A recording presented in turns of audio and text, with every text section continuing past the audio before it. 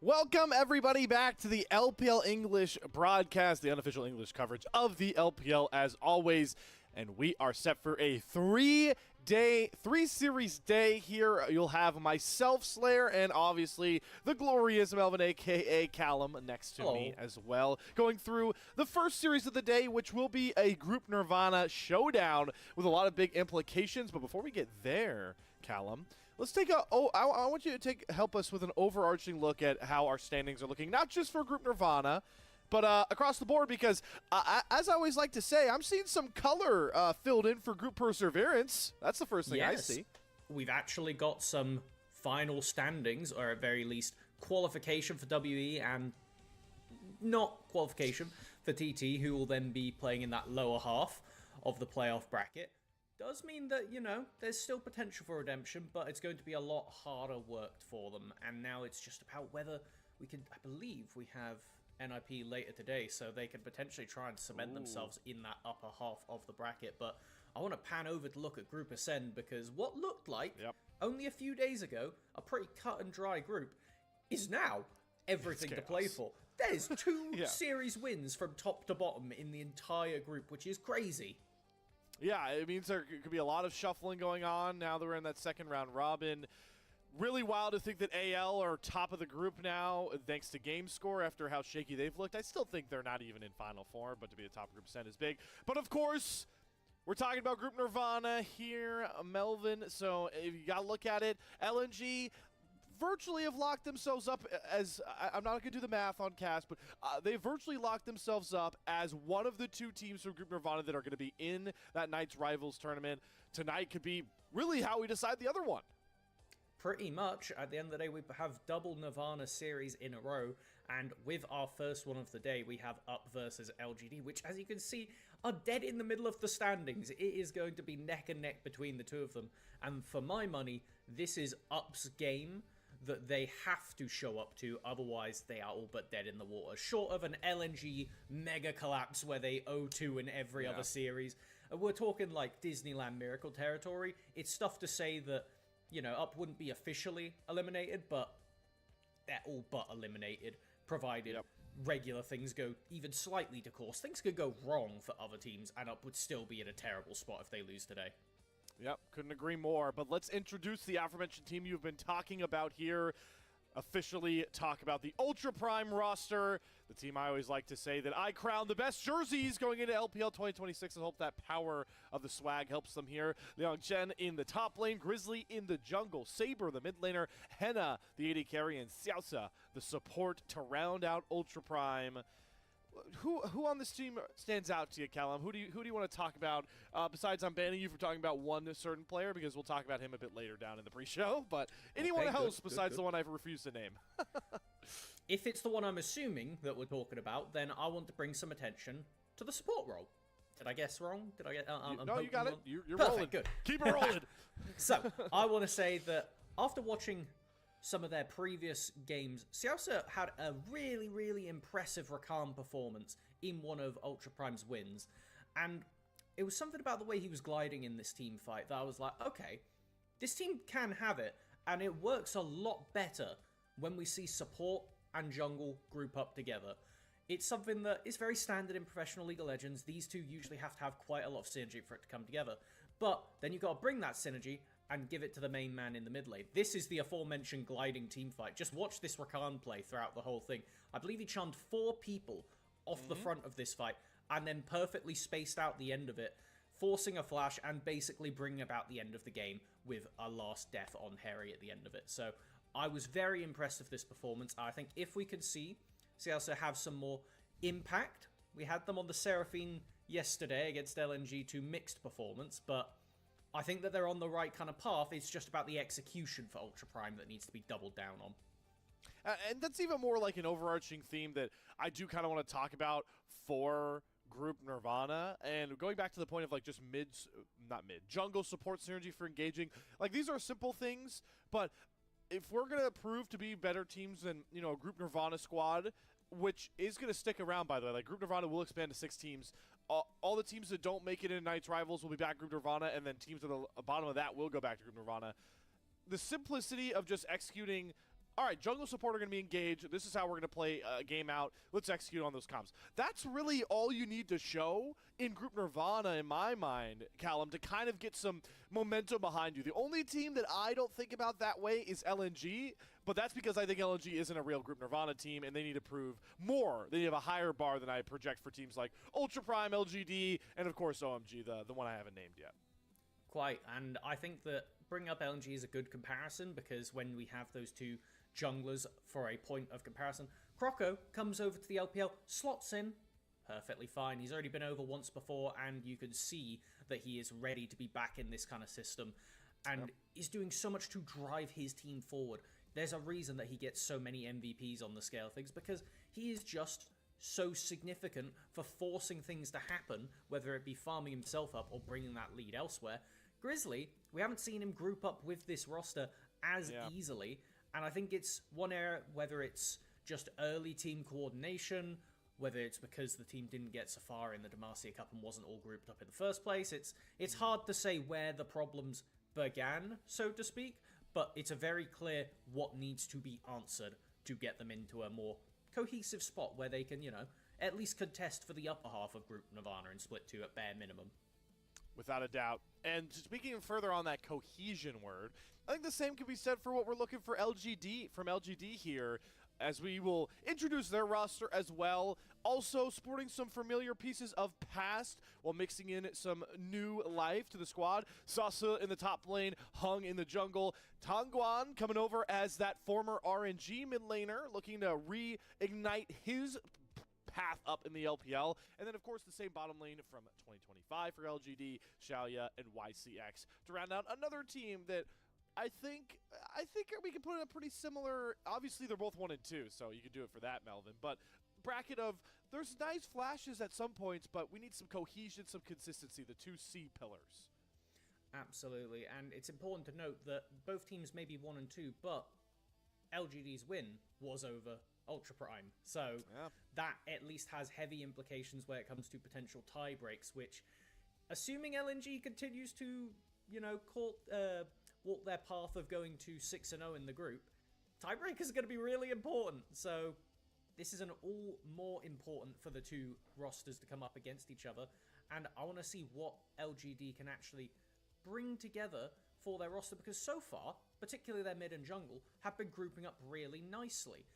And I think that it's something that really sets these two teams apart, is that level of team play. I think we do have the background clips right now. I want you to keep an eye on that man in the mid lane, because so often we see attention come mid from LGD and then Rise Realm Warp away to join a team fight, Talia ult away to join a team fight. It's getting this man in the mid lane out of there and impacting the rest of the map that has made the big difference thus far for LGD in the positive sense.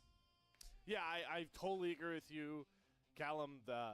Tangguan is really just a driving force for this team a lot of the time, but you can't rely on just him to kind of push games forward. As, like you mentioned, we do get a look back at LGD. Their only win, again, this was like the first, if I'm not mistaken, might have been at least the first or the second. Day two. So it might have been the second series we got out of Group Nirvana. No, they were the third. This was the first series of Group Nirvana of the year. I had to check it. So like a lot has changed in that time, right? Markedly, we are on a new patch now, if I've not been mistaken. So we're playing on a new patch. We've seen different stylistic changes. Like I feel like enchanters are coming back more into the meta. There's a lot of different things about that game.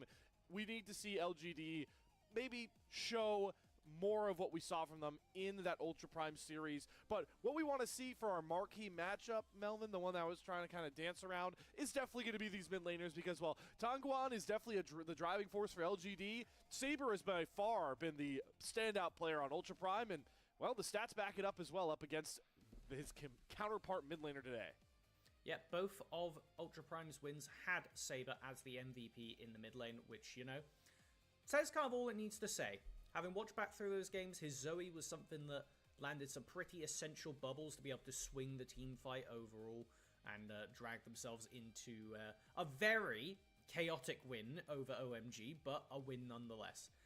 And when we kind of match up how these two players are, I think it is going to be kind of looping back to what we've already set up of it's going to be if the jungle supports can bring that pressure to help unlock their mid laner to get roaming around the map. I think Rise is going to be something that we need to keep a big eye on in the draft, because whichever one of these mids goes towards that is going to be very, very swingy, given how much it unlocks you to rejoin with your team. And then Saber, well, he's got his own unique champions we need to keep an eye out for now. Oh, he does. Yeah, he without a doubt. You mentioned, we talked about the Zoe we saw some clips from. I do like the point that I think both of these mid laners would really like. You mentioned the Rise, but also like Talia, to allow them not only to, have pretty stable laning phases that they can get through comfortably, but then further affect the map, especially for a guy like Saber, is the, captain of this team. You love to have him looking for these pick plays constantly. Then the team fights, you get so much onus out of the Weaver's Wall. It's always such a tough spot when you're a mid laner, like the best player on your team, also the captain, because I'm sure there's always those points, Melvin, where Saber wants to play like the Zoes, right, and try and just brute carry, but League is not, it hasn't been a game for a while where you can really get away with 1v9ing. Rare occasions can happen, so then you want to think like, oh, champions like Talia can really help benefit your teammates. Rise, Realm Warps, like you talked about, can get you onto the map, get your AD carry fed, get your top laner fed. So I'm intrigued to see when Saber decides that he kind of wants to take one game over, or when he decides to kind of not lose, not take a backseat, but prop up his team more so than just himself. And it is a stylistic decision that Ultra Prime need to make. Yesterday, when they played against LNG, a series we all kind of expected to be a quick 2-0, it was a quick 2-0. So don't worry, you're not missing anything. But at least in the first game, there was some life out of Ultra Prime, particularly in the draft. They picked together Cassandre Vi, pretty standard and boring, but the other three is where it gets spicy. We had Echo in the mid lane for Saber, and then Ashe Seraphine in that bottom lane, which, when you put that together as a comp, it's a really scary pick comp. If you hit any bit of long-range CC, Saber gets to jump in as Echo, should be able to one-shot one, maybe two targets, jump right back out. He was playing it into the Azir as well, which we saw many, many interactions where Shurima Shuffle would throw Echo on the tower, and he would just chrono break right back out. And it really felt like there wasn't a lot to be done to break open the mid lane on LNG's part. They just kind of had to sit there and watch it happen. And if Saber can get onto another one of these melee carry picks that I was told coming into the year, as the newbie here, that Saber loves these. They're like his pocket picks. And until yesterday, we hadn't seen anything about it. So I was like, is it really? And you know what? Echo is in pretty good form at the moment. So potentially we could see that run back. I'm hoping, because they lost to LNG, it doesn't, put too much confidence down for Ultra Prime, because this is a team that needs to do something creative. We saw them pick a standard draft against LNG straight after. How did you summarize that game again? I think the way I described it to you, Callum, before we got on air here was I felt bad because I watched the Game 2 draft, and then I alt-tabbed, I was doing something for maybe like the first 5 minutes of the game, and I think, shucks, I missed the first 5 minutes of a game, but I probably didn't miss much, right? And then I realized the game was over at 5 minutes. That's how I summed it up. Yes, obviously. LNG, very scary opponents as we built them up to be. But even then, you can't be collapsing like that quickly into a series. It's something that, coming into today, it's going to be so important that Ultra Prime could give themselves a comp that let them play. And they have, with first selection, opted to take counterpick, which has then jumped over. LGD took red side off the back of that as well. So we will have the standard blue side, but with counterpick. Yep. Welcome to League in the Big 2-6. That's what it feels like trying to explain that.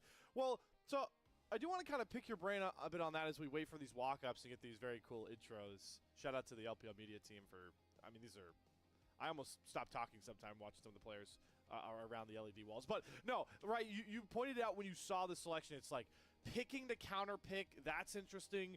Picking red side, also intriguing when you know the other team takes counter. What sense can you make of it? Maybe more so the counter pick, just to get a comfortable counter for solo lane, to get on a good trajectory for that game one, is what I assume? Exactly, and I don't think it's the solo lane we've been talking about so far, because Liang Chen, up in the top lane for Ultra Prime, has been having a rough start to the year. I don't think all of that has been complete isolation difficulties in the solo lane 1v1. This LDL talent has not been getting the attention from Grizzly. There has been so much time where he's just been hugging the bottom side of the map or hovering around mid while farming. Very rarely do we see him actually appear in the top lane to swing these matchups, and I think it was very visible in the fact that Rumble Cassante, probably the most played top lane matchup of the year so far. Yep. And probably last year too, if we're being honest. Top 3 for sure, yeah. Yeah. Liang Chen has lost both sides of it. He has been 500 gold behind in the winning side of it, where he is meant to be the Rumble versus the Cassante. That was actually against Sasa, who we'll get to see if maybe we get a run back of that matchup today. And then in both the times where Liang Chen has been on the Cassante half of it, he's been at least 1,000 gold behind at 15 minutes, which problematic. It's quite the difficulty, and that was, for the record, one of their wins as well. It makes it really difficult to kind of work as a cohesive team when there's a giant rumble on the other side. Yeah. And so I want to see Ultra Prime get a very comfortable matchup for Liang Chen in this top lane. I don't know what exactly that will look like for him, but something that lets them exist. And then if Grizzly is not going to pay attention to the top side, exist in a comfortable way, even if it's something like Renekton that can just be self-sufficient. A lot of champions to look out for from Melvin as we get set for this Game 1 draft. I will admit I did get a little distracted because I have a bone to pick with these teams still, Callum. Okay. I have yet to see, for walkouts, I haven't paid attention for every walkout, I'll be honest, but every time I have, none of the teams are ever in order. It keeps happening. I do want to shout out Xiaoza and YCX. Despite their team all going out of order, they both were last to walk and fist bump, and then they went to their seats. So our supports are locked in at the very least. That's what we've learned. Yep, support gap. There you go. That is such a great transition. I don't know if you had that in the back of your mind to pull up, but I also, because we're about to get into draft, we'll talk about the supports and the enchanters that we're likely to see today. These two have both sometimes I line them up. Yeah, sometimes I line up. My genius scares even myself, clearly, because these two are two of the players in the league who I think are more likely than not to lean over towards that range side. And with enchanters popping up more and more and more, with, the standard, it's very easy at the start of a split to default to just turbo engage champions, particularly when Bandle Pipes was the most overtuned item we have seen since Ardent Sensor. Assuming we are on the new patch, it's had an extra 300 gold slapped on it, which, good. It's still really ridiculous, but at least it takes a little bit longer to get to. The reason I'm bringing up enchanters, though, is this Whispering Circlet new tier item for supports, along with Echoes of Helia. If you can get to that 2-item build, which for support, obviously, even with the increased gold this year from quests, it's still quite a way to get to. But if you can keep your enchanter alive for that long, it's truly Exodia. The amount of healing any champion, not just enchanters, any ranged champion can pump out with it is crazy, as now we're thrown straight into the draft. Here we go. So it is going to be a little weird. Ultra Prime are picking second on blue side. LGD are going to be picking first on red side. Ultra Prime wanted the counter pick. So it will look a little wonky, but we'll help you guys through it. I do see that Malphite sneaks through this ban phase. Varus sneaks through this ban phase. Yeah, I got to think one of the two is going to be a B1 here for LGD. And, let's get Xiaoya on the highest win rate marksman that we have, I think, in the world, not just the LPL right now. Everybody loves the lethality Varus. It truly has been just sat at the top for a reason. We're talking about the Rumble. That's another super high priority champ. But with the Malphite open, you don't always want to slam it instantly because Silas. Exactly. And you know what? Saber, melee mid specialist. So while it wasn't one of the champions I listed earlier, I would not be surprised if we see an LGD Malphite to see the Silas slammed in response, which just lets it go through unnoticed. Yeah, and it is going to be odd. I very rarely have I seen a draft where both junglers aren't picking in the first phase. We could obviously have Grizzly lock in here. He has a lot of good options still. Xin Zhao. No, are we just going to get Saber slamming the Akali into his ear? Oh, please. I'm falling for hovers. I think either one of these are pretty fun. I do like the idea that Saber wants to take the early laning phase. Hello anh em. Hello. Em Hồ lại quay trở lại với anh em trong buổi chiều ngày hôm nay. giải đấu LPL 2026. Cặp đấu đầu tiên trong buổi chiều ngày hôm nay sẽ là cặp đấu giữa hai thằng ngu, Up và LGD. Tại sao em Hổ lại nói nó ngu? Tại vì là bọn nó đang đứng bét bảng của cái bảng gà nhất bên phía LPL. Thực ra là cũng không bét lắm. Có thằng OMG thì nó đứng bét. Bọn này là đứng từ top 2, top 3 từ dưới lên trên anh em ạ. Có thằng OMG là đứng bét thôi. Hai thằng này đều đang có cho mình 1 thắng và 2 thua. Trận đấu này có lẽ khá là quyết định đấy anh em ạ.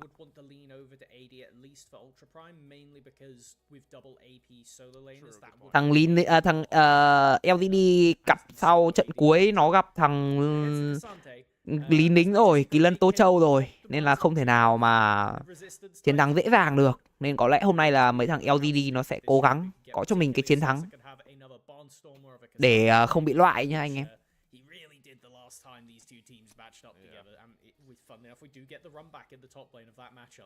We do.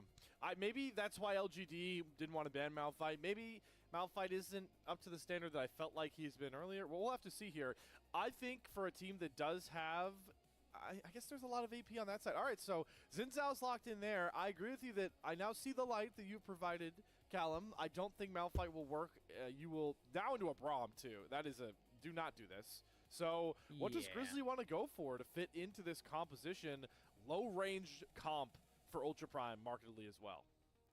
It's difficult. I don't dislike I like this. Yeah, it's good against the Cassante. Yeah, it's got a solid matchup into the Xin, can just skirmish with them. Game đấu đầu tiên rồi, đã có đội hình của cả hai bên. Up sẽ là bên phía đội xanh, còn LGD sẽ là bên phía đội đỏ anh em ạ. Anh em vào like cho em Hổ xin một like một sub nha anh em ơi. Cảm ơn anh em là rất nhiều.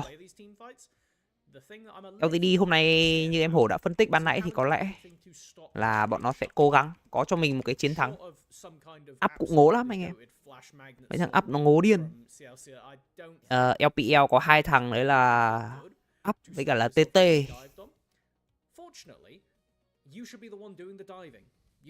OMG nữa. Game đấu đầu tiên thì LGD đang được đánh giá là cửa trên đương nhiên rồi. Trận đấu này trông lại hơi có vẻ buồn ngủ rồi đây.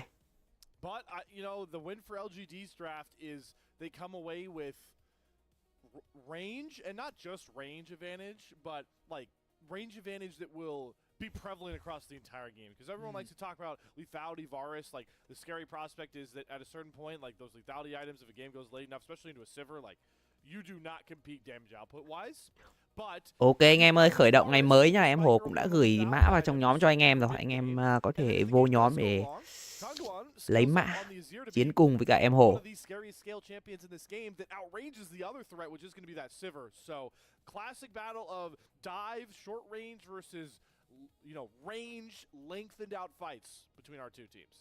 And from that, I would say I'm generally favoring what LGD have put together as we jump onto the rift. All right, let's hear. I want to hear some Jayos. I know it's early. Well, 4 anh em đang xem live cho em Hổ xin một like một sub nha anh em ơi. Cảm ơn anh em là rất nhiều. Every team deserves some Jayos to get into the series. I guess Ultra Prime and LG. Okay, I heard one. Thank you. One fan in the arena. I think we lost Callum though while that fan was going. So yeah, don't worry. Oh, you're back. Yeah, whoa. Okay, cool. Such a stupid bit. All right, cool. Early laning phase. Yes. There's a problem. So there's always potential for a tussle, but at the end of the day, I don't think there should be a lot going on without jungle intervention. Now, that's a big asterisk because we really want to see some jungle intervention. If we could get Grizzly showing up, chucking down the pillar and blowing some of those key summoners, it can really give some legs to these laning phases. Particularly of how aggressive Xiaoxia is playing in this bottom lane. Giai đoạn đầu game Up được đánh giá là nhỉnh hơn. Còn sau cái phút thứ 15 con sứ giả thì đội hình của LGD sẽ được đánh giá là nhỉnh hơn anh em ạ. Prime is going to be so important against the general super scalers that you were outlining in the Azir and even the Cassante. Yeah, I do think, point out, there's some pretty good evade coverage here from LGD. They have 2 wards. They have one on the Pixel Brush and then the mid lane brush going into the jungle. So if Grizzly did go for something aggressive, speaking of aggressive, Tanguan goes for a really big trade. Saber gets the electrocute to trade back, but good to see that Tanguan is abusing the range early out of that Azir, and he will be in pretty good spot to take a reset here, come out a bit higher tempo than Saber. But as you mentioned, we've got both of our junglers down here and relatively similar times of clears, so bot scuttle's looking pretty juicy. Most definitely feeling like there's going to be a scrap for this one. Unless we have... I like this. This is what you wanted, yeah. It's later in bed than I thought. Grizzly should... All right. He's not on the ward yet. Okay, now it's known. Yeah, okay. Hung knows. The ward goes in the brush. They know how low blue buff is. Tanguan did TP back, so Saber is still like very low as both supports do roam over. YCX is going to face check the brush, gets the crash down out of Xiaosa. Heal comes out. Hung does secure the blue buff, but now Grizzly does have inside. Làm gì đây, đang muốn tràn nhau ngay từ cấp độ thứ 3 rồi, mất đi cái flash đến từ vị trí của Grizzly. Bên này thì xảo dé đang bị Hena khép góc. Nhắm vào mục tiêu vị trí con chăn đồ của Grizzly rồi, và chiến công đầu đã có dành cho xảo dé. Bên này thì Saber đang cần phải chạy, nhưng mà xảo si có được cái mạng của xảo dé, nhưng mà cũng phải trả giá cái mạng của mình khi mà Tang Yuan, một con Azir, có được cho mình cái mạng đầu tiên của Xiao. Vừa mới vào đã chan nhau 4-4 rồi, là cực căng.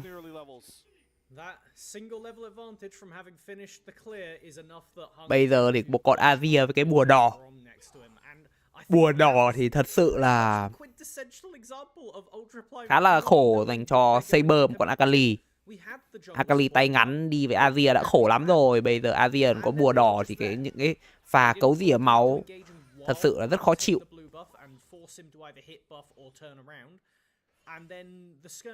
Đường trên thì cớ Sante đi với Rumble ấy, rất là thoải mái dành cho Lang Chiang thôi.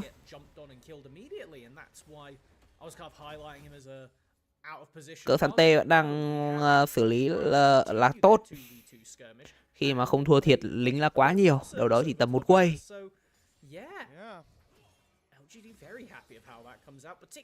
Bắt đầu có những cái sự chênh lệch nhỏ nghiêng về bên phía LGD rồi.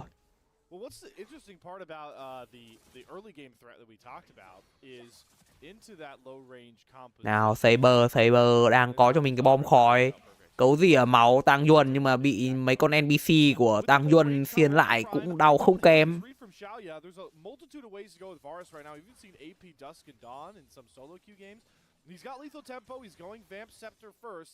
Đội hình của LGD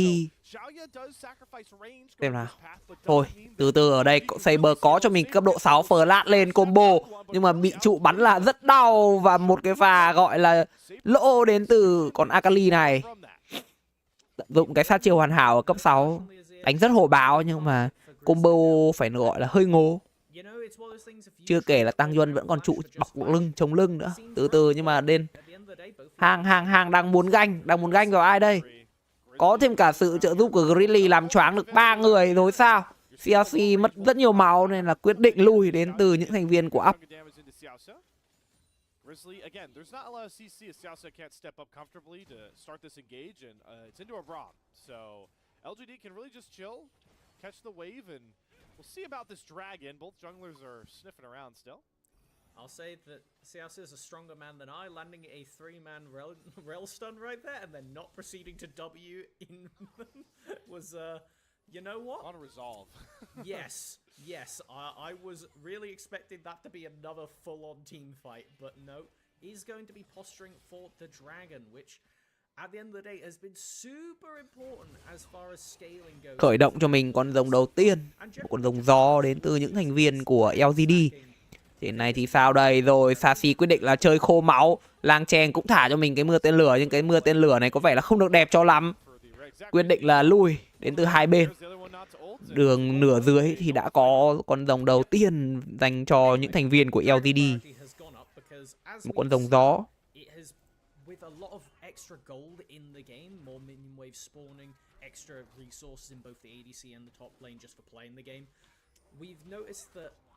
teams find it a lot easier to throw. And so having that dragon stacking in your pocket is one of the few ways to have a lead that you can't throw inadvertently.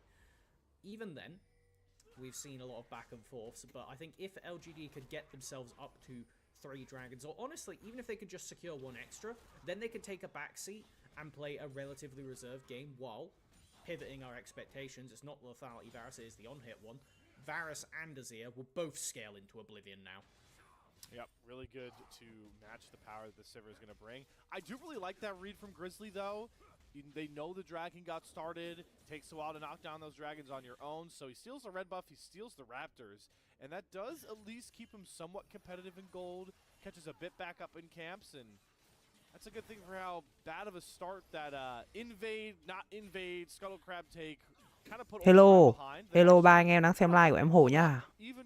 Cho em Hổ xin một like, một sub anh em ơi. Cảm ơn anh em là rất nhiều.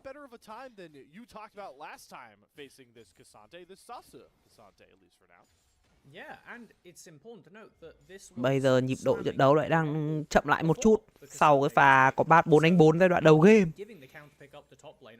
Con sâu đang được khởi động bởi vị trí của hàng. Từ từ nhưng mà Grizzly bị lộ cái tầm nhìn rồi nha. Lại có muốn combat 3-3 ở pha này không? Đã có một sâu dành cho hàng rồi. LGD quyết định là rút lui hay không, làm choáng được 2 người, mất đi cho mình cái bán nguyệt thương đến từ vị trí của Xin Rào. Saber combo kiểu gì đây? Con Akali combo này combo ngu vậy.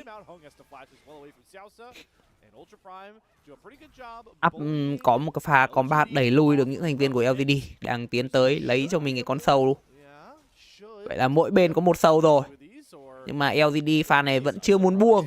Lại là 3 đánh 3, nhưng mà lần này thì có thêm cả những người chơi đường trên và hỗ trợ và cướp được con sâu thành công đến từ vị trí lăng chiang. Bên này thì Saucia bị phân chia thiên hạ đẩy về. Mạng được dành cho Azir. Saber vẫn đang múa. Saber đang dình cái bản năng sát thủ hay không? Không. Thằng Saber này đánh Akali ngu quá anh em ạ. Vậy là mất đi cho mình 2 con sâu, nhưng mà LGD gỡ gạc lại được cái mạng của Saucia. Và có thể là cướp được cái bãi chim này của Grizzly. Thôi thì đỡ thua thiệt được cái phần nào. Mất sâu được cái mạng của support thì cũng không phải là quá ngon, nhưng mà thôi, cũng tạm. It was so long throughout that Saber was just pumping out damage on this Akali and just weaving around the sides. I think if they had gone for the Conqueror as opposed to the Electrocute, they would have been a lot scarier. Again, you know, that's a bit of results-based analysis. You can't know what kind of team fights you're going to be getting into before the game starts. Oh, here we go. Round 2 Ultimate Chicken, but Leon Chen, he can't play because he used ult earlier. That's the price of stealing that 3rd grub, your flash for an all-out from Sasa. Does give an angle to potentially pay some attention up to that top side, but for now we've got to keep an eye on the mini-map. We've got the dragon spawning in a minute 20. I think it's probably about time to do a little bit of a check-in on the itemization and the summoners, just to be ready for what is probably going to be a big fight. Already got the teleports both down for LGD, still got Saber's TP, so could potentially force a heavy trade mid and then look for a base. Looking around elsewhere, we have fully completed items for Thungun and for Henna respectively. Yeah, Henna is okay. Saber. Always got to be now. Lại farm chiêu chiêu rồi, lại bắt đầu thấy có mùi rồi đấy. Đội hình này nhá, để mà nói về late thì bên phía của up em Hổ đánh giá là yếu hơn.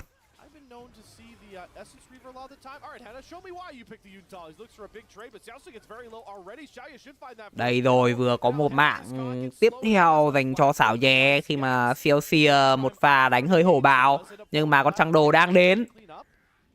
Nhưng mà cũng chỉ thế thôi, đến cũng thả được cho mình cái cọc băng rồi lại chạy về. Ê, mấy thằng up đánh quá gà đi.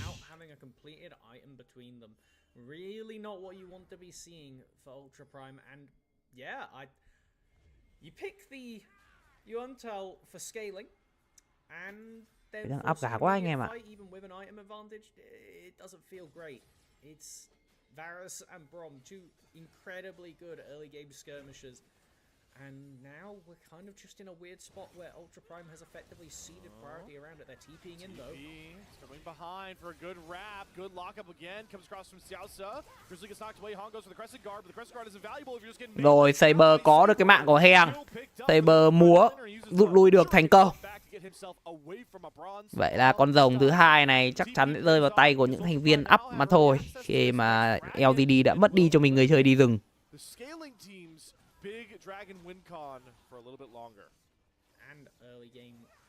Kinh tế thì đâu đó cũng dưới 1.000 thôi, không phải là con số quá nhiều.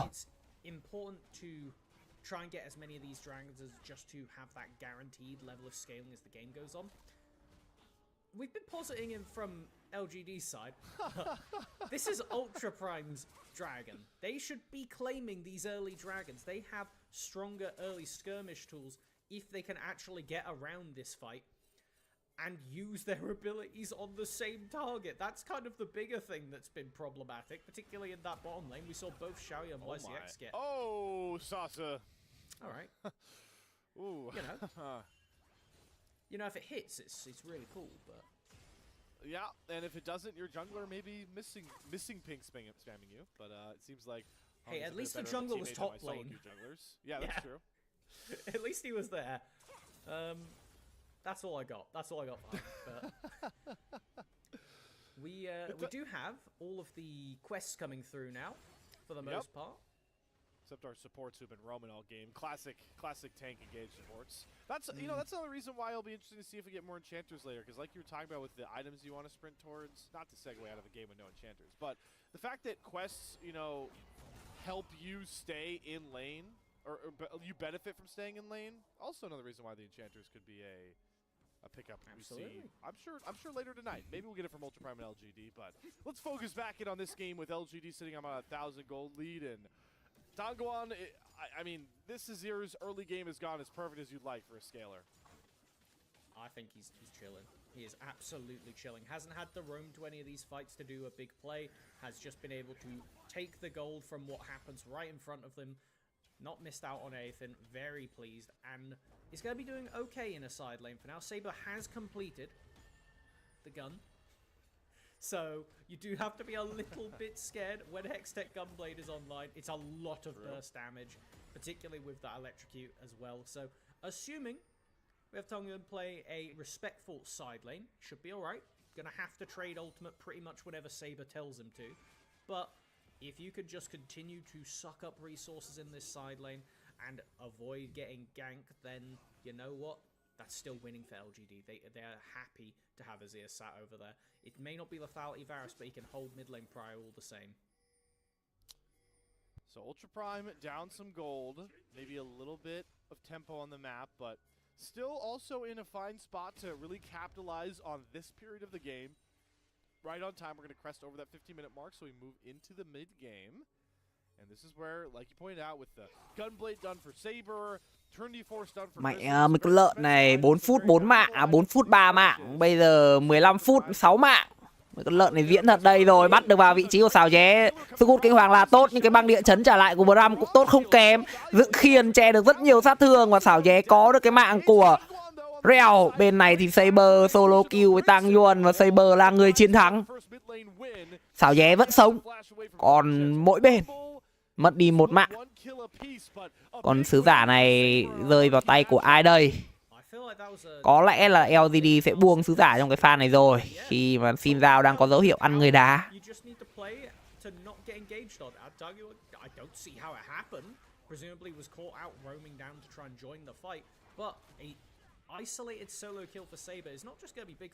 Ok, vậy là sứ giả đã có dành cho những thành viên của up.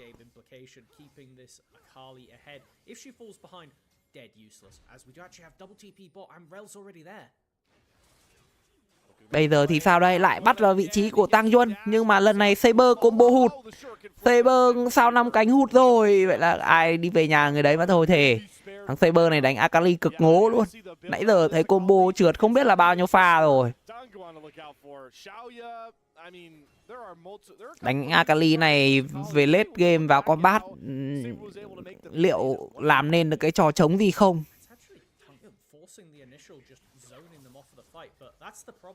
Gunblade into perfect spacing. So nicely done from Saber. And then calls the bluff. Just waits for him to commit to a direction and gets to use the second R. Very, very clean from this mid lane. Con sâu thứ hai, thứ ba, 30 giây nữa xuất hiện. Up đang có toàn bộ tầm nhìn ở hang rồng này. Cắm mắt vào tận phía bùa xanh của bên phía LGD luôn. Cắm mắt rất sâu. Liệu LGD pha này có muốn tranh chấp rồng hay không? Thả cho mình con sứ giả ở đường giữa để lấy lợi thế dành cho những thành viên bên phía up. Sợi xích được tội lỗi được dùng, nhưng mà cũng chỉ để đổi lấy cái thanh tẩy của Celsius mà thôi. Trận đấu này con Varus lên tốc đánh à? Varus tốc đánh, vậy là LGD quyết định ôm đến late rồi.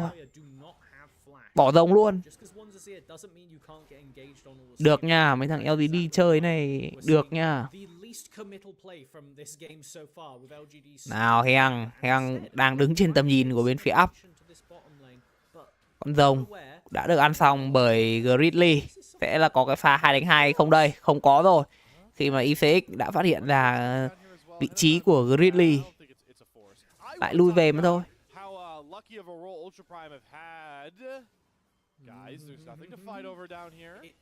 Nào, có muốn mở không đây? Celsius có cho mình cái tốc hành làm choáng được ICX. Nhưng mà Saber combo hụt rồi. Để thằng Saber này sao năm cánh toàn hụt. Mở không?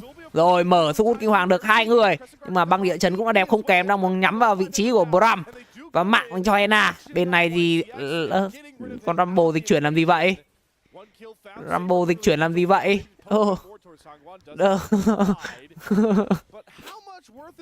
Vậy là một cái pha gọi đến tận 5 người từ những thành viên của up. Thôi thì mất đi cái mạng Bram. Tạo khoảng trống để cho Sashi cũng như là xảo vé có cái thời gian lấy đi những cái lớp giáp trụ và gia tăng chỉ số linh.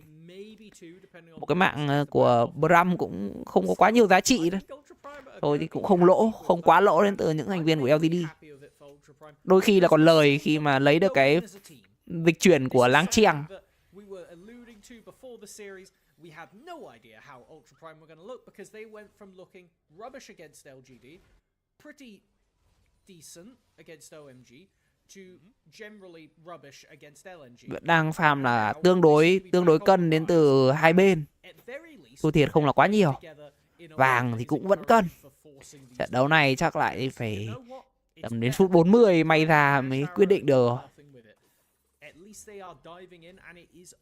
Nhưng mà càng đánh về late thì đội hình của LGD sẽ càng khỏe nha. Con Varus này là một con Varus tốc đánh, chứ không phải là con Varus sát lực. Mà con Varus tốc đánh thì càng late càng khỏe anh em nhé. Giống như CV, nhưng mà nó sẽ không được khỏe như CV thôi, chứ vẫn khỏe. Được bắn trong combat thì cũng là một cái máy đấy.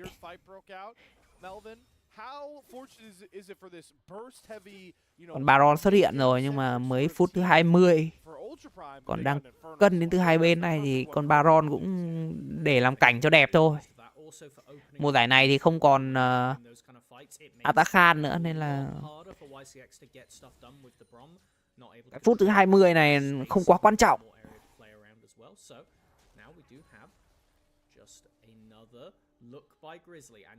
Keep it up. Keep this trundle pressure active. Already got the Triforce as the main item that this champion needs to really be able to brawl with anybody. Everything else from this point on is just utility. As now running at Sharia, but I think it is just going to be posturing. This should be a free mid lane tower, but instead they are scared of YCX's Brom zoned off. They don't know where Hung is. They might have seen him as well come around that wall to get into the river brush. So just going to respect their opponents a little bit there, not look for a big dive in. Do have Liang Chen also pretty comfortably towards the top side, gonna usher LGD out. Now they'll look for the mid lane. Nào làm gì đây? Rồi có được cái trụ dành cho bên phía up và mất có luôn cái mạng của xảo nhé. Bên này thì Sashi phải chơi khô máu để chạy. Vậy là hai mạng cặp đôi đường dưới rơi vào tay của up. Có muốn ăn Baron luôn không? Đang có những cái cú binh và Baron từ những thành viên của up.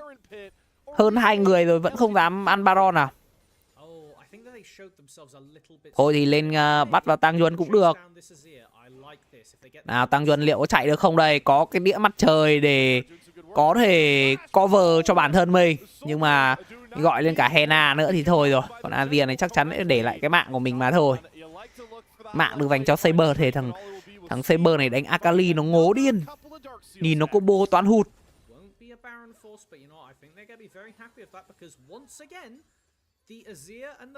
Thế mà vẫn xanh được anh em ạ. Thế anh em mới thấy đấy là mấy thằng LGD nó cũng ngu không kém. Hai thằng này thuần ngu. And there is nowhere safe for Sharia to be. He cannot get over the wall flashes, all a moot point. And as stated, Sasa just has to instantly all out. And if you're doing that at the start of the fight when you're running away, there's not exactly much turnaround potential for you. Yeah, pretty lucky that he gets that big 30% max HP shield, or I don't know, it could have been a lot worse with the resistances dropped, but that is for hypotheticals. The reality of this game now, driver's seat to Ultra Prime, and you can see it coming through in the items. The Shadow Flame gets done for Saber. This guy is fully optimized to delete one of those two precious LGD carries. 7 năm rồi, chênh lệch đang nghiêng về bên phía của Up, đâu đó là gần 2k vàng. Còn rồng thứ tư sẽ là cái mục tiêu được nhắm đến từ hai đội. Đang là 5 đánh 5 ở đây. Chiều cuối cũng đã chuẩn bị hồi đầy đủ, thả một quả mưa tên lửa là khá đẹp đến từ vị trí của Rumble. Sức hút kinh hoàng, bán nguyên dương được sử dụng nhưng mà xảo nhé vẫn phải lên bảng. Phía bên kia thì Saber đang có một góc bọc sau, Saber đang vào múa, Saber có được cái mạng của xin giao. Tăng Duân mất đi cho mình là cái phân chia thiên hạ. Và ở đây thì sao đây? Ở đây thì chỉ còn một mình EFX còn sống. Up thì chỉ mất đi vị trí của Reo mà thôi. Một cái mạng của support đổi lấy 4 mạng của thành viên bên phía LGD. Và đó là một pha quét tẩn đang để hướng tới cái con Baron sau 23 phút thi đấu. Dành cho Upprame 4k vàng chênh lệch rồi. Những cái pha bứt tốc là khá nhanh. Phải kể đến mưa tên lửa cực kỳ đẹp, kết hợp thêm cái cả sức hút kinh hoàng của xảo xía. Sharia can't play the game, doesn't have flash. Watch this Shark and boop, right on Dark as he flashes over the wall. And the Azir wall is enough to hold them at bay, but not enough to save their life. Hơi đen khi mà Saber không phải nằm. Sashi có được cái mạng đấy của Saber thì chắc cũng 1k vàng đấy. Một con Akali 504 của Saber rất xanh rồi. Bên này sao đấy, không ngại vết bẩn nữa rồi. Đánh rất bướng.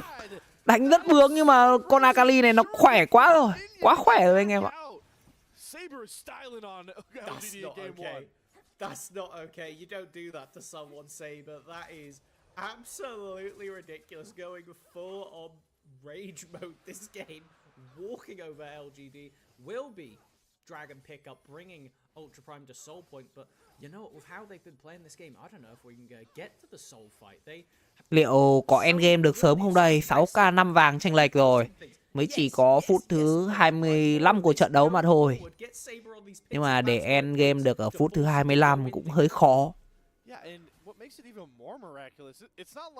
I don't feel like this is an LGD draft where it screams Akali runs this game. This is actually a draft that usually... Hello ba anh em đang xem live của em Hồ trong buổi chiều ngày hôm nay nha. Cassante, Zinzao can like Crescent Guard knock you away from a target. There's Chains of Corruption, there's CC out of the AD carry. None of this matters. Saber is just on a tear through against all of the odds. We alluded to the point and click CC not existing to keep the Azir away for Ultra Prime, but I mean, unless Hung can ready one of these Qs, or Sasa is holding the ultimate just for when Saber goes in, you don't have anything to stop the Akali, I suppose, on that instant engage. If they can get back into Shroud, it's kind of a moot point, as now we get a siege on this top lane tower. And it's just going to be a lot of poke coming out from Henna. Equalizer is up. Curious to see if that's going to get shot down. We have 1 minute left on the Baron. Một con Baron đem lại hơn 3k vàng dành cho những thành viên của Up. I was gonna say, I don't even think Xiaosa needed to help Saber out, but Xiaosa actually does the heavy lifting. Xiaoya picked off again. Tảo nhé lại lên bảng đếm số rồi. Mấy thằng LGD này có muốn chơi game không? That pick will mean more gold in the pockets of Ultra Prime. Their gold lead has ballooned exponentially, cresting over the 9K. Rồi, vậy là tất cả cái vạc trụ ngoài bên phía của LGD đều đã nổ. Chênh lệch được đẩy lên đến con số là 9k ở phút thứ 27 rồi. Một con va rớt tốc đánh của xảo dé có vẻ như là đang hơi phế vật trong trận đấu này. Hai cái nguồn sát thương chủ lực va rớt và AZ bên phía LGD đang có cái KDA không được đẹp cho lắm. Một thằng 3-4, một thằng 2-4. Một cái pha xem lại combo.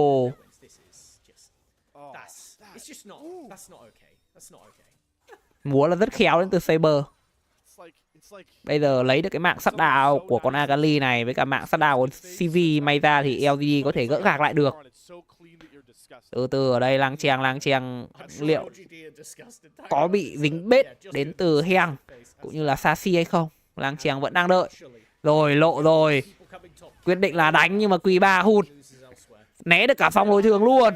Có cho mình là cái TP đến từ vị trí của Saber. Thằng Hang này xin giao chiều thuần hụt. Tang Yuan cũng đến. Bên này thì sao đây? Chơi khô máu vị trí của Saber. Nhưng mà Saber có cho mình cái đồng hồ cát. Những thành viên còn lại của bên phía của Up cũng đang đến rồi. Thôi, pha này chắc chắn sẽ là tan vỡ dành cho LGD. 2 thành viên, 3 thành viên, 4 thành viên nằm xuống rồi. Chỉ còn một mình Tang Yuan mà thôi. Hết lính cát rồi thì lấy gì mà xiên. Lang chèng vẫn còn cho mình là cái đồng hồ cát. Và có dịch chuyển ra đường dựa đến từ những thành viên của Up. Liệu có endgame được không đây? Khi mà lính đường dựa đang tràn vào và những thành viên của LGD lên bảng đến số cả 5 người rồi. 10 giây nữa thì ICX mới hồi sinh. Và 20 giây nữa thì xảo dé mới ra được cùng với người hỗ trợ của mình. Có lẽ sẽ là endgame thôi. Mấy thằng LGD không lấy được nổi bất kỳ cái mạng nào.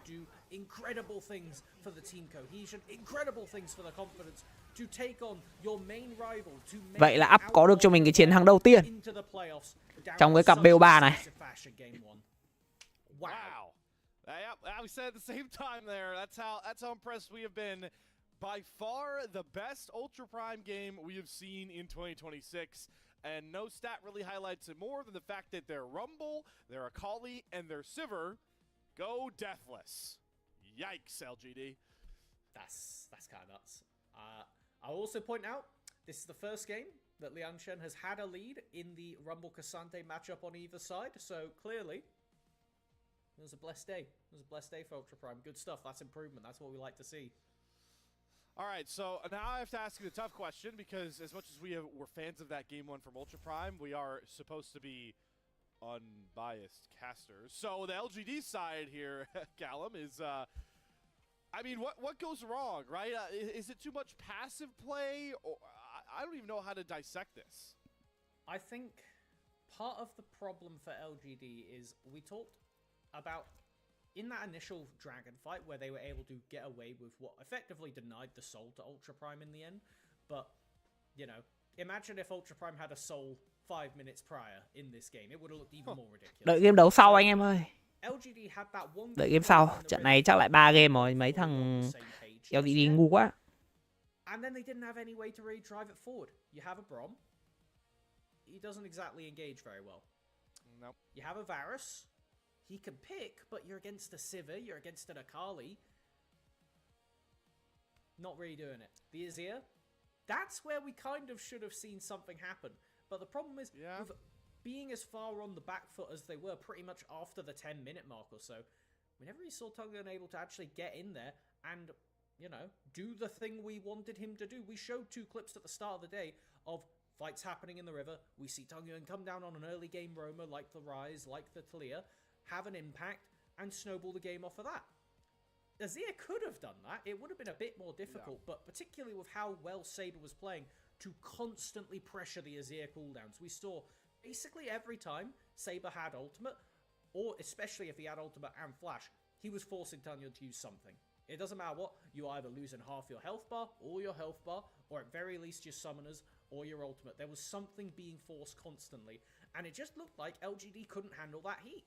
Hung wasn't able to get around the map and put out all the fires, and at the end of the day, Ultra Prime were able to walk away with it, and basically just crawling out of the burning building with a smile on their face.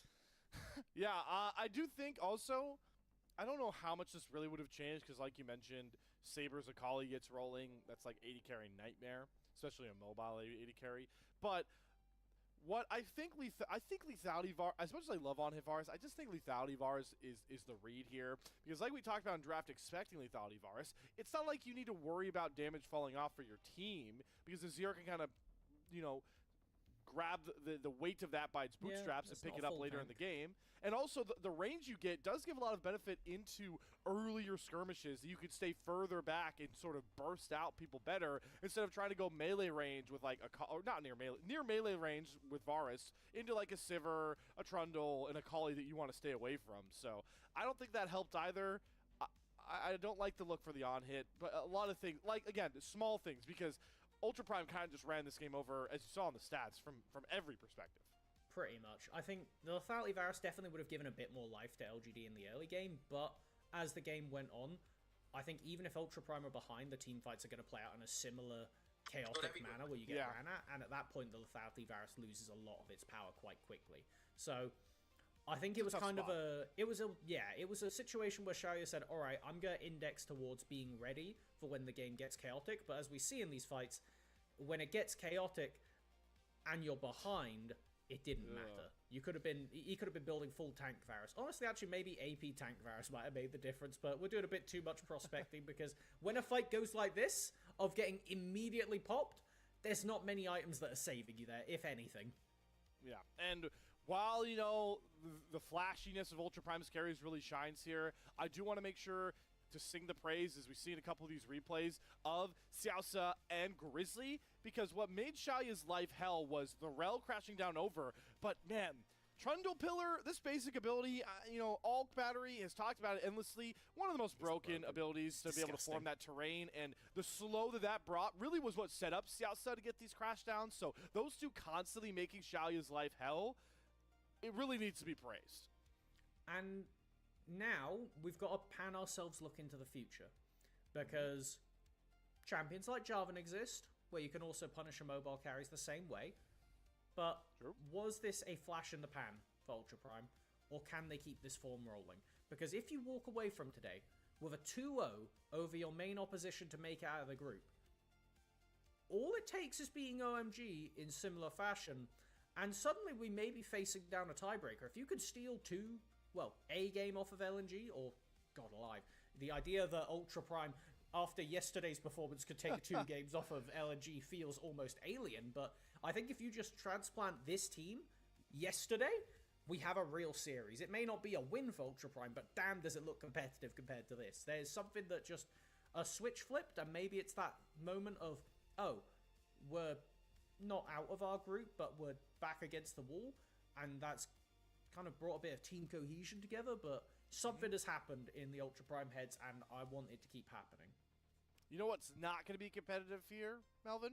Go on. Our player of the game for game 1. If I don't see 8 for 8 votes on Saber, I better see it. I hear the noise. All right, there we go. So he gets it, but I'm not kidding. I will be upset if this is not a full, like, a unanimous player of the game. That is 3 for 3 wins that Ultra Prime have had, and every single win has been a Saber MVP. And you know what?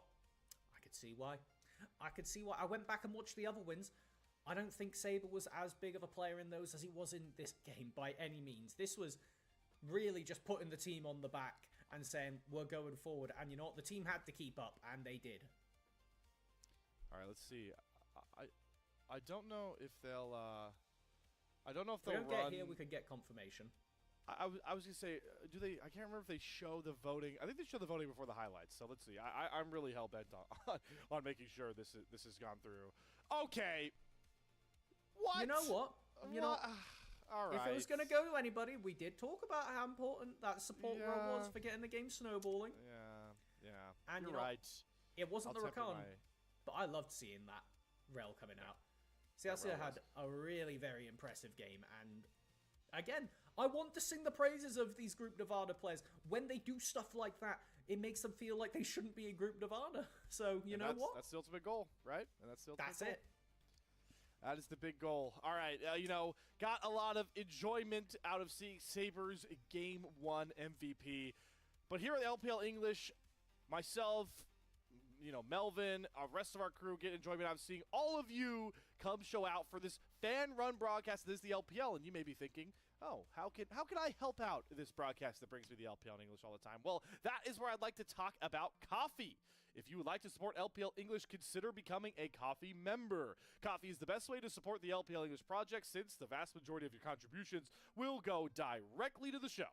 A lot of the initial payments go into upgrading the broadcast, but a huge bulk of it pays on-air talent and content creators. Subscribe to our coffee. It is linked in chat to unlock perks like early access to content and the ability to ask interview questions for our unique on-site interviews. So, you know what? Perfect timing, Melvin. I'm going to give everybody some time to maybe if they'd like to check out the coffee page that we have, because we are going to go into intermission and see if Ultra Prime are going to run over our series early 2-0, or if LGD with their backs against the wall, like you heard Callum say, will try and fight back. We'll see all that and more on the other side of this intermission.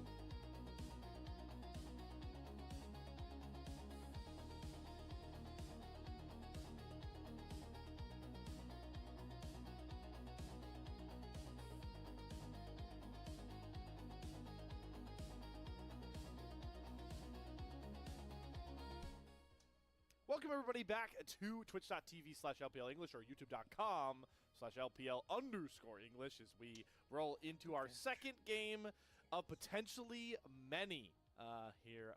Well, not for us, Melvin. We're group Nirvana enjoyers here. We could get 3. We could get 3, and that's what we're hoping for. So Dr. Callum, what are you prescribing for LGD to make sure we do get to that full series?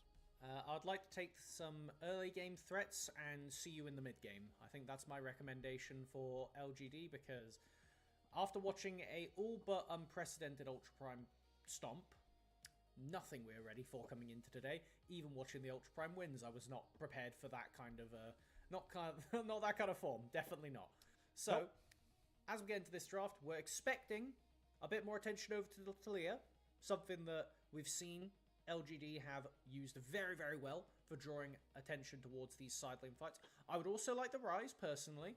We're kind of umming and ahhing whether we think Saber will pick another melee mid. He's shown the Echo.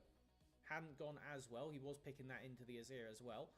However, something that needs to be thought about is if we get the expected early pickup of the Talia for LGD, Saber has shown the Zoe. He was happy to just slam that the second he saw Zoe, and had one of his aforementioned MVP performances on. So, makes things difficult for LGD. For Saber, let's keep the I don't know. My heart's torn. Like, a part of me wants to see how many games in a row Ultra Prime will win and Saber will get the MVP. As you talked about earlier, Melvin, it's a perfect 3 for 3 right now. So that would be cool to see the streak. But then also, I don't want to take away from the other players, mainly for the fact that the rest of Ultra Prime played pretty well. So kind of want to see that streak broken so somebody else can step up and grab the MVP. We are into Game 2 draft, though. And, talking about those melee mids, Sylas and Malphite are both up. So if both of them stay around again for another first ban phase, things could get very intriguing. They have passed through the previous draft completely unthought about, and we do see an Anivia ban. That usually indicates that things like Rise are being thought about by Saber. That was one of the champions that we're talking about, super high contested between the two, as it is banned away. LGD taking that read and not wanting to give it over. So now, traditional draft, by the way. First pick on the table. Yeah, that's true, actually. Ooh, how nice. We don't have to explain anything. Just assume it's exactly how it looks, everybody. Blue side has first pick. Yep. All right, this is a, yes! Okay, the Xiaoya staple. He is one of our resident Draven players. Jackie Love would be the other name to throw out, but currently sidelined. So Xiaoya's like, I got you, LPL goated. Gary, I'm going to try to keep LGD alive. With that Nautilus, too, what a kill lane for LGD. You know, I said at the end of last series, or end of last game, that Jarvan is one of the few champions left for punishing immobile ADCs. I wasn't expecting a first pick Jarvan from Grizzly, followed by an immobile ADC from Xiaoya. So, you know what? Yeah. If that's the way we want to play, the Draven is obviously something that can give you those legs in the early game, which it feels like LGD fully respect Ultra Prime after that last game, and do not want to give them a free walkout. With no Brom left on the table, let's see what potential support we get paired with this Corki. The Alistar has been the typical pick-me-up, as it will be picked up there. Okay, so this is an interesting spot. Tanguan, you could go for the Sylas. This is the other Sylas punish angle, the old one, the Alistar. But you would be then setting yourself up to get counterpicked with counterpick on your side. Yeah, this might just be smarter to kind of one of the two teams bans away Sylas in the second phase. You also don't want to give Saber the Sylas, so take the strong Wukong, ban the Sylas away in the ban phase.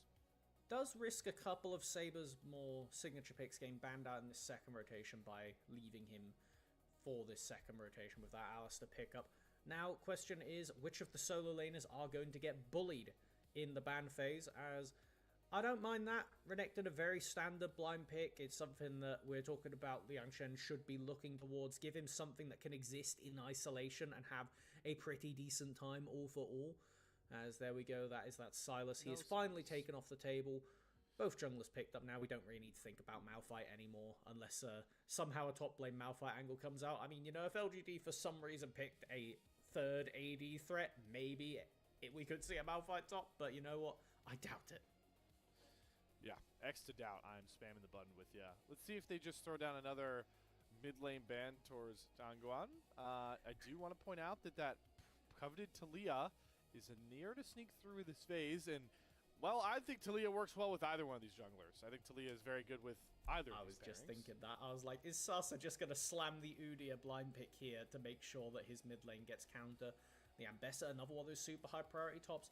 Zahen is still open. The Scion is still on the table. Ok, So, ok anh em. there are Cùng em Hổ options. đến với cái game đấu thứ hai cặp 2 này thôi. Relatively peaceful time top. Don't mind that. They picked the 4th AD threat. I'm not saying you should pick the Malphite, because I don't think it has a great time into the Ambessa, but you know what? The Jax basically does the same thing. Eating up those auto attacks is going to make Xiaoya's life difficult again. Yeah, and also could be a fun dive buddy to follow up with that Cataclysm. And yeah, this is man. I think Ultra Prime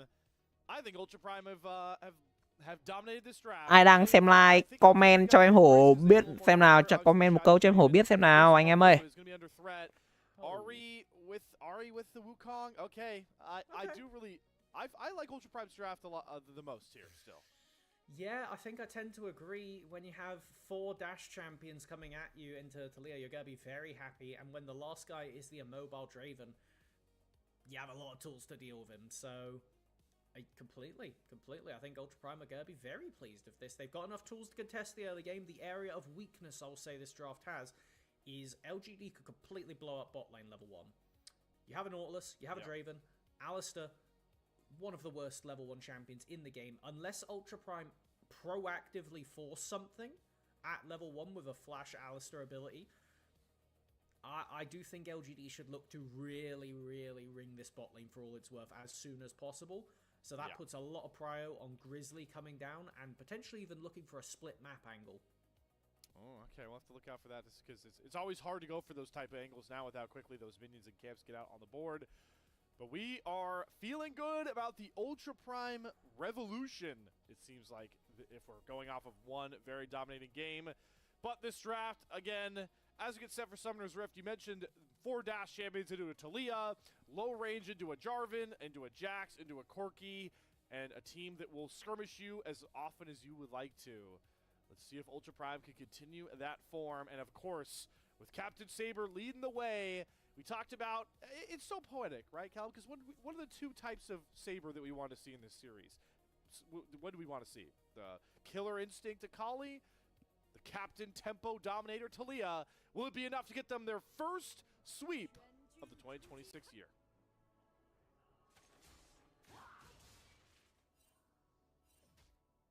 Jayo! Oh, we got some. Okay, cool. I expect more from you guys when LNG pulls up. Home fans, I'm saying it. Hopefully our casters in the next series will be able to carry that one over. Some early scouting, though, from our junglers did take place. As the one advantage you will want to give towards Grizzly is Wukong definitely wants to power farm. Oh, look at this Draven tech, by the way. Is this just to bring double axe into the lane, I assume? Seems to be the case. Not only will you be walking into lane with double axe, but also inadvertently does deny. Ok, đến với game đấu thứ hai thôi anh em. Chắc sẽ là một cái game đấu chiến thắng dành cho LGD đấy. LGD game đấu đầu tiên hơi ngố. Game 2 này Big Raven mà không chan nhau nữa thì chịu. They are playing this so well thus far. Just slow push the wave, completely zoned. Just having to base level 1 on half HP down a summoner is, exactly what we want to see a Draven getting done in the early game, as now it's just going to be more of this for the foreseeable. And with these tower plates on the board, it does mean unlocking early BF sword for Draven is even more scary. Something we need to keep an eye on is just how much of a gold lead this bot lane can generate, because for the moment, Grizzly is the only one that can come and help. Neither of these mid laners should really be making their way bot pre-6. Again, we do have tools from both sides. Bringing it back over to how LGD want to, make sure this isn't a quick 2-0 sweep, definitely not in the direction they're expecting on the day, is we do have a roaming mid. We have something that we can have Tongyun roam with their ultimate and get stuff done. That is going to be so important because it has really been the driving force of how LGD have built up their early game leads. They fight in the river and they have their mid laner show up first with an early roaming tool. We do have Saber who can match it with the Talia ult, so we are going to have hopefully an even game. But both teams have the tools they need to make this work. Do see that Grizzly is going to path away from covering this bottom lane to maybe get rid of some of this aggression, and I like it, knowing that with the push that the LGD bottom lane has, there was no way he ever could test that bottom scuttle. So he backs off, puts some defensive wards as well, so he knows that Hong is going for the recall right after grabbing that top bottom scuttle, and both junglers will get the reset off just at the same time. I do see Grizzly canceling his, so might take a look at this mid lane. There's an angle. If you force out the Ahri flash, it does set up for future ganks. There's Charm down. Oh, good dodge, Sangwan. Oh, the double dodge, but because he has to go down, he has to flash back over Grizzly, so that's the win that Grizzly was looking for, and it pays off canceling that recall and losing some time to pick up his camps. He actually won't be able to get the reset off, but still a win. Unless, top lane, Launcha, we got to make this kill happen now, because the jungler is going to come to ruin it. Here's Hong. Flash out of Sasa. Chen maybe waiting for that counter-strike. He could look for a turn onto Sasa. He's just going to ward hop away, and 3-6 Wukong is not good at chasing people down. I don't think he meant to be end by recalling outside the bush, but damn was it funny to look at as, yeah, using those fundamentals, got the level up timer advantage, and nearly forcing out the solo, which, again,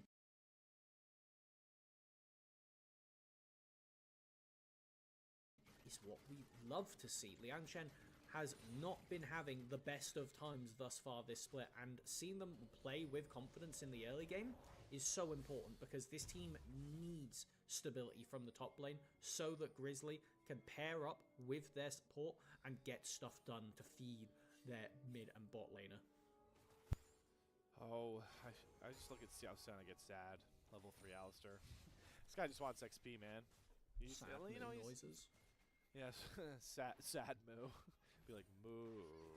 That's how Xiao Sen. To be fair, there's only a 6 gold lead for Xiaoya, which really would have expected that to be a bit more decisive. You know, the XP lead on the supports is really the only thing to speak of.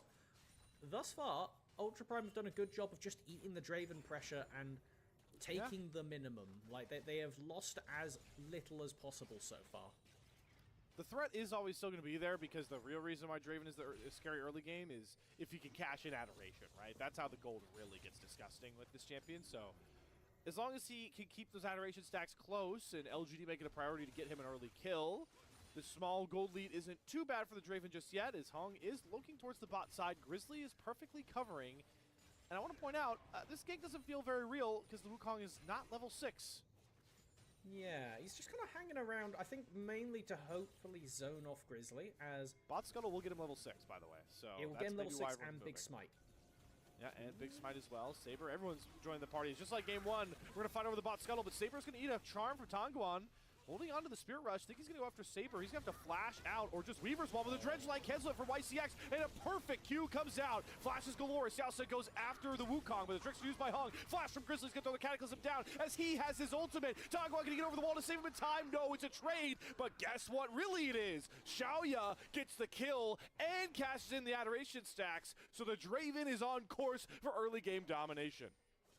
Well, I think they're going to be pretty pleased of that for LGD, a way back into this series off of their ADC.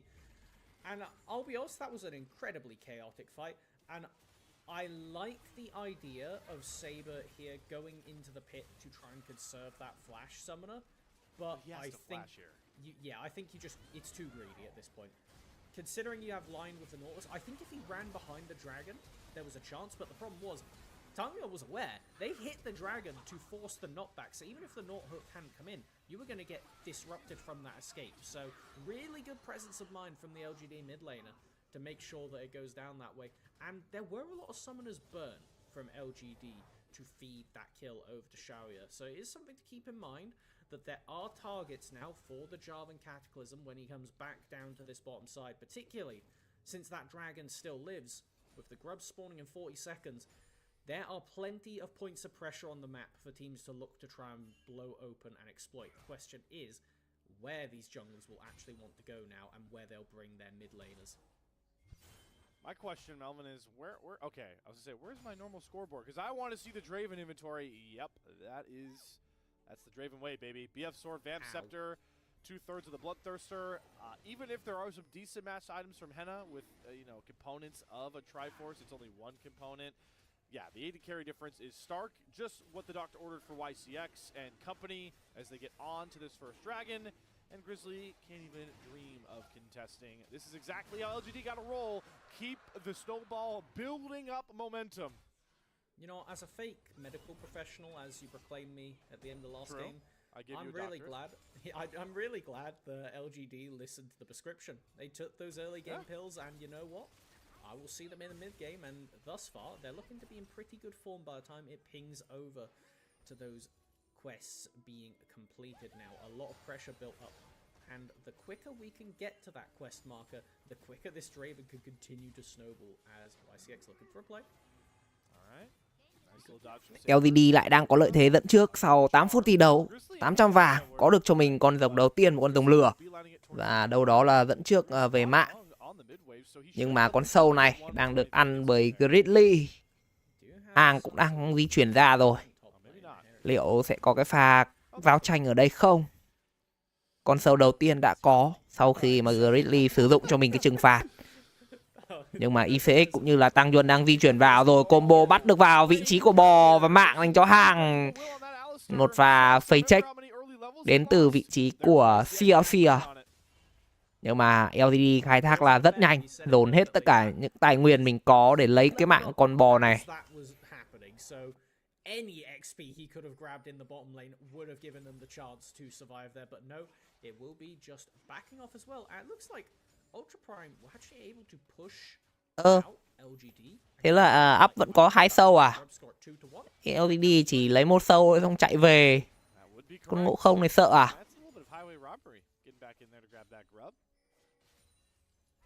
Side lane pressure.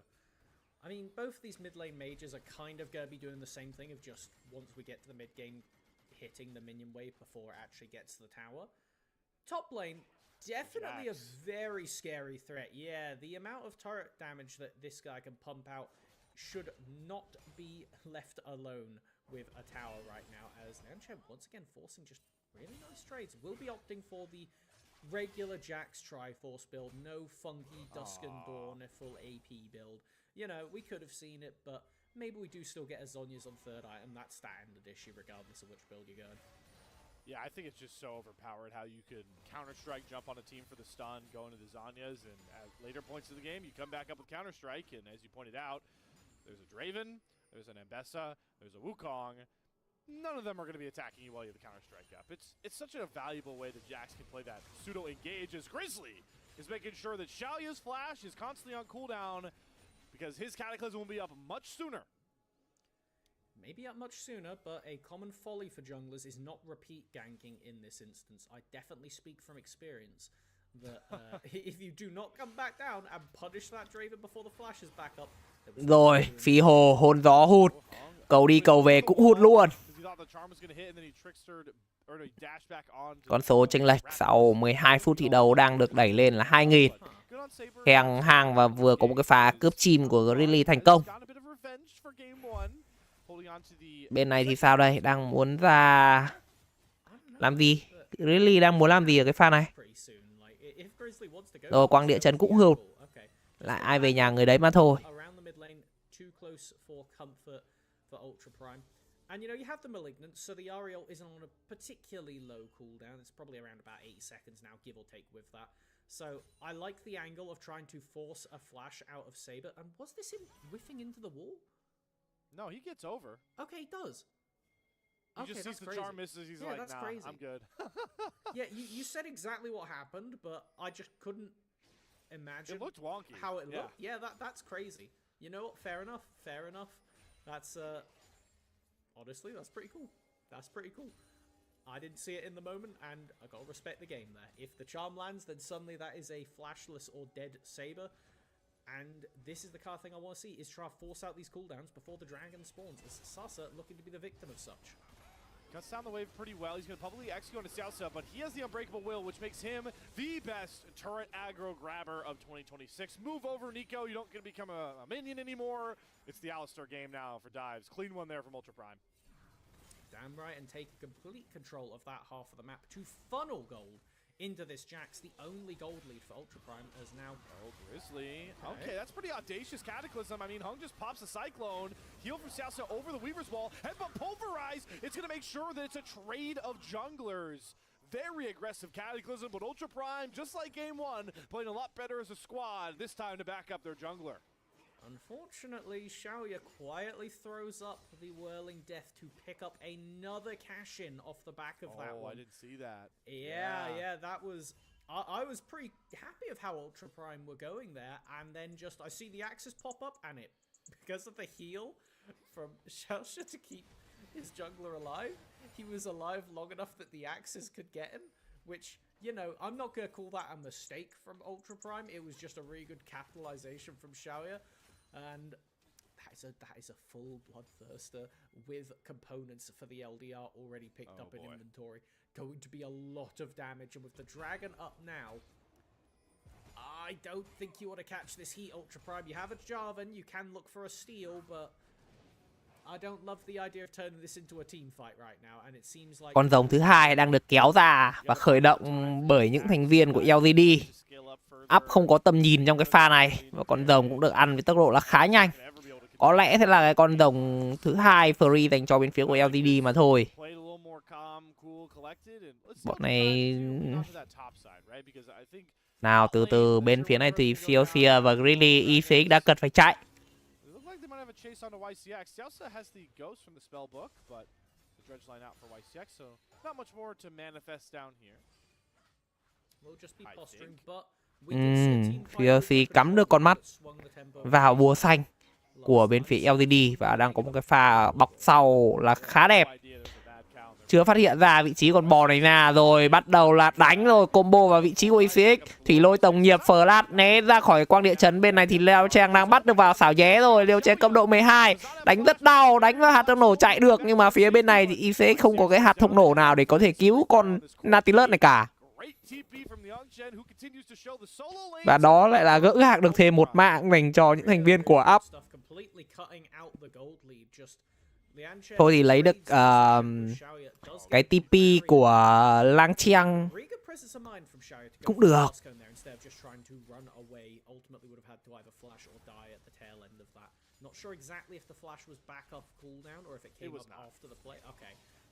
Con sứ giả thì được đang khởi động bởi Grizzly, gọi thêm cả Hena cũng như Lang Chiang vào trợ giúp. Nhưng mà LGD cũng có cho mình là 5 người ở đây. Dịch chuyển đến từ vị trí Ahi không, sorry anh em, là 4 người thôi. Sứ giả đã có dành cho những thành viên của Up rồi. Bên không kéo được ai, móc mỏ néo hụt. Lại đi về thôi.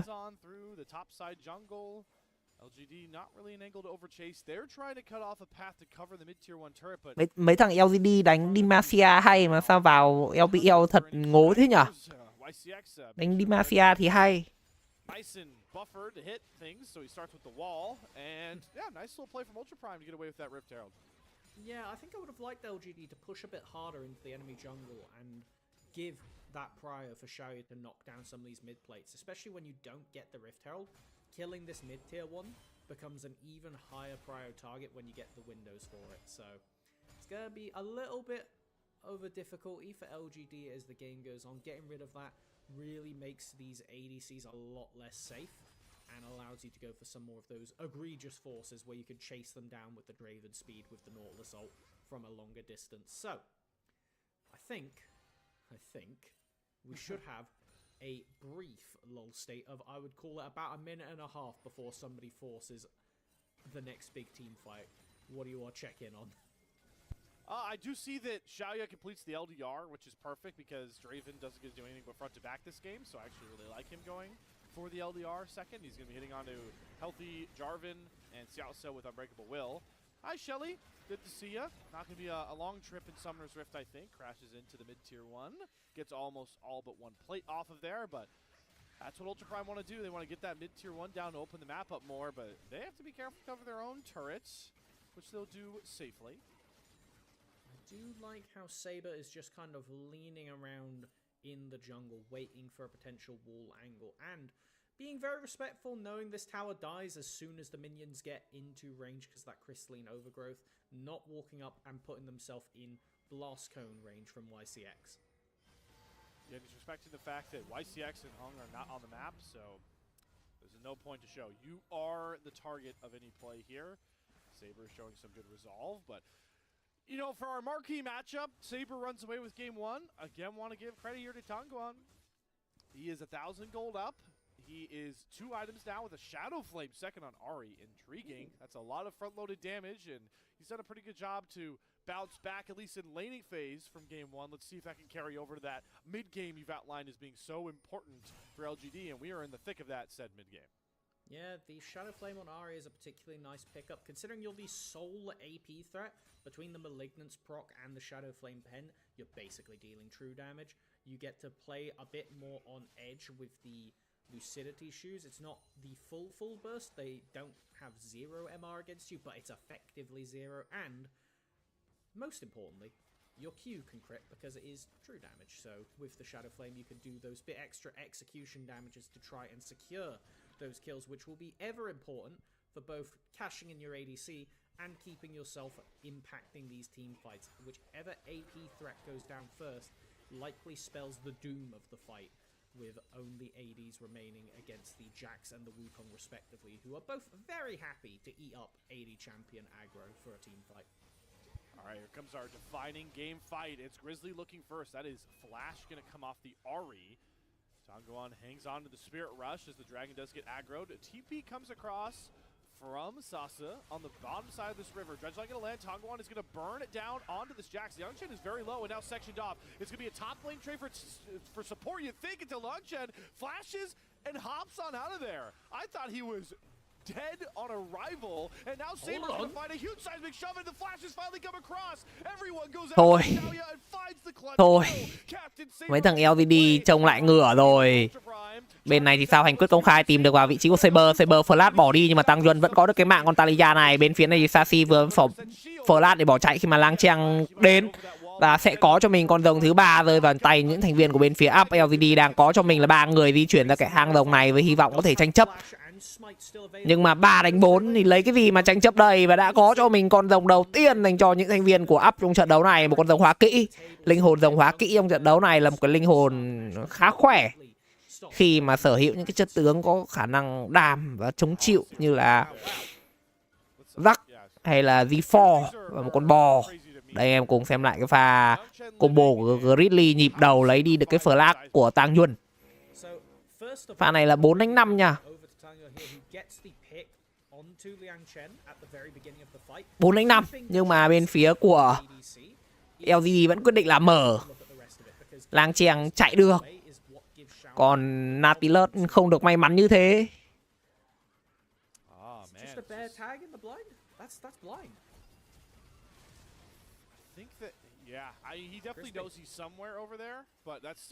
LGD lại đang chuẩn bị ngửa rồi. Sau khi dẫn trước đâu đó là 1-4 thì lại lên 6-5. Giống hệt game đấu đầu tiên anh em ạ. Không khác gì. Yeah, 1k gold lead in the mid game is basically irrelevant, so I don't think that LGD fully listened to their prescription. We don't have the Infinity Edge built up, we don't have one of those Hex Plate builds for the Draven just yet, where he's a bit tankier than otherwise. Even gone for the attack speed shoes means that the DPS that Shire can pump out is crazy, but burst. You know, we don't have a Knight's Vow yet, we don't have a Locket, we don't have anything like that to keep him alive, so I'm a little worried for LGD at this point. I feel like Ultra Prime, they're starting to come alive in these fights. If that is the Rylai's picked up next for Saber, which it looks to be build-wise, it's going to be super difficult to play around because the slow tags can just enable the pickup for everybody else. The chase down now from Ultra Prime is really disturbing. You've got to be so careful for LGD not to get tagged by anything. Especially without Flash, right? Grizzly can just flag drag Cataclysm in, and Xiaoya only has one option to fight back. So he has to be really particular about when he thinks he can walk up onto these mid waves. Should see the game slow down a bit more, even with Baron up. The fact that you deny soul points really going to help Ultra Prime allow for Yangchen to set up in those side lanes further. He has the biggest gold lead for Ultra Prime. Scale up even more. And look for more of these good pick plays. It's going to be big to get this crystalline overgrowth and get that mid-tier 1 down as well. So much more of the map open for Ultra Prime. crazy that LGD didn't feel confident to stand up there. With 4 people in the area and Sasa roaming down, I really did think that LGD were going to stand and hold their ground, but now they're looking for a play around this Baron pit. They want to find a pick, they want to get Xiaoya a kill at the start of it, but it really is just posturing to fight for the mid wave. Alright, Xiaosa wants to battle, goes into YCX. I was waiting for a Weaver's Oh, wall. jump! Nào bây giờ làm sao đây? Tăng Duân có được cái mạng của Saber rồi. Một con Talia đang đếm số 40 giây. 6-6 gỡ đều dành cho bên phía của LGD. 1k5 vàng chênh lệch.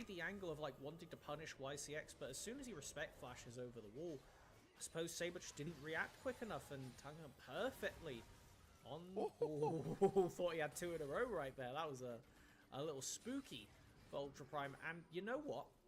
Considering Saber died there, the fact that LGD aren't forcing Baron immediately is... I thought they had a look. Yeah, right? Like, this... You don't have the Ariel anymore because he used it at the very beginning. And this looked like it was going to be really good for Ultra Prime. You see the angle. Talia rejoins the fight. You've got the numbers now. Nautilus is trapped. And he just preemptively threw it. I don't even know if he could see the charm, actually, from Fog. So I think he just was not ready for the charm to be perfectly waiting at that point. So fair play over to this Ari performance, stacked up to 6 Dark Seals now. So, you know, quite pleased, especially with the Dragon spawning in 44. That does mean, though, Saber didn't have to flash because he didn't know what hit him. Yeah, that's true. I'm just so happy that we highlighted these mid laners, and in game 1 we had fancy shuriken flip, perfect execution plays from Saber, and now that's a pure outplay for Tangyuan. So gets the revenge right back with that charm, like you mentioned, firing so early to find that mark. So cool to see. Tier 1 turret on the bot side going down. Ooh. One thing that we don't talk about with Jax, because it's kind of obvious, is how he breaks turrets. So Liang Chen starting to get a bit of an edge in the split push. Death Rush forming here for Ultra Prime. They're going to TP on top of that pink ward. Liang Chen wants to be here for this dragon, as it does hit the rift in seconds. Sasa's shield is going to wear off in 10, so unless they force something quick, he's going to lose that 30% HP. Liang Chen got rid of his by just running at LGD and seeing what he could get done. Tangyuan did use the Spirit Rush there, so maybe a pretty critical ult to get out from Liang Chen's TP is, as you called out, Callum. There goes the 30% shield for Sasa. And LGD have a tough decision to make. Do they really want to fight for Soul Point Chemtech, or do they want to knock down the mid-tier 1 for free? Ooh, okay, nice little try and pick there, but Hung was ready for it. And I think with that, it will pretty much forfeit over the mid-tower. Nope. Is that? Weaver's not in wall. auto range? Crazy. Xiaosa does probably unbreakable will. Public execution does hit onto Henna, but he Valkyrie's back in. It's a great cover from Ultra Ryan to make sure Henna có được cái mạng của Amesa rồi. Bên này thì sao đây? Kéo chúng được vào vị trí của Talia. Nhưng mà phía bên kia Lang Chiang bắt được vào vị trí của Xảo Ché rồi. Xảo Ché có được cái mạng của Sia Flash né ra khỏi quang địa chấn. Combat vẫn đang là rất căng ở đây, và phần thắng có vẻ như là nghiêng về những thành viên của LGD khi mà đang có lợi thế về người. 3 đánh 2. Liệu LGD có cho mình được cái chiến thắng trong cặp đấu này không đây? Khi mà chuẩn bị có được cái con rồng thứ 3 rồi. Phía bên kia từ từ.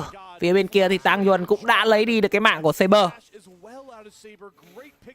Cố gắng dồn hết tài nguyên để bắt vào cái con Raven này của Xảo Vé, nhưng mà không thành công.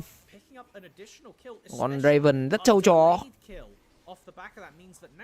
After this reset, LGD can roll back on the map and establish that Baron vision and keep an eye on Xiaoya, who is just running away effectively at the start of this fight, because everybody full commits onto Sasa. He turns back around to pump out what damage he can, but is plenty aware that Liang Chen has a hit marker waiting for them.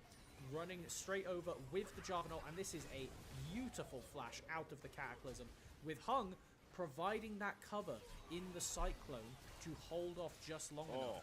And now, with the fight split up, with the rest of the follow-up from up not able to make it to Xiaoya, he's able to run away with the fight. And now, as much as Xiaoya deserves the attention for, you know, his 3 items, he's got a BF story, he's all this damage, but he's obviously a continuous threat without flash. Tangyuan, I mean, this is gross build that he has. He has 10 Dark Seal stacks, Rabadon's 4k vàng chênh lệch rồi. Liệu up có lật được cái trận đấu này giống game đấu trước hay không? Jax currently, without having activated ult, has 62 MR, 55 for the Wukong. That means that once the Malignance proc goes off, Ari is basically hitting you for true damage at this point. You've got effectively 20-30 MR against them, which is the same amount as you start the game with for most champions. So yeah, feeling pretty damn good with this current position, able to walk up as aggressively as they want with Tangyuan in the pocket, as now the Baron is on the table and Liangshan is forcing some attention to this bot lane. No Ambessa TP just yet. How will LGD respond? But backing away, nobody wants to make the first mistake, knowing how mobile these two mid laners are. The potential to get collapsed on is ever present as aggro the Baron? No, they're just clone wards. Okay. It's going to be an interesting push and pull coming out from Ultra Prime now, because a part of you wants to go forward to punish the timer of Xiaoya's flash, right? But I also think there is some really good merit to them kind of spreading the map out. The fact that you have a Weaver's Wall to kind of allow Saber to stretch out one side lane, then Liangshan, who's now expertly, I was about to say he dodged the gank, but he gets caught by the public execution into the charm from Tianguan, and he has more than enough damage to finish this off, even through the Grandmaster's might. Just need to wait for Sauce's dashes to come back up, and Liangshan is picked off on the side lane. Not committing to use the Seeker's arm guard just yet, with both solo laners down there, knowing that a Baron force isn't likely. Good will scouting. Be Xiaoya. Yep, throwing out the ultimate, just making extra sure the Ultra Prime don't go for a counterplay there. That is always the danger when you send two solo laners in particular down to the bottom lane. It was something that the 2019 G2 roster really kind of brought into pro play and has since fallen off with the introduction of Soul. Okay, that's crazy. Ready? Of having both your solo laners go to a side lane and then having them both TP over after getting the initial pick. As They're now, sneaking this. LGD, they're just like they're on it. They're spotted, but it's too late. I mean, Draven damage is ludicrous. What a call Ok, from Hung, and the rest of LGD có được cho mình con Baron sau 30 phút thi đấu. Trận đấu này khá là lâu. 5k vàng chênh lệch rồi. But no, that was a really good series of play from LGD. Yeah. Có lẽ là đợi đến cái con rồng thứ 5 của trận đấu thì chúng ta sẽ có được cái kết quả. 1 phút 30 giây nữa. Grizzly vừa về nhà lên được cho mình cái giáp thiên thần. Phía bên kia thì ngộ không của hàng quyết định là không lên giáp thiên thần luôn. Chơi khô máu luôn. Full dam. Trận đấu này thì con Ahi của Tăng Duân đang rất khỏe. From YCX to really completely avoid Grizzly getting anywhere near that pit. And I'll be honest, even if you go in and force a play here, I think that the potential for Tangyuan to just chase down the rest of the team could spell your doom even if you deny the soul. And the big play of going after this Draven, the time is now expired. He has GA and flash up, so Xiaoya isn't really that worthy of a target. So what, do you go after Tanguan to try and get some of his shutdown gold? He's already with dashes, now with the Seeker's Arm Guard as well, and has one charm and one Q from him onto your tank Alistair. So yeah, it's tough for Ultra Prime. They're gonna have to find a way to force into this bottom river. But Tanguan is looking, the charm is gonna go wide, but the dredge line lands up, and man, does Grizzly just get blown up. He goes to the GA, the Young Trends on the backside of this fight, but the Poly Execution once again claims Henna. He tries Valkyrie back. Đây rồi, Sashi đang múa rất ác. Bên phía của up chỉ còn lại Saber và Grizzly. Một pha quét 3. Liệu sẽ là endgame không? Cầu đi cầu về hôn gió cái gì đây?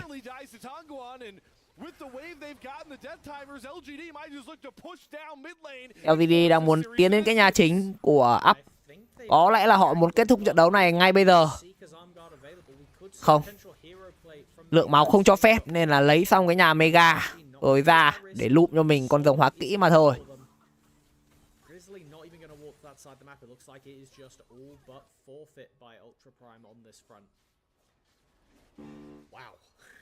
Wow. What a series we've got here. I mean, maybe I cast or curse my guy in the mid lane for LGD, but the way this is trending, Tanguan is gonna likely go deathless to respond to Saber's deathless mid lane MVP performance. And the way Mr. Tanguan has performed, especially in this fight, he might just earn himself Player of the Game awards himself. The charm does go straight through the middle, but the damage is all that matters, is enough to blow up Grizzly before he has a chance to do anything. And as soon as the GA is down, you can't commit to going forward. Jumping backwards with Henna But at this point, Sas is just allowed to do what he wants. He's a late game Ambessa who could just kind of walk all over you because everybody is kind of looking at the Ahri with fear, and nobody is thinking about the Ambessa that is just sauntering through your backline. Just time to put the finishing touches on this game too for LGD. They even got the Chemtech Soul that's so beneficial for a Draven, for an Ambessa, making it so much harder for Ultra Prime to ever find a quality kill without having to leverage the game onto it. But that's what the reality is by this point. And one of the bigger problems as well is just the fact that Tanya was allowed to get this far ahead, because when you are against a full AD team and one AP threat, the worst person who can get fed for you is the AP threat. And who's the most fed? Who's got a 4k gold lead in pocket? A fully completed Zhonya's full build once they complete that Medjai's? It's the AP threat. And, oh, hold on. Oh my god, look at the damage. I mean, there it is. Hung gets the kill, but he did not earn that. That was all done. Mặt đất dậy sóng ra không làm được gì cả. Tăng Duân lường rau gắp thịt. Một pha lường rau gắp thịt, Phi Hồ nhìn về hướng của Saber. Nhưng mà lại hôn gió trúng vào vị trí của con Corky và lên bảng đếm số rất nhanh. Con mẹ Nahi này đúng là cáo già. Đúng là cáo khác anh em ạ. Thôi thì không cần bùa lợi Baron. Mình họ kéo chúng được vào vị trí của Sia. Hành quyết công khai, tìm được ra tuyến sau đến từ Sashi. Lấy đi được một cái trụ thành công. Bên này thì sao đây? Bên này thì đang muốn cân 4 đến từ Chelsea và Lang Cheng. Lang Cheng mất đồng hồ rồi. Bên phía này thì Sashi mất đi cho mình cái flash. Vậy là vẫn thủ được nhà sau cái quay lính đầu tiên. Nhưng mà cái quay lính thứ hai này thì sao đây? Rồi kéo chúng được vào vị trí của Cyber. Cyber mất đồng hồ cát. Bên phía này thì Lang Cheng bị trúng hôn gió. Lang Cheng hết đồng hồ có lẽ phải nằm mà thôi. Và đó sẽ là cái chiến thắng dành cho LGD. Sau 35 phút thi đấu đưa cái cặp BO3 này trở thành BO1. Wow, that is exactly what we were not ready for today. We were never coming into today expecting this to go the full 3-game distance, and especially not in this form. I would say intensely close early to mid game that LGD converted in such excellent fashion. I mean, I think that they figured out what they were lacking in game 1. They just didn't have that early game threat, and they indexed enough into it that it kind of let them get to the mid game. And they didn't really need that super late game insurance policy. Yeah, they had Sasa and Bessa, but he was kind of just icing on the cake at that point. It wasn't even, you know, necessary. It could have been really anything up in the top lane. As long as it could dive, it did its job. Yeah, and then Xiaoya, you know, the Draven gets the win.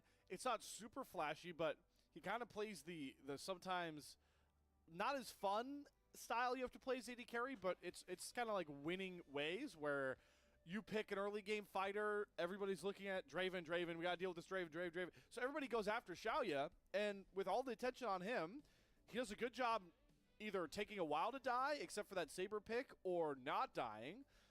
And who gets to reap the rewards? Sasa, the late game scaler, Tongguan, the big winner, like, yeah. Being the you know, golden goose in the spotlight for the robbers to try and go steal while everyone else waits in the shadows, that's a proper strategy for AD carries sometimes. Well put, and it really did reflect in the draft, because thinking back to the tools that Ultra Prime had put together, they were all to kill the immobile guy. The Talia was a nice thing to come out at the very end from Saber to mitigate the amount of dashes that LGD had put together, and, you know, to add a follow-up to kill the one no-dash guy. But it wasn't enough. You didn't have the tools to hold down the Ahri. You didn't have the tools to hold down the Ambessa.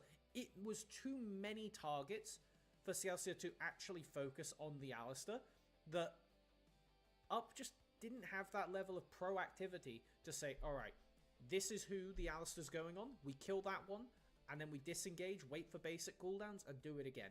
It was really, really well executed. A little complicated at times, but you know what? Yeah. Quite happy from LGD. They managed to pull it together in convincing fashion by the end of the game, at least. And the most fun part as well, I'm going to keep hampering on it because I want to make sure we get to pat ourselves on the back a bit, Melvin. Highlight of the mid laners, they both do not disappoint in their games. Yeah, right? I mean, hey, I didn't jinx Mr. Tangguan. They both go deathless with MVP-like performances. We don't even need to have the conversation as we'll wait for it, but it should be LGD's mid laner evening up the MVP mid lane count for our series as well as the series scoreline. Most definitely, and in great fashion. I think that this was such a good return to form for LGD, because I think a lesser team would have received that kind of slap to the face from Ultra Prime in game 1 and not had the confidence to recover and not been able to identify the issue.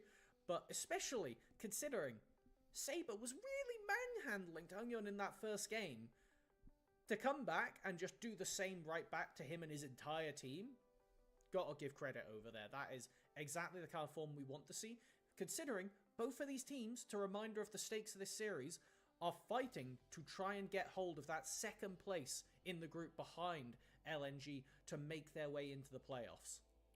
There's still Group Nirvana has the most series to play left of like Group Perseverance. I mean, I think they're rivaling on maybe having more games than, like, same amount of games the Group Ascend has to play left for the rest of the regular season. So I'm glad you made that caveat that there is a lot of games to play, but the layman's terms is the winner of this game 3 will, for the time being, be the last team in to the Knights Rivals play-in tournament. That is basically how it looks, because unless OMG, who are playing immediately after this, surprise, take out LNG, and then suddenly we start to look at a really weird situation, we'll just leave that for the next caster crew to handle if that were to happen. But again, we weren't expecting this today, so, you know, I suppose anything can happen in Group Nirvana. That's what I'm coming to learn. And to even further tie our mid laners' performances together, as I think the next play we'll get rolling is one of those outplays. We saw 2 immensely awesome outplays. Oh, they skipped over the charm into the Weaver as well. That was the first one. I hope we get the flash charm. Yeah, true. We'll get that one for sure. But Saber had 2 really good outplays. Honestly, both of them to get kills on to Tangguan. And Tangguan evens it up by picking off that charm. And then, yeah, I hope we get the slow-mo for that flash charm. This is why League of Legends is a horror game for Henna right here. Go on, hit us with the slow-mo. Okay, well, it wasn't slow-mo, but it got the job done. Yeah. He's firing a rocket. He's like, oh, okay, the worst I gotta part is help he my even mid reacted laner. and started the Valkyrie away, but it just wasn't quick enough. You can't say he didn't react to it. What was he meant to do? Know he was gonna flash charm there? Well, you know, human science does say, Melvin, that when you are, fight or flight, when the flight comes out, your adrenaline spikes, it does technically help out your reaction time. So I think my League of Legends is a horror game for Henna in Game 2 theory definitely proves well with how quickly he reacted to an Ahri he was not ready for. So I was a doctor after the first game, and you're now, what, a psychologist after this one? Is that the way we're... Sure. Are we both giving each other doctorates, I guess? You get the MD, and I'll take the PhD? Just that easy. Just that easy, guys. You don't need to do any studying or anything. No, I'm kidding. All right. Usually we talk about player of the game here. Melvin kind of already alluded to it, but... Okay, here's the funny question. Here's the funny question. Is this the one that deserves an 8 out of 8? I don't know. No. But it does deserve player of the game, so there you are. It definitely does, and it's not because he played worse than Saber did last game. I think it's because, for the same reason, Xiaoya did his job very well throughout the early game, and to be that golden goose that Up was trying to pillage throughout the whole series. So, you know, I think that if Tangyeon gets 8 out of 8 for this MVP vote, I would be a bit more surprised than Saber getting the 7 out of 8 last game. So you've now made me so invested in this. Normally it's just, you see the MVP, but now I'm just sitting here like twiddling my thumbs saying, all right, but what did everybody else vote? This is like going to the Reddit after the game to see how everybody else voted. Oh, equal 7 for 8. And hey, shout out to your call there, Callum. The one vote was to Xiaoya, the one that was not over to Tangguan. Well, what a pleasant start to a long day of League of Legends. We've got 2 casters waiting, so if they're listening, I'm just going to get this out of the way. We're going to 9 games. We're going to 9 games. You're casting 6 games after this. Anyways, guys, myself and Melvin's final game, Ultra Prime LGD, 1-1 apiece. It will be down to a game 3 to see who will for momentarily hold the second spot in Group Nirvana, the last spot into the play-in tournament. We'll get to see the finale come to this climactic matchup after another short break.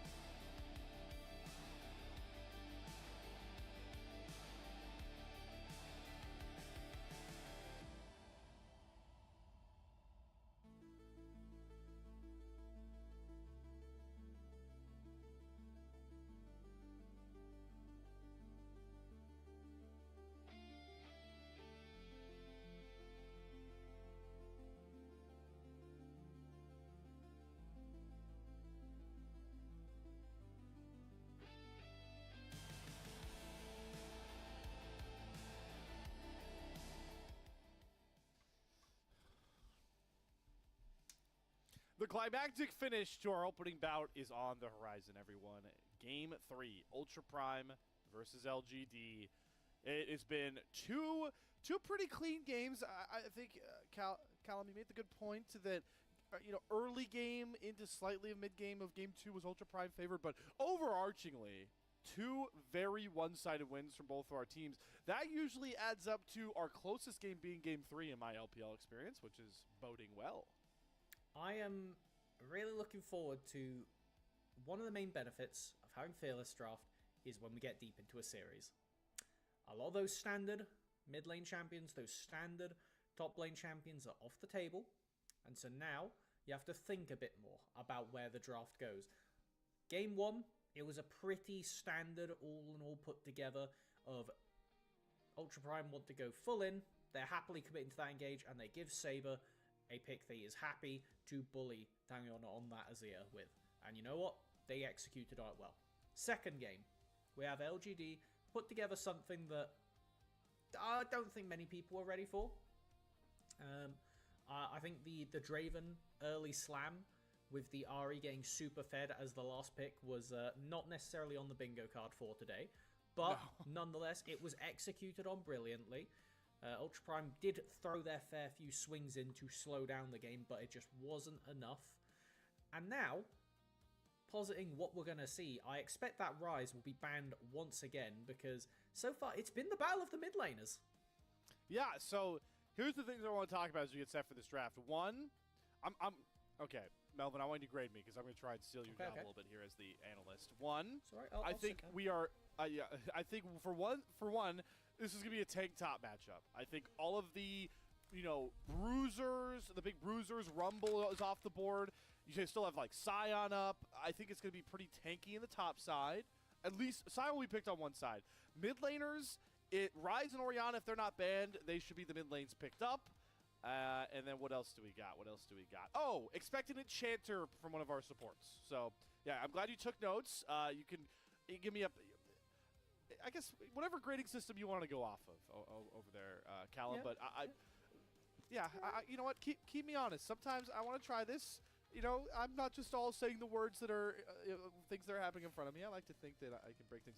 What? Let's start with this. Personal opinion. How do you think? Like, are those valid things that we can see in this think that draft? they are definitely valid to think about, particularly Orianna. I would be shocked if both of these teams let Rise through that pick ban.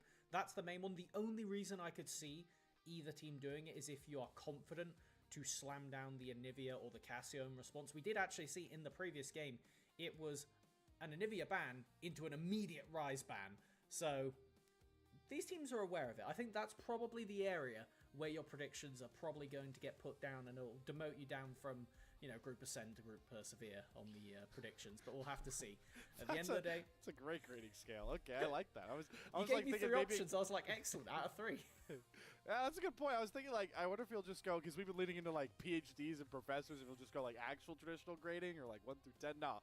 Yeah, let's do it. Let's see what group I get placed into. All right. That's funny. Pressure's on. Good old Slayer as we get into this draft. And I don't see Orianna or Rise ban just yet. The Anivia ban continues to show, and I remember you saying, Melvin, that means the Ultra Prime want to get to the Rise. Surely you can't be letting that get through, as we do see the Orianna takeaway. Oh no, your dear sweet grades, they're not looking so hot right now. I said if they don't get banned, they'll get picked. Okay. I'll check the VOD, but for now you'll get a preliminary, a provisional. That's it. It's a provisional grade at that point.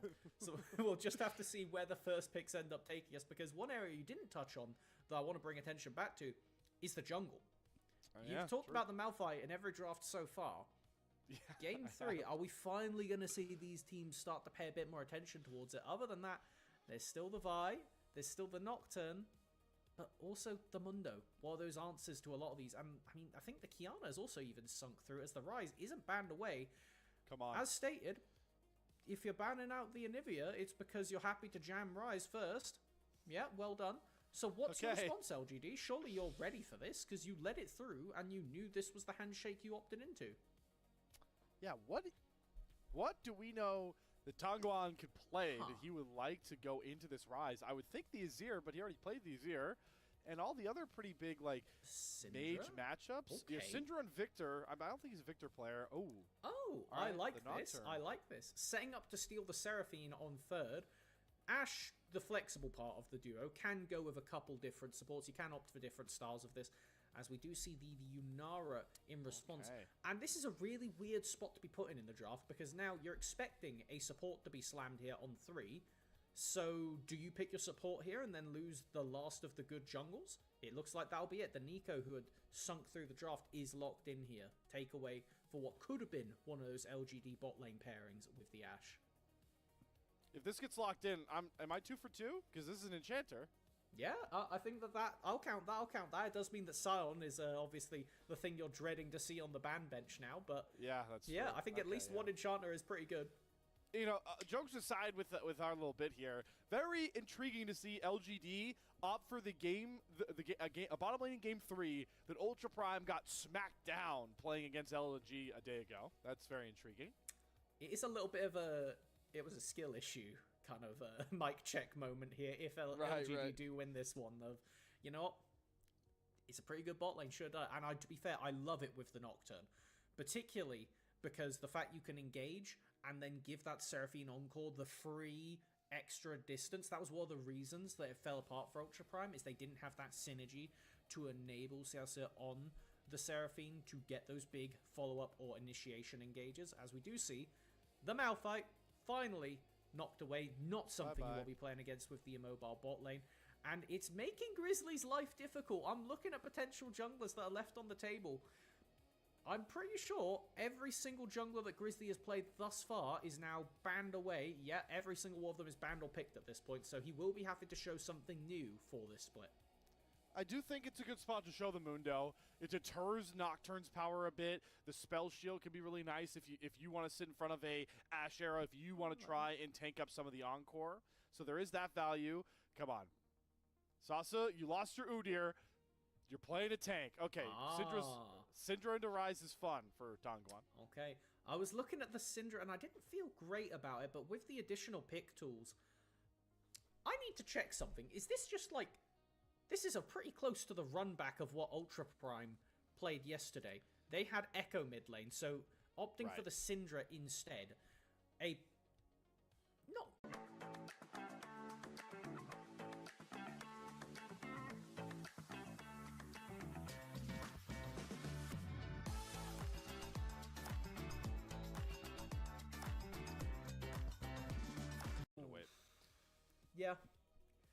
Yeah, I don't know. We're in a weird spot. I've taken my right cord. now. I gotta go back the other way. I can't keep going that way. Ooh, I love that. I love it. I'm all LGD'd right now. Man, this is just so we've got like super scale reset versus if you step 1 foot too far forward, you're getting deleted. And I think one of the things that you need to have in mind when you draft a pick comp, which everything up until the last pick of LGD was, is you need to have someone who can win the team fight when you have a numbers advantage. Gwen does that. Gwen has a good matchup into Sion. She got her abilities back after being taken away before Worlds of last year. And particularly with Dusk and Dawn in pocket, you're a bit tankier than expected, which can deny those resets for Grizzly. On the other side, Ultra Prime, they have drafted the Ryze Nico duo. One of the big issues we had yesterday with Ultra Prime was their synergy was not on point. You need your synergy on point to throw the ulting Nico into the backline with the Realm Warp. The potential is there for Ultra Prime, but I would not call it easy to execute on. I do think the biggest win here for Ultra Prime might be the fact that they have now effective... Like, how effective can you be as this Nocturne outside of, like, the first couple cycles of your ultimate? Because if this Ultra Prime comp operates how it wants to, which is... you know, grouped up as 5, always looking to fight as 5. Like, how do you ever... The most use you're going to get out of Nocturne is the actual, like, vision that you bring down. I don't think there's ever, like, a really great ultimate target after the mid-game. Tend to agree. You won't really be looking at playing side lane. I suppose the best angle that you could say is when the Ryze is having to match the Gwen. That is something that you can look to punish, but that's far down the line. Let's hope we get some Gyos this time. Oh, look at that. Oh, yeah, right. It was better than the last two. It wasn't us this time. Hey, okay, I knew they were gonna send the ad here. Grizzly that's the new so expensive Viego skin, but also like so worth it if you play Viego. Callum, this thing is, I don't know how much you've seen of this new Viego skin, but it's cool. It's a doozy. If it weren't in the gacha system, I'd be all about it. That's fair. If it was just a regular old legendary, you know, or ultimate skin, remember when we used to get them? I would have bought that in a heartbeat. It's so cool for those purposes, but it's definitely, you know. It is what it is. I'm so impressed by the ingenuity of like you have to go like pick up the different swords, right? You have to like earn them on the map by like killing a marksman gets you this one versus like you have the tank looking one. Like it's so cool. Hopefully get to see a lot of it if Grizzly can perform. But as we settle into some of these lanes, as you already pointed out, Sasa has the best matchup a Gwen could ever ask for. Flashes under the turret, does eat 2 turret shots, but maybe that's a bit of a win for Liang Chen that 2 turret shots go back onto Sasa. It gives them a bit of life in this lane. Sasa is going to be very pleased the fact that we have Grizzly pathing away on the Viego, wanting to impact this bottom lane, because if you leave the Ashe Seraphine in isolation, they're just such a nuisance. They bully so well, and if YCX can manage his mana correctly, which is pretty much one of the main things that holds Seraphine back, then you know what? I think the LGD are going to be laughing, because you talked about how the Nocturne ult doesn't have many good targets, and I completely agree, but it does enable the Encore, and that's the main thing I think it's there for, is Nocturne turns out the lights, and you have no idea where a Seraphine ult is flying at you from at Mach 9. That's such a great shout there, Melvin. And I can bring it twofold, right? Not just an Encore. What about an Ashe Arrow? How do you react to an Ashe Arrow if you have such a small cone of vision to react to it? So that is, that is why the Nocturne value is going to be high, even if Hong isn't going to be able to really fling himself at a target for very long in this game here. Maybe in for a quieter early game, though, in all essence, because even if Nocturne is looking to be proactive in the mid game, like Viego, just needs to power farm to get to level 6 before Hung can be really effective in this game. And we do actually have the Nocturne opting for the lethal tempo rather than the typical Conqueror. Usually, you go towards this when you're actually confident you're going to be able to get into those skirmishes, and when you're hitting a load of CC targets, yeah, fair enough. Ooh, good little reactor spell shield. Yeah, pretty crispy. Yeah, saw Saber come off the mid wave. There's only a couple places Saber would really go to hover, so to cover these Raptors. It would be great Group Nirvana classic LPL shenanigans if we fight over the Raptors, but we don't. Instead, the 2v2 we're looking for is Henna having to cleanse the first snare. The slows from Xiaoya are starting to stack here. But who really wins this 1v1? Both AD carries flash away from each other at the exact same time, and that'll make sure nobody dies. Clearly, you were in the mind of the ADCs right then of, wait a minute, who's winning this? Both banking away at the same speed. A marksman player knows. Yeah, clearly in sync with them. Rightfully so. It was very narrow, very down to the line, and with all those summoners blown, it's going to be YCX that's the real winner. Going to be able to play super far forward on this Seraphine right now with both of her sums available, and it's all about those junglers again. Hung just knocked over to level 5. He's going to be quite happy with that. Needs to knock over to level 6, though. They went very clear. The reason we had that little skirmish up there was they went with the clear where you start on the Raptors, so it respawns fastest, gets you an extra camp, and accelerates you to that level 6 mark. The Dragon, spawning in 30 seconds, going to need to look for an angle to try and build up a bit more XP on this Nocturne before that, because you do not want to fight until you get that paranoia now. Just so excited to see how this game evolves, knowing how starkly different these teams want to play. I know we harped on it a bit in the Champion Select, but like anytime Ultra Prime have to walk into Fog where LGD are sitting around, like the lights can go out. We talk about the Encore, the Ashe Arrow, but even like Dongguan, just one scatter of the week later on, how Syndra scales, you can one-shot everybody that is in this Scion. But for LGD, if they have to walk into this team fight super scale reset comp, it's also a scary situation. So for two teams of Group Nirvana, where we've outlined a lot of simplistic execution patterns, this series is going to come down really, in my mind, to who sets up and who executes their starkly different styles of comp differently. But that is a ways away. For now, it is LGD with Pryo in the bot lane going after this first dragon. Be able to get away with this one for free, but with the Rise Realm Warp on the table, there could be a follow-up fight after. Oh my god. Steal from the Fog from Grizzly. Scour of the Week is going to land on a Saber. Dongguan not close enough to unleash the power of the Syndra's kit. I think TP just got canceled as well there. It was going to be Sasa trying to join in. Now YCX has a flash over the fat wall. Saber is bringing 3 people over the same wall. Gets the Rune Prism root. And that is first blood for Ultra Prime. Highway robbery at the Dragon. And some ingenuity. Chiến công đầu đã có, nhưng mà đáng tiếc là lại rơi vào tay của người chơi hỗ trợ bên phía up.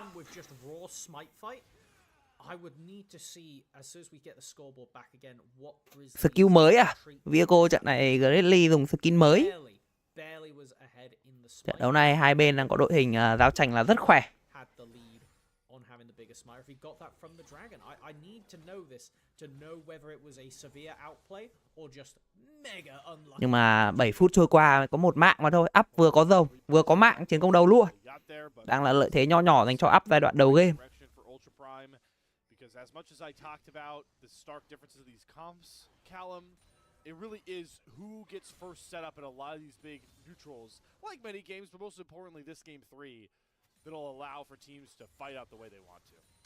I think the thing about Trận đấu này đội hình về late thì em Hổ đánh giá bên phía Up sẽ nhỉnh hơn một chút khi mà Yunara, Rai, Sion đều là những chất tướng late. Còn phía bên LGD chỉ có cho mình con Gwen và con Syndra mà thôi. Up với Seraphine chỉ khỏe được giai đoạn giữa game thôi. Còn về late thì không thể nào mà đối trọng lại được với đội hình phía bên kia của Up cả. Ultra Prime need to be incredibly respectful now that the Nocturne is level 6 and now that the bot lane is about to tag over to the same. Really do need to keep your eyes wide open for when this Nocturne is pathing and which side of the map, as we do have Grizzly lurking on this bottom side, hoping to go for a counter gank when we see that first paranoia come in. And here it goes. Grizzly predicted it perfectly. They are gonna Nào ở đây thì sao đại bằng tiện chúng khi đang có được cái mạng của Celsius. Bên này thì Grizzly đến hơi muộn rồi. Vậy là gỡ gạc lại được một mạng đến từ bên phía của LGD. Nhưng mà cũng chỉ là cái mạng ở người chơi hỗ trợ mà thôi. Con sâu cũng đã xuất hiện nhưng mà bây giờ thì Nocturne mất đi hoang tưởng rồi. Lấy cái gì để có thể cạnh tranh sâu pha này đây? Is going to have the level 6 online and is currently walking mid lane. Don't think there'll be anything to play for, but potentially might catch Tokyo slipping here, but no. Just gonna be set up for grubs. Đang muốn di chuyển ra sâu đến từ bên phía đội hình của Up. Nhưng mà lần này thì liệu LGD có muốn tranh chấp không? Hàng không còn hoang tưởng nha. Con sâu đầu tiên đang được ăn rất nhanh. Và chắc chắn sẽ có được cho mình một sâu dành cho đội hình của Up rồi. Vậy là LGD quyết định là bỏ rồi.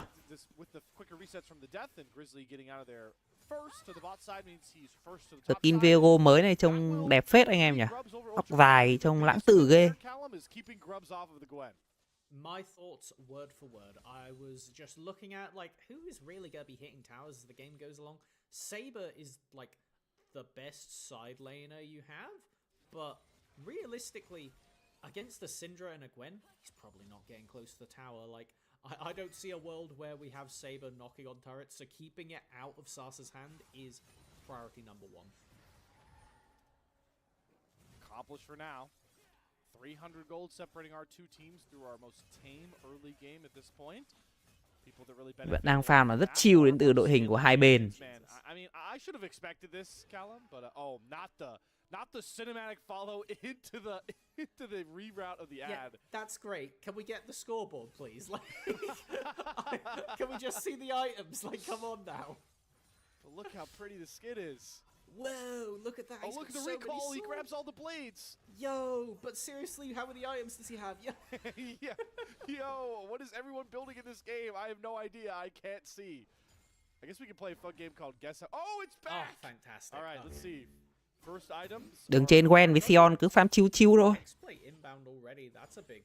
Trận đấu này đội hình hai bên đều rất late. Chưa kể cái tính chất của trận đấu cũng khá là quan trọng.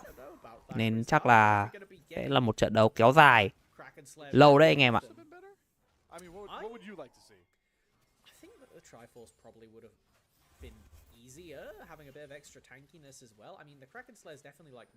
Con rồng thứ hai xuất hiện rồi. Con rồng lửa, con rồng nước. Vậy là rồng hóa kỹ và rồng nước đã mất. Chỉ còn lại những cái rồng nước linh hồn rất khỏe. Tỷ lệ cao sẽ là rồng lửa hoặc là rồng công nghệ. Em Hổ đang đoán thế. Sion đang có một cái pha proxy. Đứng B về rồi. Bấm luôn dịch chuyển anh em ạ. Bên này nở hoa nhưng bị quét tan kẻ yếu. Hơi đen đến từ vị trí Fia. Sắn chói giữ chân được hai người. Hoang tưởng đã được bật lên. Quyết định là lao vào đến từ vị trí của hàng. Bên này thì Gwen cũng đã dịch chuyển đến. Nhưng mà vẫn chưa ai phải nằm. Con bát thật sự là rất LCK ở đây. Vẫn chưa ai phải nằm. Rất nhiều chiêu cuối đã được bung ra. Còn hết chiêu cuối rồi. Còn cái bùng nổ sức mạnh, bùng nổ sức mạnh có được cái mạng của CLC dành cho Tang Yuan. Bên phía up quyết định là lui. Một pha combat mà không biết nói gì nữa luôn. Rất LCK.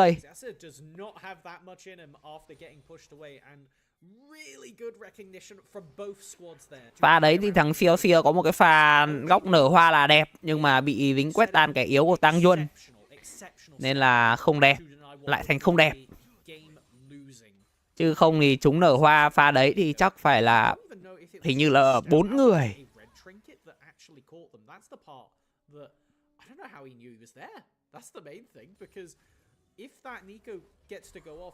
It completely swings everything. Sam was able to get the TP in before the paranoia came out, and so it just ended up being, honestly, just crazy level of back and forth, with Ultra Prime also keeping the Gwen away and managing to peel off after the initial engage. It was truly just that one singular pick at the end that gave LGD the priority to take the dragon. Like, it was nothing to do with all of the wombo combo tools, all of the theory, all of the flanking, nothing, just Syndra are done.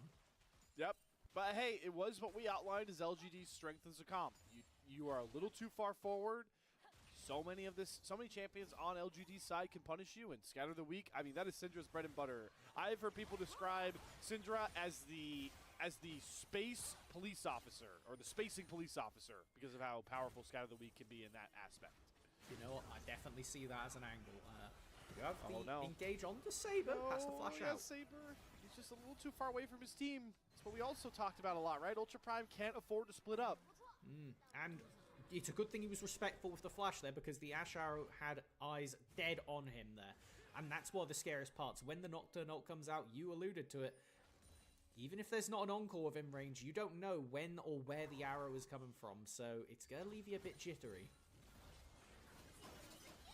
Everybody feeling the jitters as we reach a mid-game state where a couple hundred gold separates our teams, maybe not even that.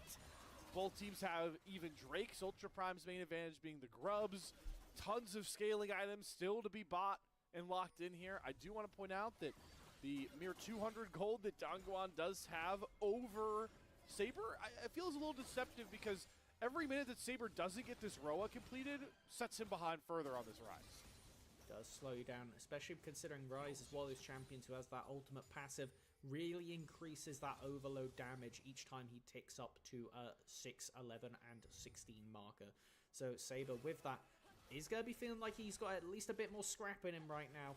I just don't know against whom, because no completed items, like you said, does mean that one of these main points of power, we needed Saber to be that kind of cohesive point that keeps Ultra Prime together in these fights.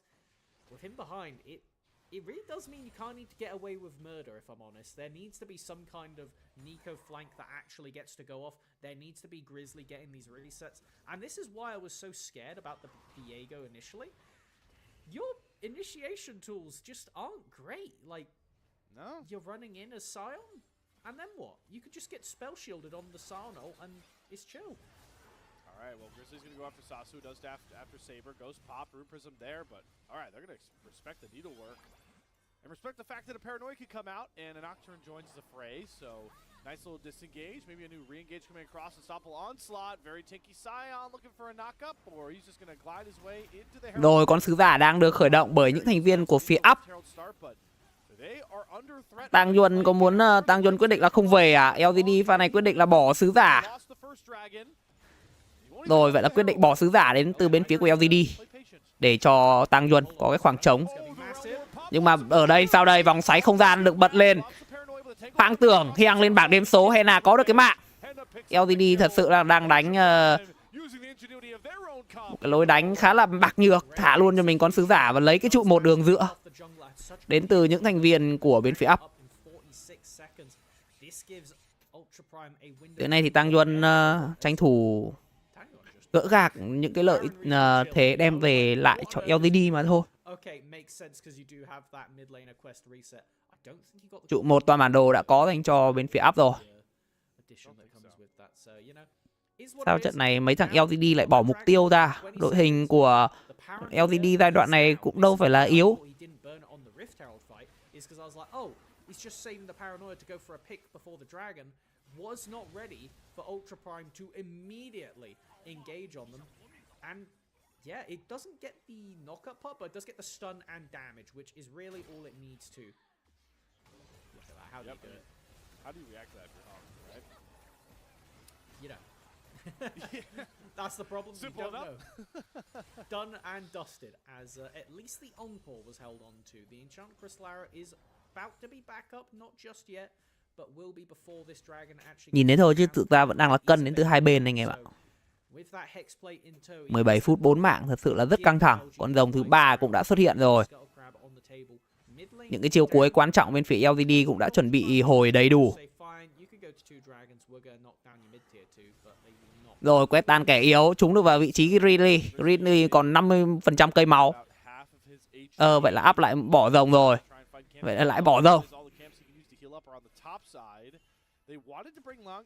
Máu không ổn cái là bỏ rồng luôn. Rồi trượt xe.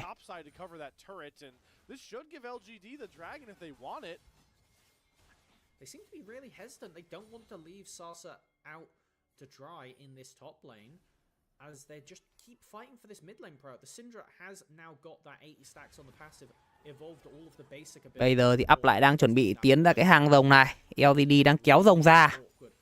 Lính đường dựa đang được đẩy cao đến từ những thành viên của up. Nhưng mà up không có tầm nhìn. Rồi quyết định bỏ. Hai bên không tranh chấp, không giao tranh luôn. Thuần bỏ mục tiêu.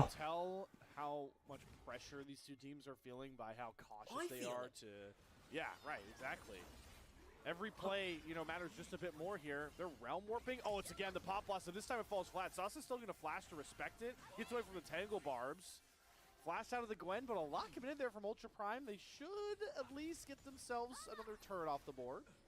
I think, if they get this tower, I say once, but YCX was in the area. 20 phút. Chuẩn bị 20 phút trôi qua rồi, nhưng mà mới chỉ có 4 mạng nằm xuống.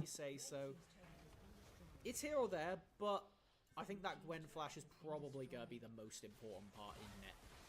Trying to deny Sasa the ability to get on top of Henna, get on top of Saber in these team fights is so important. And extra benefit, it gives you a potential target to get Grizzly his first reset of the game. By having Sasa not have flash, if he oversteps, if he goes for too egregious of a TP and you can call the bluff, then getting a Gwen in your jungle is, pretty damn good. Grizzly will be very happy to take over Gwen. Those basic abilities are terrifying. So as we fall into another little bit of a lull with Baron 30 seconds out still, I wanna pick your brain a bit more, Callum, about items. The one thing I want to highlight with Liang Chen surviving into the Gwen, I mean, I didn't realize how much value MR on the Scion was going to have in a game like this. It's incredible against both the solo laners, and it does mean that Xiaoya really can't index into too many defensive items. Already got the Kraken Slayer and those Fiend Hunter bolts, which I really like in this comp. It was an item that, when it first got announced, I was like, yeah, Ashe should love that, right? Because it gives you those empowered auto attacks, which can let you get that Q stacked up in a fight, and obviously the ultimate haste is enough said. The only reason that it's kind of iffy is you don't get the value if you're doing those cross-map ults, but when you have a comp like this, you kind of do want to just hit the mainly like point-blank, one-screen away ults where the Fiend Hunter should still be active by then, as now more pressure being put onto Sasa, knowing the Gwen doesn't have flash, dedicating 4 members down here from Ultra Prime. Does Sasa sniff it out? He will play far back. Is it far enough? Yes. All right, LGD, I see the pings coming down. They want to trade the mid-tier 1 turret, but I'm liking these rotations out of Ultra Prime. Utilize that very tanky Scion. He can clear the wave, even if he takes some harass, so you talked about how you want to see both these junglers look for repeated ganks. Sometimes they don't manifest in kills, but correct macro plays like getting those turrets off the board. And as the map opens up, this mid-tier 1 is more important than ever.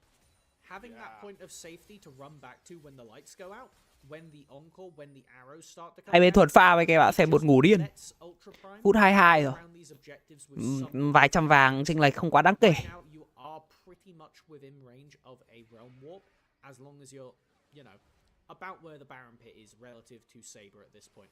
So that is so much safer to run to collapse on a play or force a sneak Baron potentially, as we saw last game, when you have that mid-tier one, and no, worst case scenario, if they call our bluff, we're only a few seconds away from safety to get out of this, what could otherwise be death trap in the river. The tension just continues to build, though. We are going to be about 22 minutes in with just 4 kills on the board, the slowest pace of this series so far.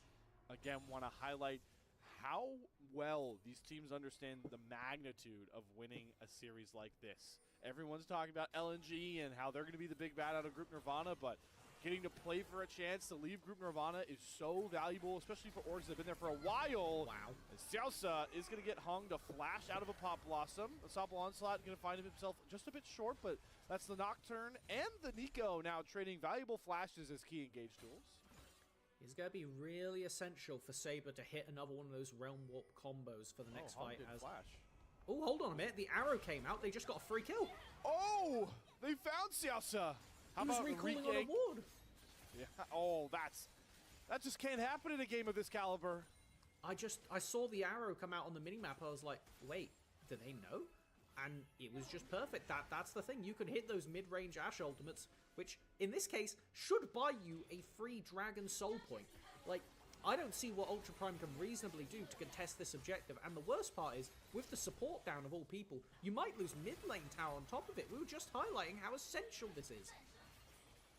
Yeah, they're really holding on to these side lanes. I guess they won't lose the turret for now because Grizzly uses the fog as a threat. Oh, we get a replay. Yeah, just on the ward. Rồi con rồng này bên phía của up lại bỏ rồi. Thuần bỏ mục tiêu đến từ hai bên. One pick kill, and LGD have themselves a clear win con to take this series. It's got to feel so much worse for Henna and Xiaoxia having just piloted. 24 phút trôi qua rồi nhưng mà mới chỉ có 5 mạng nằm xuống thôi. It's the power of being able to do those picks, but also I think the Syndra ties this. Độ trận đấu vẫn rất chậm. Nicer, again, easier to execute way than the Echo. Being able to follow up the CC also gives the angle for Tanyuan to force the pick, and then the Ashe Arrow encore comes in after. It just gives you a bit more versatility that I think LGD are really using to great effect to, you know, keep this game not just even, but ahead. The gold is pretty much negligible. There's no point panning over that. It's really about when these item spikes get hit. Considering now we have 4 minutes until potential Mountain Soul, which, again, Grizzly hates. Hong Flash does finally come off the board. Item breakpoints big. The other thing I would highlight outside of items that is really going to decide this game is who has control of this Baron pit. Bên phía của Up quyết định là khởi động cho mình con Baron này à. LGD có tầm nhìn không ta? Tốc độ ăn là khá nhanh nha, rồi có một con mắt tím nó cắm ra. Có dịch chuyển đến cừu quen luôn. Vậy là bên phía Up chỉ muốn câu dịch chuyển thôi. Đại băng tiễn hụt rồi. Chelsea biến thành con lính bé né đại băng tiễn là rất hay.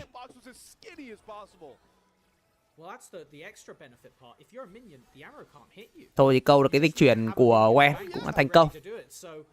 Yeah, that is crazy tech coming out from Xiaoxia. Nico definitely a very fair and balanced champion that we all love to see. Will buy LGD the river though. I'm just glad we got away from the fact that you could turn to a minion and take up turret. Like, that was the worst of it for sure. Don't worry, I'm sure there's more Nico tech that hasn't been discovered yet. This champion truly is an infinite. Rồi quyết định là mở đến từ vị trí của Sashi à? Có cho mình cái xương làm bất bại. Bên này thì sao đây? Rồi quyết định là lái vòng xoáy không gian nở hoa trúng được 3 người. Tắt đèn được bật lên. Tang Yuan có được cái mạng Xiaoxia. Bên này thì sao đây? Rồi Grizzly cũng nằm. Lang Chiang vẫn đang bơi nhưng mà một con Sion thì lấy đâu ra sát thương. Lang Chiang không làm được gì cả và double kill dành cho Gwen. Double kill dành cho Sashi. Thôi thì con Baron chắc chắn sẽ rơi vào tay của bên phía LGD mà thôi. Mấy thằng Up đánh quá ngu.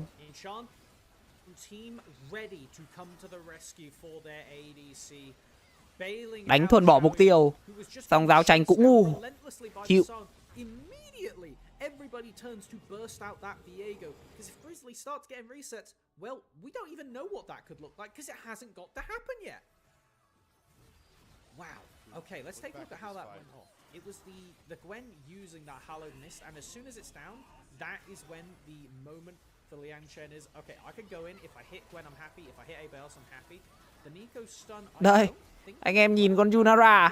Con Junara không làm được bất kỳ cái tác dụng gì luôn. Then that gives the angle for Xiaoya to go down. And it's just those minor mis-executions. I'm glad the Ultra Prime are going for it. Bây giờ có Baron dành cho LGD rồi. 1 phút rưỡi nữa thì cái con rồng thứ 5, con rồng liệu sẽ là linh hồn dành cho LGD hay không?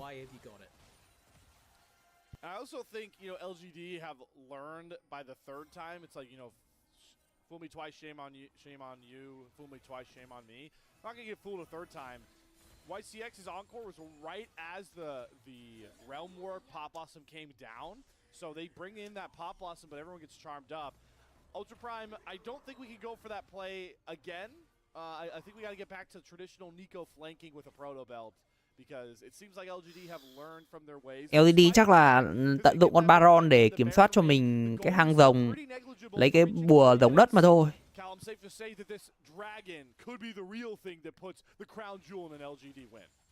3 ca vàng phút thứ 28 không phải là con số quá nhiều.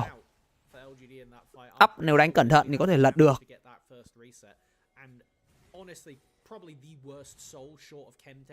For LGD to get for this Viego, it makes the win con of Ultra Prime getting the initial pick and rolling the resets out from there so difficult. And now, especially considering we do not yet have the full. Con rồng này bắt buộc Up phải đánh nha. Up bỏ rồng pha này nữa thì thôi. Thì linh hồn rồng đất dành cho con Gwen thì nó cắt hết, nó tanh hết anh em ạ.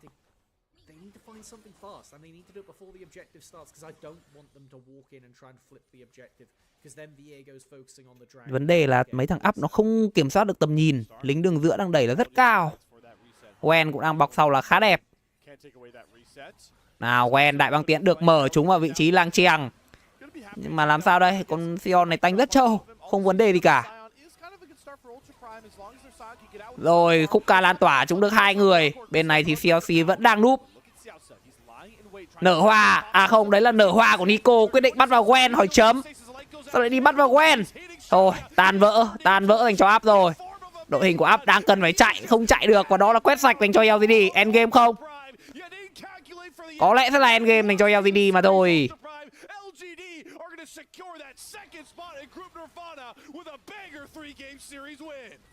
A incredibly back and forth series that we did not see coming. Nobody was coming into today going, oh yeah, Ultra Prime. Mấy thằng Up nó không làm, không có bất kỳ cái tác dụng gì anh em ạ. Incredible form. And I think arguably for the first time of the day, I don't think it was the mid laner that gets the MVP this time around. I think Xiaoya played this game bỏ mục tiêu đánh chậm, bích cho mình cái đội hình lết xong thua. Quá ngu. Chuck it across the rest of the team as it will be collecting that Nexus in victorious fashion. A hot start to Ultra Prime, but if one fable I can impart to all of you that we just saw in this series, tortoise in the hair, Callum. Tortoise in the hair. True. I think that was kind of the thing. Even in the second game where we had the Draven, it still felt like LGD were the tortoise in a sense. They were able to convert that early game into a nice mid and late game lead. They had the way to go about it, and the tortoise may have lost game 1. He was a bit too slow to Ultra Prime's hair. Still scaled, still went on as the series went on. Tang Yuan pulled back the series in that game 2, and the whole team really just worked around him in this game 3. The comp exquisite, showing Ultra Prime the potential of what they had cooked up yesterday, but with those extra factors, that Gwen to clean up the team fights after the initial pick, the Syndra to really double down on the engage, and that Nocturne as a solid utility ultimate to enable the encores when that did happen. It didn't even have to happen that often because Ultra Prime were kind of just on the back foot for a lot of this, trying to force something with a harder to execute comp. Yeah, and they really laid on the gimmicks of that Realm War Pop Blossom a lot of the time. See, also, I think it's a little too cute with some of these Nico plays, but also, I mean, the real cherry on top of this series win for LGD, we mentioned it a couple times, but now we can really sing it home.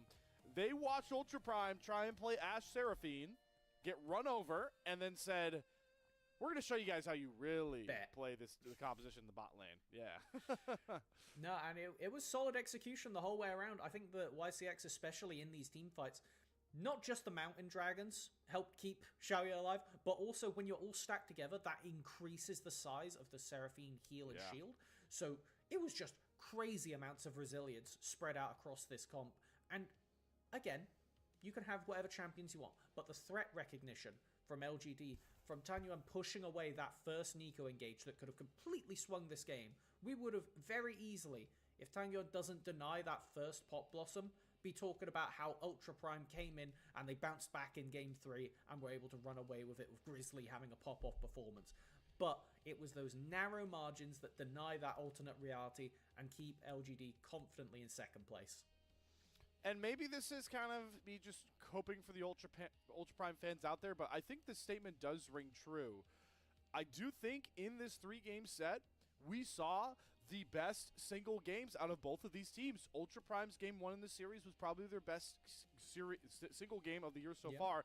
And I really think, from an execution standpoint, game 3 was probably LGD's best game of the split so far as well.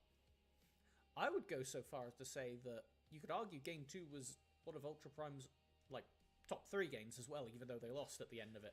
There is a small sample size, right? We do have to make that clear. It is. We are still, early on into the year, but every series matters because for these teams, you only have, 2 series left respectively now? Yeah. Yeah, they've got to play against LNG 3. and OMG in the second rotation because this is their second time playing against each other. Oh, true. You're right. I'm bad at math. You're right. 2 games left for both of these two. And LGD, one thing you're not bad at, though. What's my... Do I make... We had a Scion. We had an Enchanter, and based on, we give you a provisional, there was a Rise with an Ori ban. We'll check the VOD, we'll check the VOD, but you have a provisional group ascend for the draft of that game. Woohoo! Well done. Kyle, I'm coming to play AD carry with you, my friend. Hope has been cutting it. No, I'm kidding. Hope's actually been playing pretty well. Let's not tangent too far away. We'll get to group ascend later on in the day. Believe we're just looking for to get a look at some post-game stats to break down what was a very competitive Game 3 until it wasn't.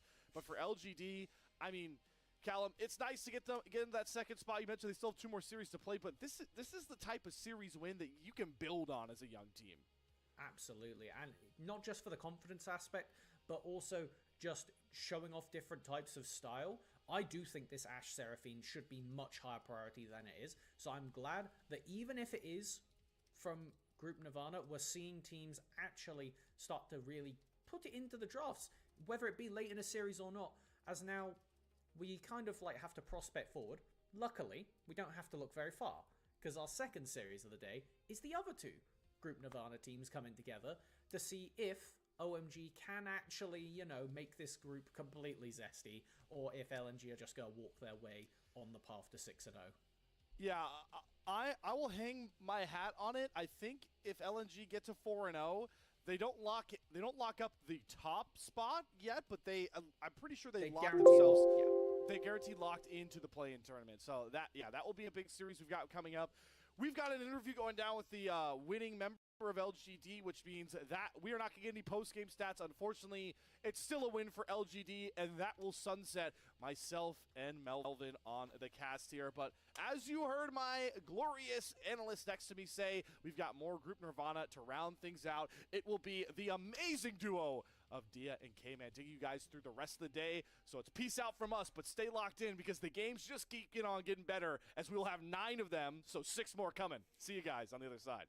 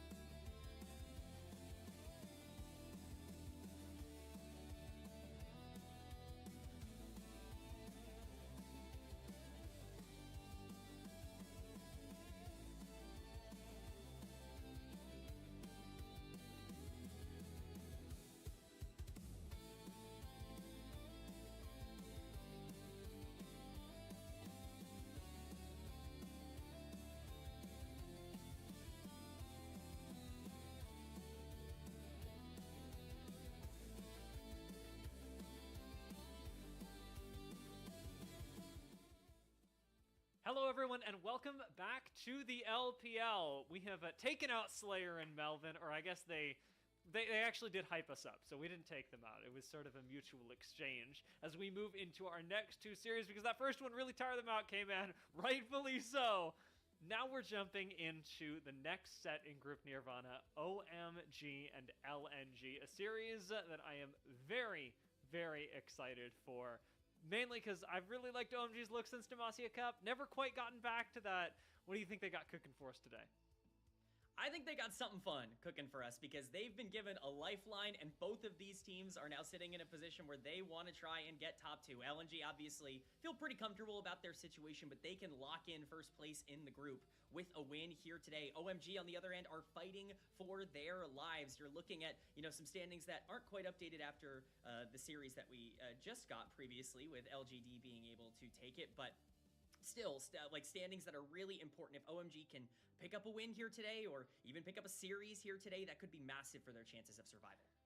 I didn't think that going into this series that the thing that these two teams would have in common is that they both beat LGD. But because OMG beat LGD, they have a shot. They have a shot still at making it up to the top 2 as close as this group has been. So this is, as you say, do or die moment for OMG. Let's take a look at the players that are going to be making that happen. For some of you who may not have caught OMG's games leading up to today, OMG are a very exciting roster, or as I said, we're in Demacia Cup.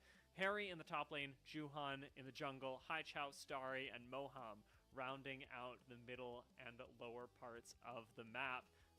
I really liked the look of their bot lane in Demacia Cup. Starry got a lot of attention. Haichao has been pretty consistent, but Juhan has been a real focal point for the team, and not in the best way, K-Man. It has been a rocky start, we'll just say, for Juhan so far in the LPL. This is a player who's had success in the LCK, even at times in the LEC before, obviously, as a jungler, but it is very much not been the case so far in the LPL with a small amount of time, and they're very hopeful that he's going to be able to turn it around soon. Yeah, I mean, jungle is a really critical pivot point for the rest of the map, and one of the things that has been lacking in OMG is a bit of a sense of purpose when it comes to the jungle. Oftentimes, Juhan, when OMG are not doing well, does feel like, not that he's doing one thing wrong or two things wrong. In fact, he's trying to do multiple things right, but in spreading yourself thin, you unfortunately end up with these stats that really complement how that's going. Yeah, it is, it's a tough look. I think we can be honest about what these stats actually say about Juhan so far. He's last in every major jungle category, and he's not last by a little, he's last by a lot. That's a minus 856 gold difference at 15. Second lowest is minus 200.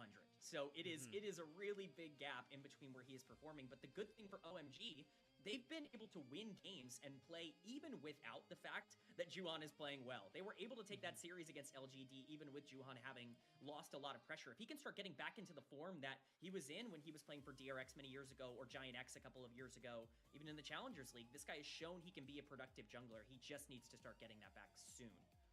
And I will say, for the optimists among you, one thing that this really has shown from OMG and from Juhan as well in their last series against LGD is a whole lot of optimism, and there's a word that I'm looking for. It's like never give up. Juhan, resilience. Juhan and OMG have been extremely resilient throughout the split so far, but with now being the time that they really have to lock in and turn resilience into results, it is going to come down to today's games. We can talk as much as we want about the direction of the roster, but here today is where we actually have to go somewhere. We'll take a look at exactly what you were talking about earlier, some of the rougher times that Juhan experienced in their series up against LGD. For those of you who did not watch this series, go back and watch it simply to hear how disbelieving the commentators are of the jungle flame horizon that occurs in the middle of the game. Yeah, we're seeing it a little bit on the bottom of the screen. The clips, I think, properly illustrate the situation that Juhan was in, but what I really want to point out is the player cam on a lot of these, I guess, clips that we are seeing here. You can see the frustration on Juhan's face. You can see that he is taking this a little bit personally, that he is getting a bit tilted. one thing that you can get excited about if you're an OMG fan is it's clear that he is locked in, that he is passionate, and that he is trying. And again, I want to remind people, this is a player who's had success in the past. Technically, he's a world champion from his time on DRX, so he obviously has the ability to be able to go out there and play. I think he prefers the facilitators and has struggled on more aggressive picks. I expect to see them kind of tone back some of the pace today against a better LNG team. Yeah, LNG, let's talk a little bit about them as well. A roster that has been on a roll. LNG, by all accounts, shouldn't even be in this group. They have been slamming it to the point that statistically they are on top of the league, and from the bottom of it, Sheer, Croco, and Bulldog are a terrifying top side, and you add that to 1xN and Missing, who have had some fantastic performances themselves. 1xN has been such a highlight when it comes to carries. There's a lot of good things going for this roster, K-Man. Yeah, LNG right now are going for that undefeated Group Nirvana. That is their goal. The goal for them at this point is Group Ascend, moving into Split number 2. And to do that, you need to make sure you are playing as clean as possible in performances like this. There are so many players that have achieved pretty high highs in the world of League of Legends. You've got an MSI winning support. You have players who have been successful in the LCK, and yet it's not all been able to come together recently for them. They've really started off the year hot with their aggressive and fast-paced playstyle. We'll see how that fares today against OMG. Yeah, this roster has looked really good. One of the difficulties that I've had, K-Man, is that they haven't really looked that challenged yet, and so it's difficult to say where exactly the weaknesses of LNG are. I know that they exist, but as of yet, nobody has been able to abuse them, and sometimes you gotta get creative. You have to look at areas of the map, perhaps, that LNG don't have a lot of pressure and they're not being super proactive and attack those as OMG, but sometimes you have to get even more creative and look off the rift at what is powering LNG, and that is no one other than the cutest pets in the world. LNG have got 2 cheerleaders for them in the sidelines. Dory, the dog pictured here, I don't actually know what breed of dog that is. I hope you're better at this than I am, K-Man. And Mimi supporting them as the cat. Yeah, I'm a little cooked as well on dog breeds, unfortunately. Not going to be able to get you that one quite as easy. Dory we're all familiar with, of course, LNG legend, but Mimi seems, I believe Mimi has been added to the overall vibe here, and LNG are just, they're succeeding on the Rift. It seems like they're succeeding off the Rift. The vibes around an organization that underperformed so much last year are immaculate, and I'm really excited to see what they can put out here today. Yeah, you come off of a win, and you get to cuddle with, I think that's a tabby cat. There might be something about the coloring. Somebody who knows something more about pets in the chat actually hit me up with these because I have no idea what kind of animals we just saw. The broad categorizations, though, are going to be largely unimportant during this game. They're great cheerleaders. Now it's time to see these rosters hit the stage because this matchup, as we said earlier, you know, I'm hyping up OMG. I'm saying there's hope here. It's not going to be a matchup that statistically favors OMG. This is a mountain to climb today. It certainly didn't go very well for them the first time. that is for sure. The last time these two teams played, LNG looked fantastic. Croco was able to get some massive leads in the jungle and really snowball the game out of control in both Game 1 and Game 2. But again, OMG, I think, has looked better since then. My matchup, my eyes are really going to be on the mid lane here. You talked about there being some places where LNG still hasn't felt completely, locked in yet. I think Bulldog is one of those areas. The stats look good. The eye test still a little up in the air. And Hai Chao, at the very least, in Demacia Cup and in some of these early wins, has been a key figure in OMG's wins. If they can start getting some pressure in the middle of the map, I think that's going to be very important for their success chances. Especially when we consider the fact that Juhan is going to be likely under a lot of pressure from Croco. Having a mid lane that is able to perform well, not just in the lane, but in extending that lead out of the lane can provide a lot of cover to Juhan. So we're really going to be watching the mid lane matchup to see what impact that will have on the jungle plan from OMG and LNG respectively, because somebody needs to shut Croc down. I would say if you are looking at this from Group Ascend, one of the weaknesses that could be here is that Croco can at times be too aggressive. Can OMG punish that? I guess we'll find out. Yeah, that's certainly something to keep in mind. Krako, a player who I think a lot of people are familiar with from his time back in the LCK, even last year, or his time in the LPL on anyone's legend, on a team that, you know, was right before their big emergence towards the top of the standings. Krako is a feast or famine jungler in every sense of the word. You're going to get either the best or the worst of him, and we've been seeing a lot of early game aggressive picks, things that have a lot of agency like Pantheon and like Xin Zhao throughout this split. If you can take him off of his game and start putting him behind, we have seen in the past that he can be a little bit more susceptible to overextending, and that can be a way for teams like OMG that have talent elsewhere on the roster to be able to pull some gold back where they normally wouldn't be able to. Yeah, a lot of utility coming from Juhan's jungle. We did see him pull out the Kiana in their previous series that really did not go well, but things like Wukong and Malphite go buttons have really worked, and worked being a relative term, of course, for a roster that has struggled this split. But we're likely to see a lot of utility coming out of the jungle. And then when we look at the mid lane, I mean, Haichao's Taliyah has been relatively good so far. The Azir as well. Things that can just shove lane and forget about it. But I'd like to see us steer away from things like the Akali and Sylas and towards things that have a little bit more wave clear. Yeah, it's definitely been interesting to watch OMG because it does feel like they have a very different meta read than a lot of other teams here, and we're going to get a chance to see that. They are on red side, but they will be getting the first pick here for those of you who obviously are still adjusting to the new draft format. It is always, you know, a bit convoluted, but OMG will have that opportunity as we get the Jarvan, Nico, and Orianna bans. Makes a lot of sense. This takes away a lot of the consistent picks and probably the biggest early game playmaker for Krako across this split, and kind of the standard red side bans on the other side here with the Jace and the Rumble. Yeah, just things that you don't want to see. I will say, for those of you still adjusting, that's me. I'm still adjusting to the whole first pick, side pick shenanigans. Yeah, there's, I know you really like data, K-Man, but the amount of games that are going to have to be played before we start to figure out what is the optimal strategy for what kind of comps and what kind of teams, we are so far off from that, even globally. Yeah, I mean, it's already looking quite crazy, but we'll see what OMG has up their sleeve here today. Varus actually left through. Not very often that happens in game number 1, so it's going to be an easy pickup for Starry. He hasn't actually gotten the chance to play it so far this year, but it's certainly been something he's had success on in the past when he's found, you know, some nice angles for OMG. It does kind of create this more even game state for the team because they can kind of leave him alone or play for him. Definitely one of the most versatile picks, but with LNG available to kind of go in any direction, Azir makes the most sense for Bulldog. I think an aggressive jungler lock-in here can also make some sense if we wanted to see something like a Xin Zhao. Yeah, I mean, you can immediately, nice call out, do exactly what we were hoping for and get yourself some mid lane wave clear wave presence, and then also have Krako who can make the most use of that now on the Xin Zhao. However, it does leave OMG in a little bit of a pickle, right? We wanted mid-wave pressure from them. They end up answering back with the Taliyah Wukong. Taliyah's looked good so far this year, especially for OMG. Haichao is more than fine at being able to open up the map and not be kind of the central carry, but this is a big game for Juhan. We hyped him up in the pre-show. This Wukong needs to be a primary engage threat as we're looking at the way these two comps are built.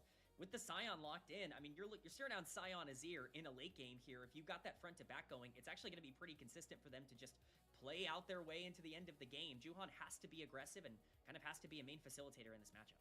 Yeah, crazy scaling already out of LNG when we think about the potential that they'll have later with Sion's frontline being so effective, and of course Azir's damage. However, looking at the bans, with no top laner locked in for OMG, taking Gwen away from Harry. A little bit odd, to be honest. I imagine that Harry chooses to go something that is a little bit more bruiserish, but with Rumble already taken out, now with Gwen eliminated, things like the Rek'Sai, the Zehen still available, it'll be difficult to take out everything from Harry because I don't think that he's the pivot point for OMG. Yeah, he's been very weird this split because there have been some really good moments in lane, but a lot of weird moments out of lane, and I think that's what you really want to try and capitalize on. You want to make sure that Sheer has as easy of a time as possible getting to that Sion power spike, despite the fact that Harry has actually been pretty good at punishing tanks so far. That's why you take away the Gwen, and it's why you take away the Mbessa. There are some pretty crucial picks that are left up if they want to go in that direction. I'm thinking mostly something like a Renekton that usually doesn't get through a lot of these ban phases if you're targeting top lane, but it's kind of remains to be seen. Ok anh em ơi, quay trở lại với cả cái cặp đấu này thôi. Cặp đấu thứ hai trong ngày hôm nay giữa Lý Nính và OMG. Hiện tại thì Lý Nính đang có cho mình 3 thắng rồi, còn OMG thì mới chỉ 1 thắng 2 thua mà thôi. Liệu rằng Lý Nính trận đấu này có làm tí kinh tế hay không đây? Chúng ta hãy cùng chờ đợi xem sao anh em nhá. a winning bot lane, and fingers crossed that that leaves them with access to Dragon, but the Corki is not a bad response.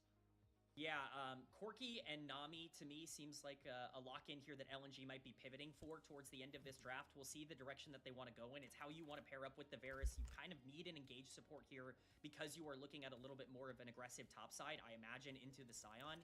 Rel would make sense. Alistar would make sense. It really comes down to preference. Moham, obviously somebody who in the past has gotten Rel one-trick merchant allegations back in his time on D+ Kia, and he Not will be locking him. in that champion that he is oh so known for here. So little top lane hover. Zehen has really looked good in pro play. Certainly would not surprise me as an aggressive answer to that Scion. Yeah, I think that Tình hình là anh em đi xem LCK hết rồi. here, it does really emphasize the mid-game strength that OMG can have compositionally, which could go very well for them, again, especially around to neutral objectives in the lower half of the map. And then, you know, if Zehen gets ahead, all of a sudden it opens up Grubs, Rift Herald pretty darn easily. I know we were thinking about the Nami. It looks like LNG wants a little bit more beef. Yeah, it would surprise me a bit to see them go in the direction of a tank here. I think the Scion Xin Zhao kind of indicates to me that they wanted to contest the 2v2 with the Corki down on the bot side, but they want to go for something like Poppy. We've seen a lot of teams have success. This is a big Poppy game. Almost every game is a great Poppy game in the current meta, but with this locked in, you certainly are pivoting away more from the 2v2 aggression and playing more into that Azir-Corki duo carry win condition as the game continues to go along. For OMG, you're definitely looking to pressure out a lot of the mid-game. Wukong Talia is going to need to be proactive, and we put the onus on Juhan, but it's definitely the mid-jungle duo for OMG that you got to keep an eye on. Yeah, and I think that they have some good tools to do it, especially with Haichao having the ability to roam on the Talia. This is going to be really relative to what Kroko is able to do. Are Haichao and Juhan going to be able to work together to mitigate Kroko's aggression, or is even Wukong Talia too little too late? LNG have looked unstoppable so far, and Kroko is such a big part of that. Yeah, I mean, his early games have really been tremendous. He's on a champion that he's super familiar and comfortable with in the Xin Zhao, and if he's able to generate an early lead, fight a lot more, and get gold in priority spots on that Azir or on that Corki through the 2v2, things can get pretty out of control pretty fast for this LNG comp. So OMG have drafted a situation where they really need to be on their A game, and they probably already knew that coming in, but this is going to be a big challenge for them. And because it is the first game of a Fearless series, this is their best shot at having all of their favorites, all the things that LNG think will go well, they've gotten to grab. They picked up Varus first for priority in the bot lane. They still got the Wukong that has worked so well for Juhan, or been such a favorite of Juhan. The Talia for a little bit of push. This is OMG's best shot, and if they're going to take a shot at the top, you know, K-Man, that they better not miss. Hearing a little bit of gyos. A little.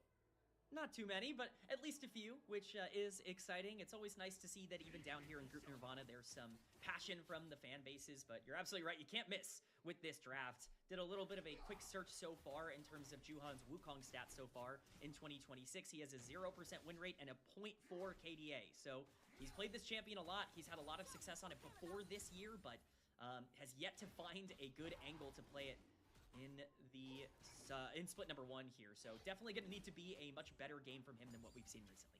Yeah, it's tough when we're looking at stats like that, because we did mention that LNG, as an example, have some pretty nice stats themselves, but it's because they win so many games that, like, how are you not going to? I think it's a similar thing for OMG. Yes, their stats have been pretty rough, especially as we illustrated Juhan's, but they just haven't won that many games. Definitely a tough situation to be in as we get some early trades. Moham going to drop down. Not really a lot to punish here. There are some lane matchups that the Rel can be a little bit scared in, but this is not one of them. Level 2s being hit. Trade's coming down.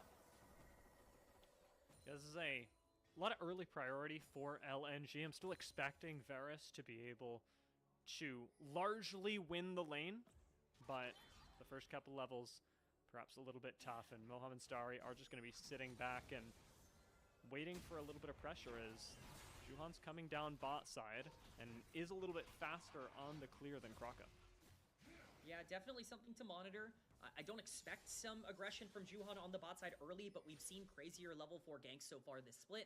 If he did want to potentially go for something, as for now, Krako just wants to make sure that he's keeping up with Juhan in terms of that pace. You definitely don't want to let Wukong hit level 6 too early, because that can be pretty dangerous, especially with something like a Taliyah being able to wall off the other side. So tempo is going to be really important in the jungle matchup, as will pushing lanes, both mid and bot.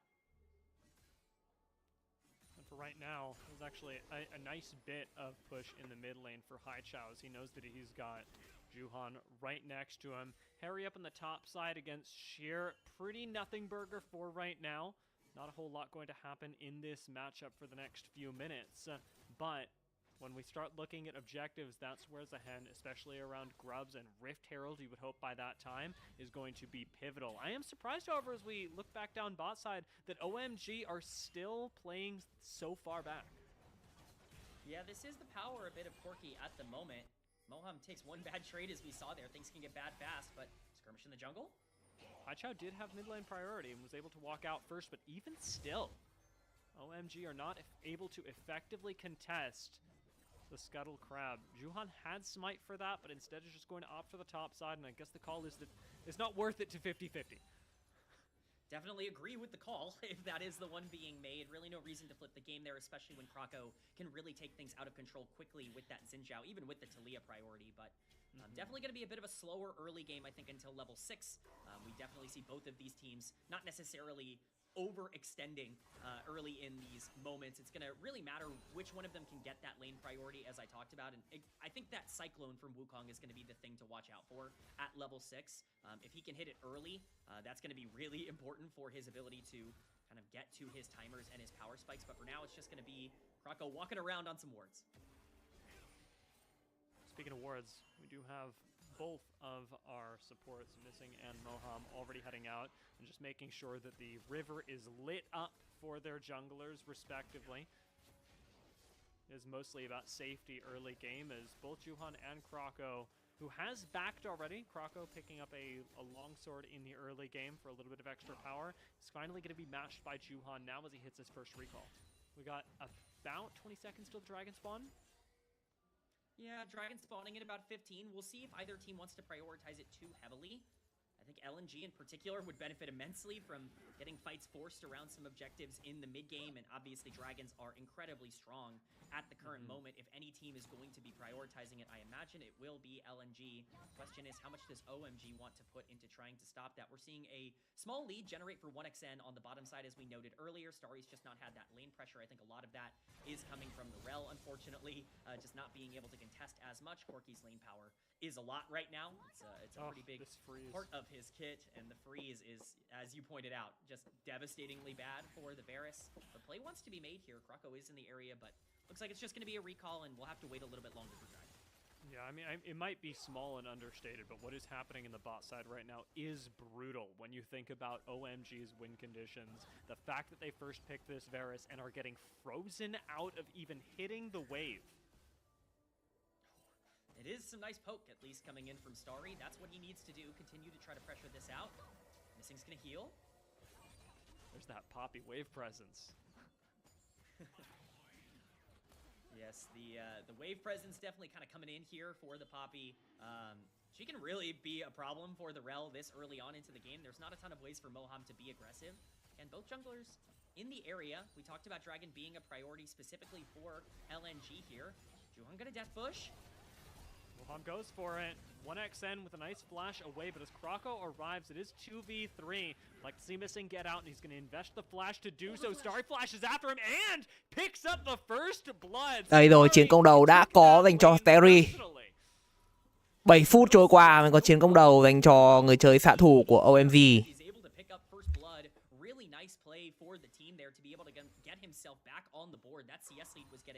Very concerning when you're looking at the state of this game and trying to play around that Taliyah Wukong combo, but Starry able to pick that up. Juhan, we were asking him to make some plays, and that Death Bush very much coming in clutch. Just overall a nice start here for OMG. Yeah, a super nice way, and great job by Moham as well to identify that this was a winning fight for them and start the engage off with Rel, even with how tough things had been going for the bot lane up until then. Haichao's going to get a little bit of assistance from the very same Moham as he clears out a few waves. 1xn. Đây rồi, là hai mạng dành cho con Varus này. Mặc dù là farm thua, nhưng mà vẫn đang rất khỏe. Con Corki của Nick giai đoạn đầu game thật sự là hơi yếu. I have known the LNG that I've gotten so used to. They are throwing away some early leads here. OMG is coming out swinging, and Starry now has 2 kills. All of a sudden, a lane that we were looking at as negative is right back in it. This Varus is going to be a really, really big problem.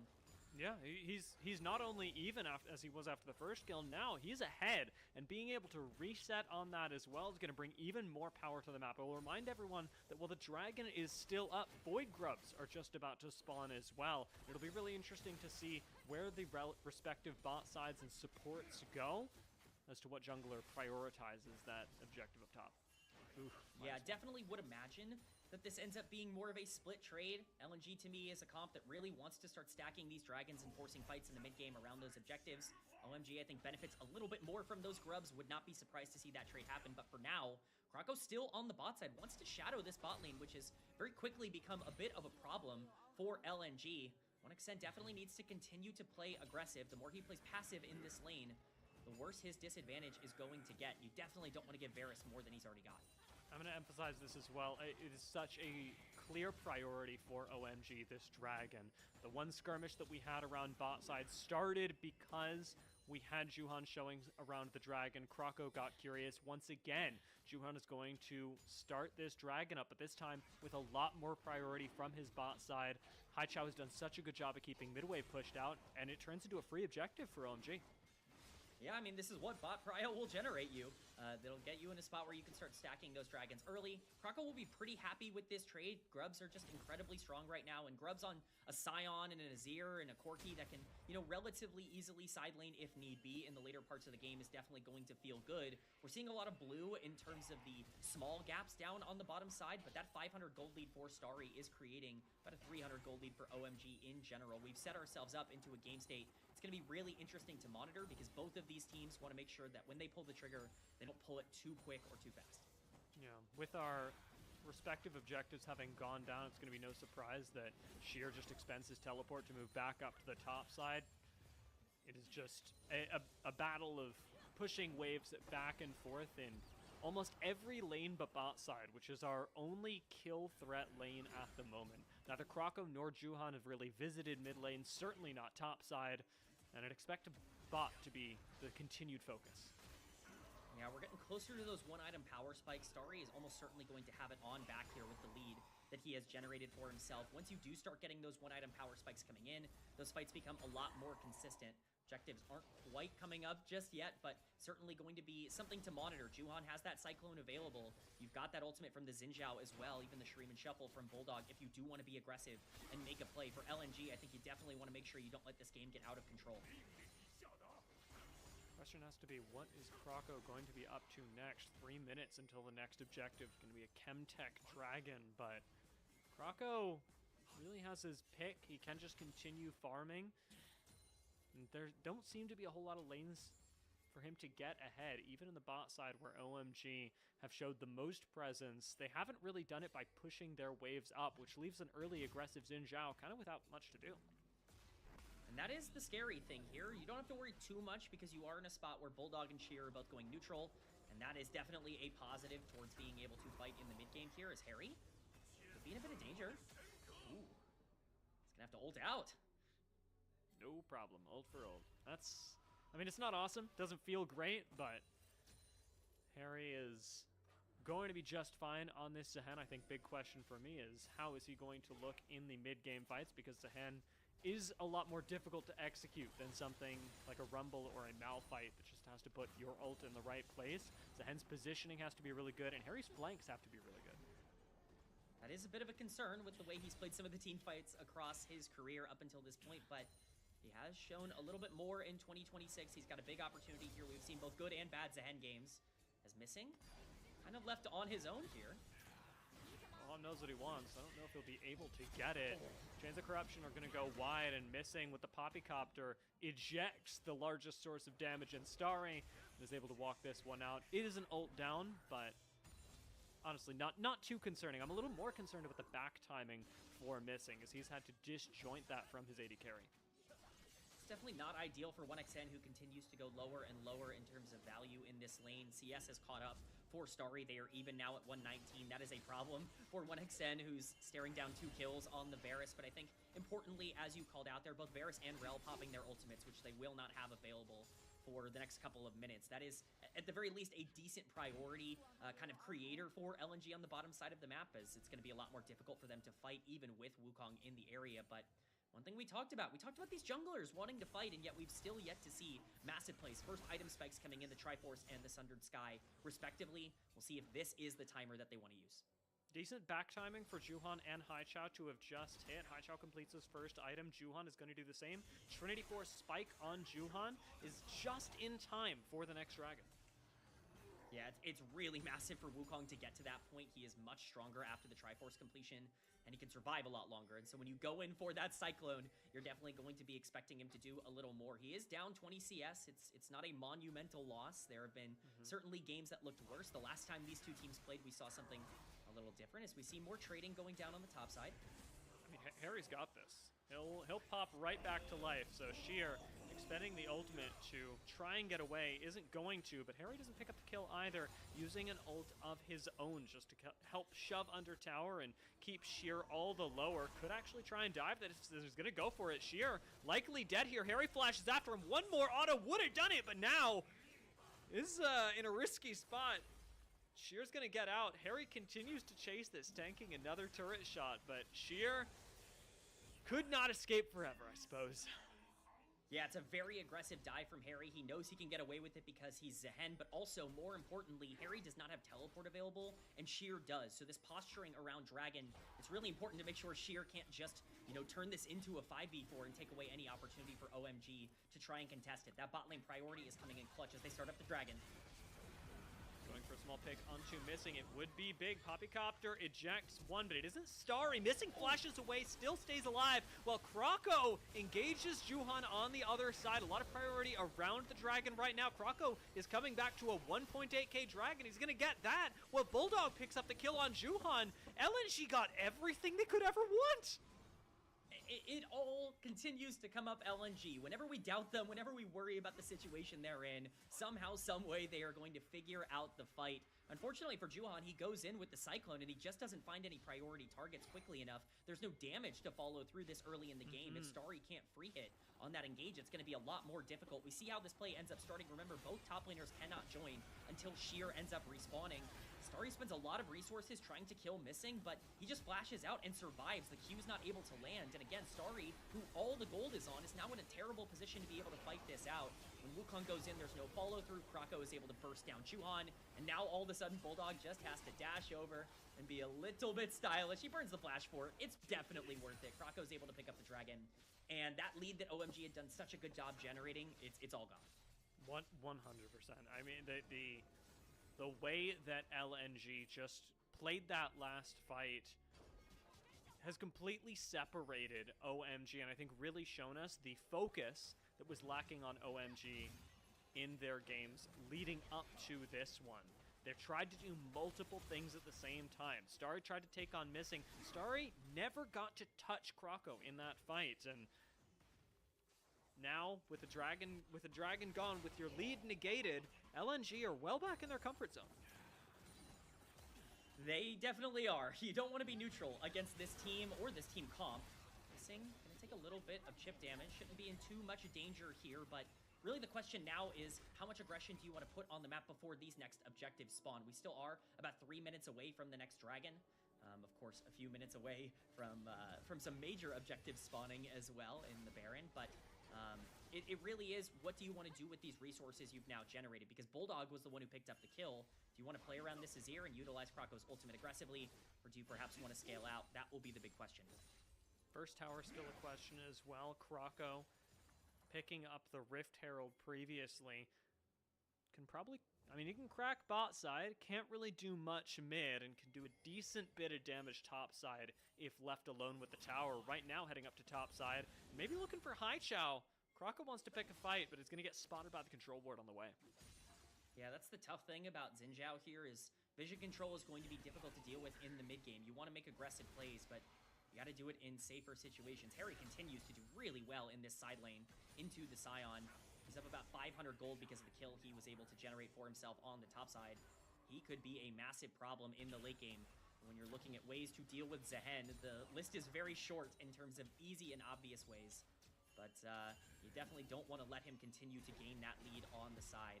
For now, just more dancing. The Rift Herald's definitely the priority. Kroko going to continue extending the farm lead as well in the jungle. Juhan spent a lot of time around the mid lane, something that Kroko has not been doing at all. He's just constantly cycling his camps, and that's going to continue to make things a little bit difficult for Juhan, who is stuck between outputting his utility on the Wukong and keeping up with the opposing jungler. Harry is going to continue running this top side matchup that is flip-flopped over to the bot side, and with about a minute 30 left on Drake, it's time to start thinking about setups for both these teams. Yeah, Drake is super important here for both sides. Of course, that second Drake, getting that scaling is huge, but it's Mountain Dragon in Mountain Soul in particular in this game, and that could be really big for both of these sides, so I imagine it's going to be a lot of pressure on that side of the map. Could just be an excuse for LNG to fight, but Bulldog! Haichao gets shuffled, and he gets shut down. That is a CC chain from hell that takes him out, and LNG now run the top side. Should be another couple plates going their way. I guess ask and I shall receive from Bulldog. I said in the pre-show that I wanted to see him really outclass Haichao. Well, there you go. Nice shuffle. Great follow-up from Missing, who has been great in this game so far on the Poppy. And it just feels like it's a lot of these micro plays that continue to put LNG ahead over a team like OMG that is just struggling to not make mistakes in the mid-game. Roaming down to the mid lane as well. Missing could go for another kill. Starry does extend the Chains of Corruption, but Flash is just in time to be pushed back. Deals some nice damage back onto Kroko as the Magnet Storm gets used by Moham. But OMG, trade ults. Kroko low, but doesn't much matter. Yeah, it's a nice look from LNG. Starry was pretty far forward. You are going to get the Flash out of the Varus, which is decently important with Dragon spawning in 10 seconds, but overall, you're not going to mind that too much if you are OMG. Starry needs to be the focal point. This has kind of been the franchise player for this organization over the past couple of years. He's been here in the LPL and the LDL when they were relegated last year, and he's going to need to be a big piece after his early lead. That 600 gold that he has over 1xN is important, but if you can't buy him the space, it's not going to matter, and right now it's looking like Kroko is doing a great job of finding that backline. Yeah, again, we need laser focus out of OMG. Who are they focusing? And when are they doing it? Right now, Dragon seems like the perfect time to test that. Although it is a scary LNG, made scarier by the fact that they have River Prio right now. Sheer gets engaged on, but Sheer Scion. Yeah, he doesn't have to worry too much. Dragon is getting pulled, but he is the target. He's alone. Gonna expend ult.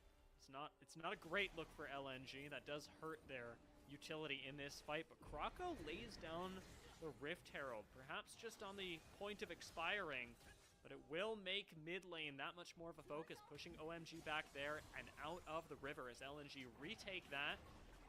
And would sure like to get some value out of this Rift Herald. OMG, it must be time to engage. Out comes the wall from Haichao. Doesn't quite cut off the Rift Herald, doesn't quite do much of anything except for put Haichao in the mid lane with the rest of them. Yeah, it's a huge cooldown used, and LNG still have full control over this river. Pull back in. Kroko's playing inside these bushes. Wait for the engage. Moham goes in for a huge Magnet Storm, but Kroko accesses the back line, and he is all over Starry, who gets deleted by the Xin Zhao. Meanwhile, LNG's teamfight is going just fine. That Magnet Storm not causing them any problems at all. Kroko is low. Kroko gets flashed on by Harry, but trades his life in a 2-for-1, as Harry will get shut down as well, making it a 4-for-1 in the favor of LNG. It looks good, Dia. It really does. At the start of that fight, they land the seismic shove onto Missing. The Magnet Storm comes down from Moham, and it feels like you found this big clump engage that you're looking for. But again, where is all the gold? It's on the flashless Varus that you burned Flash on in the mid lane just a couple of minutes ago. Again, we're going to get a replay of Missing getting hit by the shove here and Moham going in. Moham already half health, but Kroko does not care. He's immediately onto the carry. And this Varus is just dead. There's no way to deal with that here. Krako is too strong. Yes, he has to give his life, but it is 100% worth it. We see LNG winning on the bottom side. Bulldog even picks up another kill here on the Azir just as an exchange, and you're able to clean up the fight incredibly easily. It's execution that once again puts LNG ahead. And this is Krako killing your AD carry and getting 2 flashes and another 2 kills for his team in the meantime. Krako's value in that fight was absolutely wild, and had he been caught in the Magnet Storm with the rest of them, I think we're seeing a very different fight. Absolutely, and Krako's value in this game in general was to make sure that these carries got online, and they've gotten online. It's a 1.5k gold lead for Bulldog in the mid lane. 1xN has completely gotten back into this game after a really nice fight. And, you know, we talk about Krako's value in this game, but Krako's value to LNG, this split, has been monumental. And once again, we are seeing a big lead in the jungle really determine the direction that LNG and OMG are both going. No back interrupt. Sad. Could have been a fun find, but Missing will continue to play with the confidence of a Poppy possessed and with a whole lot of backup in his favor as well. Juhan does have to pop out and show a little bit of presence in the jungle, but now everything is shown, because with the way that Missing has been playing and positioning, he is getting immense amounts of vision and value for his team.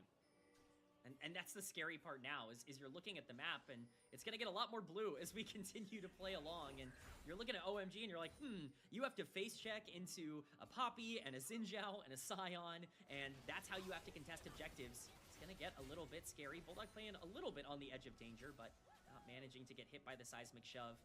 OMG are definitely feeling the game slip away from them with that 3k gold deficit. They have to find a play soon. I mean, crazy range on the Azir as well is really going to emphasize the Moham Juhan issue for OMG.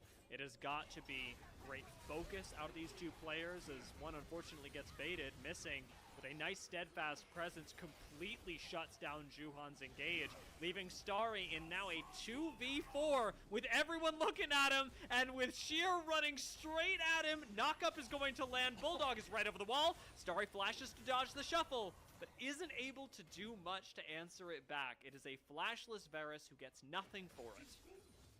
Yeah, fortunately, he likely saves Baron by not dying there, but unfortunately for him, I'm just kidding. They're going to start it up anyways. They're not going to worry about it too much. The Baron is on the table. This is going to be difficult. Juhan's still dead for 10 seconds. Moham and Haichao can't do much on their own either. Harry could bring a lot of damage to the table, but Missing is playing defense for the moment. Starry's looking for him once again as the Baron goes lower and lower. And Krako ends up picking it up. No contest in the pit or anywhere. Now it's the fight for afterwards. Moham engages. Triple man Magnet Storm, but that is a triple man Magnet Storm into a whole lot of nothing. Harry goes in, gets shut down, and the engage from OMG is an attempt to salvage something that they never had a right to. Yeah, I'm not sure if I'm watching OMG or Stormtroopers on the map, because they're running in one at a time and just dying over and over again. It's an unbelievably bad answer to the Baron there. They're always going to have to give that objective up with no jungler on the map. Trying to find a 4v5 engage at the end is just exacerbating the problem, and it continues to be an issue for OMG that they cannot salvage these bad positions. They're constantly against each other in terms of their decision-making, and LNG is really reaping the rewards of that. This has gone from an even game to a 6k gold lead in 5 minutes. And it's a tough thing to fight as well, because with Juhan dying at the start of that, getting picked off by a nice bait out of Missing, you don't have any really effective frontline anymore. Yes, Moham can always engage, and Harry can do something, but we're talking about a bruiser and a support, and what you'd really like to do, what you have to do, I would say, is combine Juhan and Moham for the greatest effective value, and that's something that OMG have been denied the opportunity to do in the last couple of fights. Definitely does not seem like they're on the same page. LNG going to reap the rewards of that by pushing down here on the bot side. This tier 2 is going to be the goal for them. Would be surprising if there is any resistance. OMG at least posturing, but that double push is coming, and it's coming fast with the Baron buff. Chains of Corruption are up for Starry, and I'd almost like to see him start a fight. Does end up whiffing them onto Krako, however, as Krako goes in and punishes Starry for even thinking of trying to take him down. It is a 1-for-1, but that was a 1v5, and Krako showed no signs of balking. Truly one of the most disrespectful engages that I've seen all split long from Krako. He says, I don't care, man. You caught me out mid lane 1v5. I'm going to kill you anyways. You don't have flash up. There's no way for you to dodge this.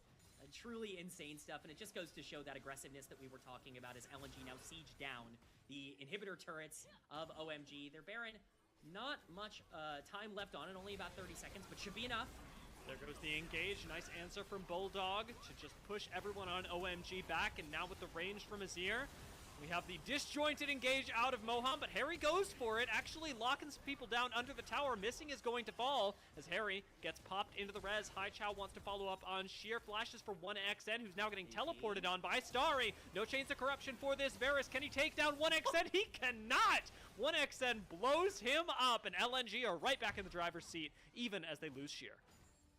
It's not good from LNG, certainly not clean, but once again, it's just LNG exerting their dominance on the Rift here. It's such an aggressive fight around that inhibitor turret on the bot side. It's well done from OMG to at least trade something back, but they will lose soul point for this on the Mountain Dragon, and they will not be able to collect nearly the gold that they are looking for. Let's see how this ended up starting here. It's just a really aggressive push with only 3 on the side. Juhan tries to find the Miracle Engage. Missing is way too slow on the counter engage here. Bulldog does a good job to try and disengage everything going on with OMG, but again, there's just no damage coming down. Starry is not here. Harry is the only one who can even attempt to try and threaten the backline. Missing is just a little bit too far forward. At this point, they're like, wow, we have something. Sheer is super low. Bulldog is super low. Let's TP in. Let's make the play happen. 1XN has to burn flash, but little do they know at this point that Starry cannot handle the power of the core game. We're right back. Krako naturally picking another fight, this time on Juhan, who is not long for this world. LNG run the jungle. They run the game at this point. 8,000 gold in the lead.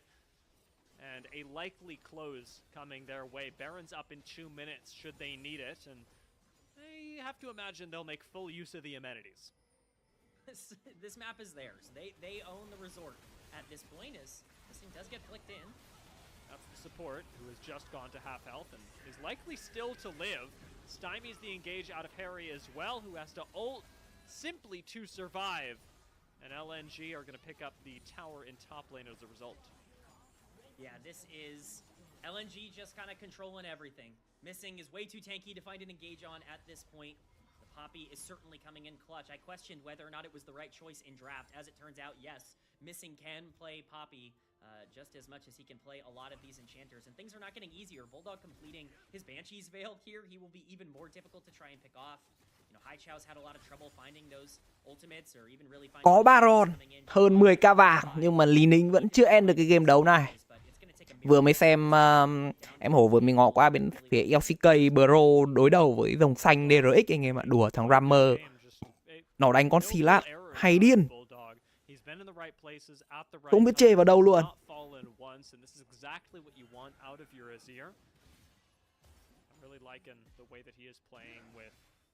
Long range and presence that you can have on the Azir without falling victim to the need to make plays that may not be well advised. Yes, and unfortunately, it just kind of is the difference here. LNG go for the aggressive plays, and Krako, who's having a phenomenal game, are able to make it work. And Harry, unfortunately, might be the victim here as he's overextended. Trận này thì sao đây? Đang muốn ngắm vào Harry. Harry không có đủ cho mình 12 chiến ý thì tỷ lệ cao phải lên bảng điểm số. Bên này thì Missing có lẽ sẽ phải đi mà thôi. Starry không, Haichao có được cho mình cái mạng Missing. Bên này thì Harry vẫn đang cố gắng câu kéo thời gian. Nhưng mà Kroko đến rồi thì có lẽ sẽ phải là lên bảng điểm số mà thôi. Trận này mấy anh em đang kéo tay rồi. Trận này đang muốn kéo tay rồi anh em ạ. Kéo tay thì anh em mình lụm thôi. Sắt đao dành cho Terry. NiP có một cái pha di chuyển phải gọi là hơi rất lỗi. Lý Ninh mặc dù dẫn trước rất nhiều về lượng kinh tế nhưng mà có vẻ như là đang gặp trục trặc chăng. Đội hình của OMG về late cũng không phải là một cái đội hình khỏe. Nhưng mà rất nhiều những cái sắt đao đã được rơi vào tay của OMG rồi. Một mạng của Harry đổi được 2 mạng của NiP cũng như là Missing. The 2-for-1 still not measuring up to much in terms of their impact on this game. Baron is up for LNG, and Dragon's going to be up in a minute 30. But that's the thing. I mean, you found an angle. It was an aggressive play on the bot side, and OMG said, well, we'll try to countermap. This team is not giving up quite yet, despite the disadvantage that they are at. And while this Baron looks pretty difficult and decently insurmountable, we have seen some insane comebacks across League of Legends this year so far. Certainly nothing is out of the question. LNG need to make sure they stay on their toes. This is a team that is very rarely tested, and a lot of that gold lead is on Krako in the jungle. If you can get on that Xin Zhao, things can get a bit problematic with Starry getting to that 4th item. Keep your eyes on the missing reset as well. Going back and being able to repopulate vision in the area, clear out anything that OMG have put down, just to sense what's going on around the Baron. Yeah, it's going to be interesting to see how Missing wants to posture here. His disengage is so devastating, but this team actually has a little bit more trouble finding their way in, as Bulldog actually loses a good amount of his health here. This could be a timer for OMG. Sure would like to go for it. Keep your eyes on the Chains of Corruption as well, and keep your eyes on Krako, who wants to play Assassin. You know that he is looking straight at Starry and no one else. It's almost like a Mordekaiser ult he brings with him. Yeah, it's a personal vendetta at this point for Krako. The posturing in the mid lane coming in here from the 2 big tanks. They are holding off all of OMG by themselves. Starry's at half HP, so is the Dragon, and that Dragon is going to go to LNG, barring Smite Steal from Juhan. That could happen. Nope, Krako denies that immediately, and that gets followed up on by Missing. Poppycopter right out of there, Moham flashes away. OMG don't actually lose a member to their credit, but they do lose the Dragon. And that is Soul, Mountain Soul in particular, going to the side of Scion Poppy. This game becomes a lot more difficult. Xin Zhao as well with Mountain Soul is incredibly difficult to deal with for what is a relatively low damage comp. They're threatening Baron now, but this is the darkness we talked about. With no vision control on the map, it's almost impossible to walk into this team. Bulldog's looking for a play. He's been pinging pretty aggressively over the last few minutes. Krako's already picked up the red buff. OMG are kicked out of their jungle, but to their credit again, are playing very conservatively. They are not giving up picks easily that would lead to a Baron being taken away from them. Even Harry's got Hai Chao waiting to make sure that he is safe, and LNG have no choice but to start up the Baron and force out a fight this way. It's going to be so tough for OMG to be able to get in the pit. Juhan's a little bit slow. And he's on vision. Doesn't actually get stalled by Sheer for too long. But OMG need to play defense for Starry, who Krako is trying to jump on right now. Frontline is huge for LNG, and they are backing up a massive core behind them. 1XN is laying out the damage. Starry rất nhiều mạng, thật sự luôn. Bên phía của Lý Ninh đang là 4 đánh 1, còn một mình Hai Chao sống thôi thì đỡ kiểu gì. And of course, a team fight win for LNG, even as Hai Chao picks up a kill. It is a team fight win for LNG, and it is very likely at least the game being broken open, if not ended, right at this moment. It even looks okay for OMG, but the Mountain Soul really coming in clutch to keep both Bulldog and Krako alive. Có lẽ sẽ là pha endgame đến từ đội hình của 1XN mà thôi. Trận đấu cũng kéo dài là rất lâu rồi. 35 phút trôi qua. Nào làm gì đây? Con reo hồi sinh ra thì cũng làm được gì. Sẽ là nhà và chiến thắng dành cho Lý Ninh. Dẫn trước 1-0 trong cặp BO3 này.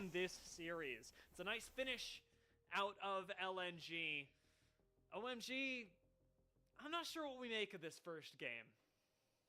You know, we did ask for LNG to show what they could do when they went down in gold, and I guess we kind of saw that. We saw Starry get 2 free kills in the early game, and things look okay. Unfortunately, all it really took was one massive mistake, and the game just completely dissolved. This is why Krako is being considered the most valuable player for any Group Nirvana team right now, because the way he was able to access the backline and just the chaos that he was able to cause, setting up the rest of his team, truly, truly excellent stuff from him. Yeah, the Xin Zhao pick for Krako, an incredible thing to grab. Now it is removed, I will say, but at the same time, thinking about next game, things are looking rough because OMG had their pick of the litter this time. That first pick, Varus, not winning them the game really hurts, in my opinion. Yeah, I think it makes you go back to the drawing board when you look at the things that have worked for Starry across this split. You're not looking at a lot of things that are really easily pickable. You're looking at 2v2 dominant champions, but do you really feel you can trust to dominate the 2v2 against 1xN and Missing, who have been great in that area of the game? That's the adaptation I expect OMG to make. Think of things like Misfortune or potentially an Ashe Seraphine that we saw earlier on this day already in that game number 3. I think those are likely going to be the adaptations that OMG would need to make in order to maybe capitalize on some of this more. Yeah, I really wouldn't mind seeing an Ashe Seraphine. I think that could be extremely powerful if OMG keep going down this route of win lane, win game, which is not a bad thing to do in 2026. That is basically the solution to League of Legends right now, and I like the way that OMG approached the draft. However, I think it was just in execution, things were a little bit difficult for them, especially with the way that Kroko was playing. I'm trying to visualize in my head if OMG did focus a little bit more on Kroko, if they did try and play a little bit more front to back, if I think that actually could have helped them, or whether it was always out of reach with Xin Zhao. Yeah, I think it's just so tough in that game because all of your gold is going on this Varus. And as we saw in multiple fights, even if Varus is in an okay spot, if he doesn't have flash up, it's over. Like, the game is not playable for him or for the rest of his team. You know, we highlighted how mid lane really needed to be something that OMG capitalized on, and Haichao just didn't really have the effect he was looking to have in game number 1. Bulldog was really strong, was tempoing out Haichao up in CS, up in lane priority, in the Azir versus Taliyah matchup. That's something that can't really happen if OMG want a real shot at winning. If they want to play front to back, it's going to have to be a bit more consistent, but look at these damage numbers. Yeah, I mean, I think the Azir pick was just... I don't want to say inspired because it was right there. It is a pretty obvious thing to pick up, but it certainly gave a lot of value to LNG this game in terms of being able to match what Taliyah and Haichao wanted to do. Starry's damage, though, still the most in the game, which on a poke champion does come with the territory, but not a bad stat to have behind you in a loss. Yeah, I mean, as much as we can, you know, rag on Starry for dying in some pretty crucial scenarios in the end game, he was 2-0 for a reason. He got a solo kill on 1xN in that laning phase, and those are the kinds of leads that OMG has not been able to generate consistently at all. If he can do more of that and just actually capitalize in the later part of the game with the rest of the team, they actually have something building here. Yeah, I'm so glad we're getting this clip right now, because you know who crushed it this game is Missing. I know that Yes. Kroko is terrifying. Missing's Poppy was so good. Missing a player that, you know, I think we had some reservations about going into the year. He's coming off of the worst year of his career, hasn't been able to kind of recapture some of that form that he had in 2024 or 2023 either. It's really nice to see him pick up something like the Poppy, that he really hasn't had a lot of success on champions like this throughout this year, and actively have a huge impact on the game. The ultimates were excellent. The ability to dissuade a lot of engages and aggressive play coming out from Juhan and OMG. Everything just kind of was working for a pick that I think was really strong in draft. Yeah, that's actually one of the better things to come out of this series as well, because a question that I think many would have had is, in this series, what is it that LNG stand to gain? We know that OMG, they stand to not lose, or keep their hopes alive for being top 2, but what can LNG show us? And I think that Missing was a really good example in that game. They can show us a different way of approaching things. They can show us that they have a little bit more flexibility, how clean they can look up against OMG, again, even in a game where they arguably fell behind, even if it was by a very little in terms of the whole map. I think LNG showed a whole lot of flexibility, but most importantly, they showed us that Missing can play these tankier champions to great effect. Yeah, Missing was great, and I think the only thing that you really want to see that goes a little bit better with this is perhaps 1xN capitalizing a bit more. He's been so important to this team, and one of the things that I think has really propelled them forward has been the great synergy that those two have had in the bottom lane, and 1xN really having a big coming out party. This wasn't his best game of all time, but Missing made that irrelevant. It didn't even really matter. The Corki was in such a great spot that when Starry, who solo kills 1xN early on in the game, TPs on top of a half-health Corki, he can just kill him straight up. That's where Missing got 1xN in this game. Kroko, of course, as well. It was really everyone on the map that was doing their job, and that's what you want to see. You want to see a team win. Yeah, and the way that LNG piloted their way to a victory from the mid-game seemed pretty cut and dry. I do wonder whether we return to an objective focus for OMG in terms of the draft. Whenever you're drafting a bot side priority, like that, I'd imagine that you want to get more dragons. We saw OMG really focus that early on in the game. Whether that works or not, whether they end up returning to that same game plan is a 50-50 for me, because we saw Void Grubs actually be really impactful as well. You mentioned that Kroko got those in trade for the dragon. It worked out really well for them in terms of outputting pressure around the map. Remember, they also ended up picking up Rift Herald, so bot lane priority didn't end up meaning nearly as much for OMG, who picked up only the single dragon, if I'm remembering correctly. I believe you're correct. I believe they got first Drake and nothing else throughout the rest of the game. I mean, the big problem was that second Drake fight where they just got completely out-tempoed. It's definitely important for that not to happen again. Kroko is going to get player of the game. This is more than deserved. He was fantastic in this one on the Xin Zhao. He made Starry's life a living nightmare, and he definitely deserves the Pog, in my opinion. I wish I could say I was surprised, but we talked about Kroko being pivotal to the series before Champion Select even began. And then he picked Xin Zhao, and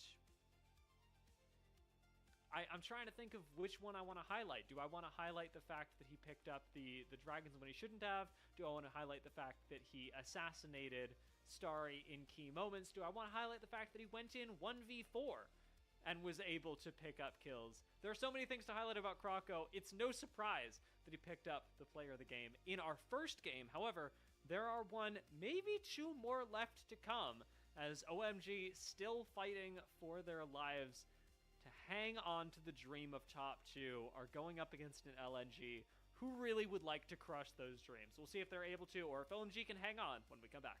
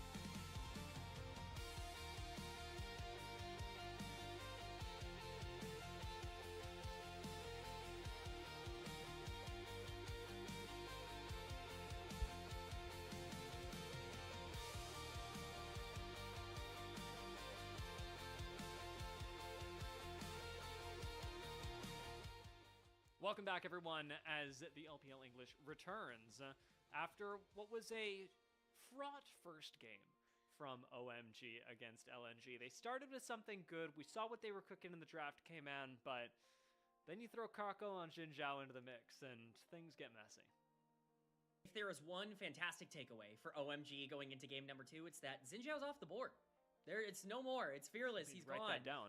Yeah, no more worrying about Krako jumping onto your AD carry and killing him instantly. That, well, it might happen, but it'll have to be a different champion. So that's definitely got to be the improvement. I mean, things were just perfect for LNG in a lot of these fights, and even when they were making mistakes, they were able to get away with it because of the sheer amount of damage they had at their disposal. OMG got a lead. They need to actually do something with it in game 2. Yeah, things like the Jarvan still available as well. We've seen some Pantheon, which I really wouldn't mind out of Krako this split as well. But when we think about the rest of the map, I do want to analyze what we saw out of this game. Harry actually looked really good in the matchup up against Sheer. This top side, well, maybe not a win condition, I don't think could hurt to see a little bit more focus put on. Harry has certainly, I think, overperformed expectations so far. This split, the stats look very good. The laning has been really solid, but I would say overall there definitely still are some problems. We'll just say with the way he's playing late games and the overextensions in side lane, something that has been a big problem for him throughout his career. They were able to kind of negate that in game number 1 to an extent, but you don't want to put too much pressure on somebody who has maybe been a little bit, we'll say, lackadaisical in some of the late game decision making. Still plenty of champions for him to be able to carry on, but depending on how things go on the presumably first pick side in game number 2, he might have more opportunities. Yeah, the Zahen did look good, but we still got that example of exactly what you just mentioned, the overextension that happened in the late game, forcing OMG to extend quite a bit, and respectfully, they did pick up 2 kills for it, so it ended up working out, but maybe not the easiest thing to play around. We'll see what they end up doing in this second game, though, because there is still a lot that you can pick up if you want a strong bot side, something that it appears OMG think is the answer to LNG, and did work pretty well for them, to their credit. Yeah, I mean, the bot lane was winning.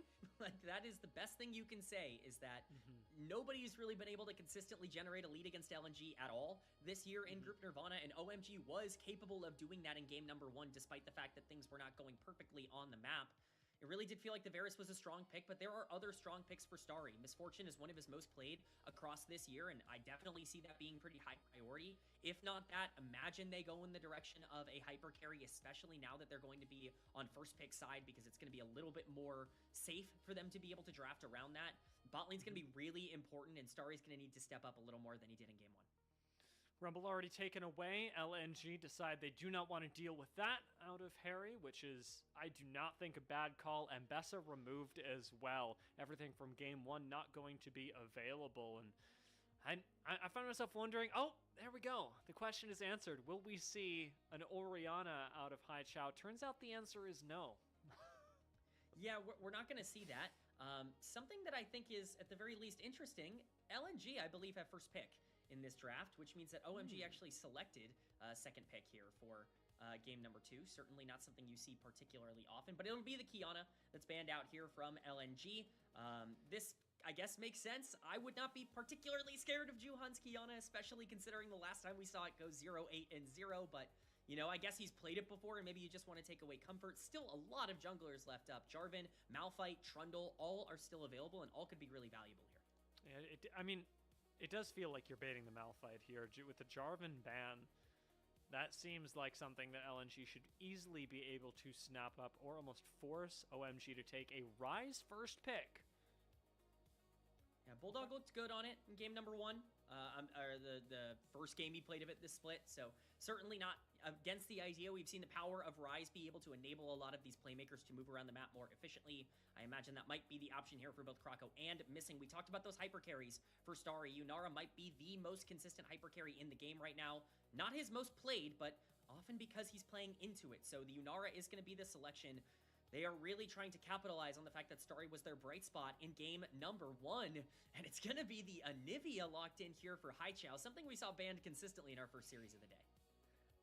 I'm happy that we see the Anivia out of Haichao. It is a nice answer in terms of champions that can just wave clear, and also actually slots into one of the reasons that I liked the Orianna idea for Haichao, something that can help your backline stay alive as well. Now Haichao can actually help peel for Starry if Krako decides to get aggressive, and we're not going to see what Krako wants to do in this game, at least not yet, as Ezreal Karma gets locked in, deferring Krako's pick to the second half. Love this for LNG. You know, we talked a lot about 1xN and Missing having great chemistry together. 1xN was a huge Ezreal player early on in his career on Thunder Talk. He's obviously not had as many opportunities to play it across this year, but a 2v2 dominant lane that wants to come out and punish this Yunara as quickly as possible, that is the plan. That is the idea. LNG do not want any sort of repeat of what happened in game number 1, and with the Rise to be able to kind of smooth that transition out, perhaps a jungler that can be a little bit more late game focused or mid game focused, you have some really nice options, but the Lulu there to enable the hypercarry Yunara. Surely we are banning Malphite. with Yunara and Anivia both up, surely we are, thank you, banning Malphite. You know, Trundle is technically still on the board. I know some people have really said, hey, you can take it. If we get the Trundle, we're not worried about it at all. I'm not a part of that camp. I certainly would not like the easy initiation from the Malphite here, but it's going to be the engaged junglers coming off the board. Malphite, Vi, you know, we talked about things like Trundle, Pantheon are definitely ban options here. I would be surprised if this goes other directions than jungle bans. This exchange, though, I think is favoring LNG in the long run. They are the longer range composition. They have a whole lot of peel and ability to get away with things like the Ezreal Karma. The more engaged you can deny OMG, I mean, it's not like Anivia is going to win the poke battle. Yeah, I mean, you definitely want to make sure that you have opportunities to kind of play the game, and that was something that was so tough for them, was walking into the enemy team to actually use the gold that they were able to generate. And of course, without that ease of engage with something like a Lulu support, you definitely need to make sure you lock that down. I like the Renekton ban a lot, because Renekton can be a huge problem on the top side right now. He's kind of had a lot of his power shifted. He is really strong in the mid to late game, a lot stronger than people give him credit for, but it will be the Nocturne, another, I guess, pseudo-engaged type of jungler here. Juhan has some aggressive options up his pool, but a lot of them have been taken away. It's really just the Pantheon left, and the onus is being thrown down. This is a huge game now for Juhan. That's a denial for Krako as well. I think Krako actually really would not have minded picking up Pantheon for some early strength this game. Zed's a possibility, but we got to keep in mind that top is going to be counterpicked no matter what happens here. This is the reason why OMG would have opted for second selection, is so that they get last selection and the ability to shut down a lane. Like we said, Harry went really well for them in game number 1. With a Gnar locked in, that is going to be the pick that has to be counterpicked, because if we don't see a counterpick here, it's a waste of second pick. But that's the problem, is Gnar is a pretty decently, you know, stable champion on the top side. This is going to be one of the better blinds in the meta at the current moment. A lot of the things that you would want to pick into it are not available at the current moment. So I am definitely interested to see what Harry is going to play if he wants to play aggressive. Will be the Trundle lock-in for Krako. Still a decent answer to the things that have been generated. Obviously known as a tank buster, but this champion in general has been very valuable across this split in a lot of different circumstances. Krako is very adept at the champion. Pairs up really nicely with Rise and the Karma, because you get the speed ups just all over the place, and the movement speed gets out of control. But that counter pick is used. It's the Yorick going in onto the top side, and you know, I think OMG have definitely put themselves in a position where execution is at an all-time high here in game number 2. So how do you want this? How do you want this composition to execute? Because Yorick into Gnar, I don't think is a bad use of counterpick here. But now that we look at OMG as a whole composition and not just as this is one counterpick into this thing, how does OMG succeed into LNG? Their most important player is who we called out a little bit earlier. It's once again going to be Juhan on this Pantheon. He is the proactivity. He is the global that can open up the map, match the Rise's priority, and make sure this 2v2 doesn't get out of control. So much of how this team is going to scale into the late game is dependent on what this Pantheon chooses to do with his resources. If he is able to out-tempo Krako, not something we've seen very commonly, then things can get pretty good for this OMG comp with the amount of late game that they have. But he has to step up, and he has to be the one that's pushing the game forward. Yeah, a lot of focus on the Pantheon, and I think the same thing is going to be true for LNG. They will also be putting a lot of focus on the Pantheon, who does unfortunately need to step up to them in order to do anything. And so if you're not landing some crazy ult into the middle of the pack, it's still going to be really difficult to engage on an LNG that seems set up for success when they want to kite back. Yeah, I mean, this is going to be one of the better team comps you can possibly draft for playing flexible around the map. You can split push. You have that speed buff. LNG have options, but OMG clearly have them as well. Let's see what happens in game number 2. LNG versus OMG, and OMG's last chance in the series.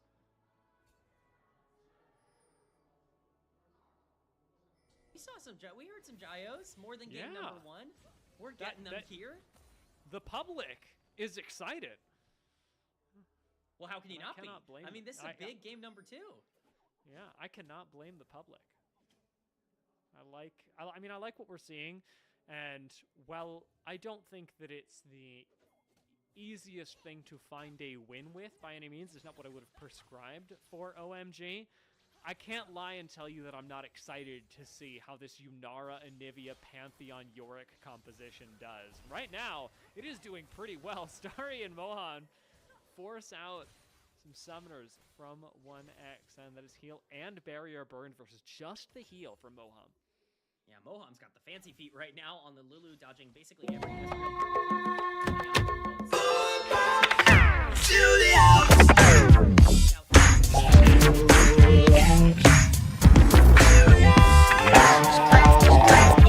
feels very at home in a Enchanter versus Enchanter matchup. And if we get into a late game scenario where we lose a little bit of focus, man, this Lulu is going to be wild with Starry, who can output so much damage. Moham's got some crazy experience on the Lulu, but missing as well, you have to imagine. Pretty comfortable with this matchup. He plays a lot of Enchanters, and Karma is just the most recent one he's decided to add. I mean, this is his bread and butter. When you're talking about Prime missing back on WE or JDG, you're talking about an Enchanter player, even when Enchanters aren't meta. His success so far in 2026, that 100% win rate on Enchanters so far this year has largely been dedicated to how much more meta he is right now than he has been in the past. It's been a big turnaround for him, and this is a big game for him to continue to prove that. His first Karma of 2026 in a game where he's going to need to get a lead early. I think the Karma pick really works here. I mean, Karma as real tale as old as time for those that are bot lane enjoyers. And it ends up working out to the tune of a nice push. This first tower plate not going to go down just yet, but it is set up for the bot lane of LNG to grab once they return to lane and get another push. Our junglers are just finishing up their first clears and actually starting to look for the scuttles. I do wonder if Juhan wants to fight Krako. He does not. Yeah, certainly would be a bit of a scary fight with the way things are going on the top side and in mid lane right now. You're going to be able to jump out of that cage from Harry. Snar is just so hard to punish in the early game.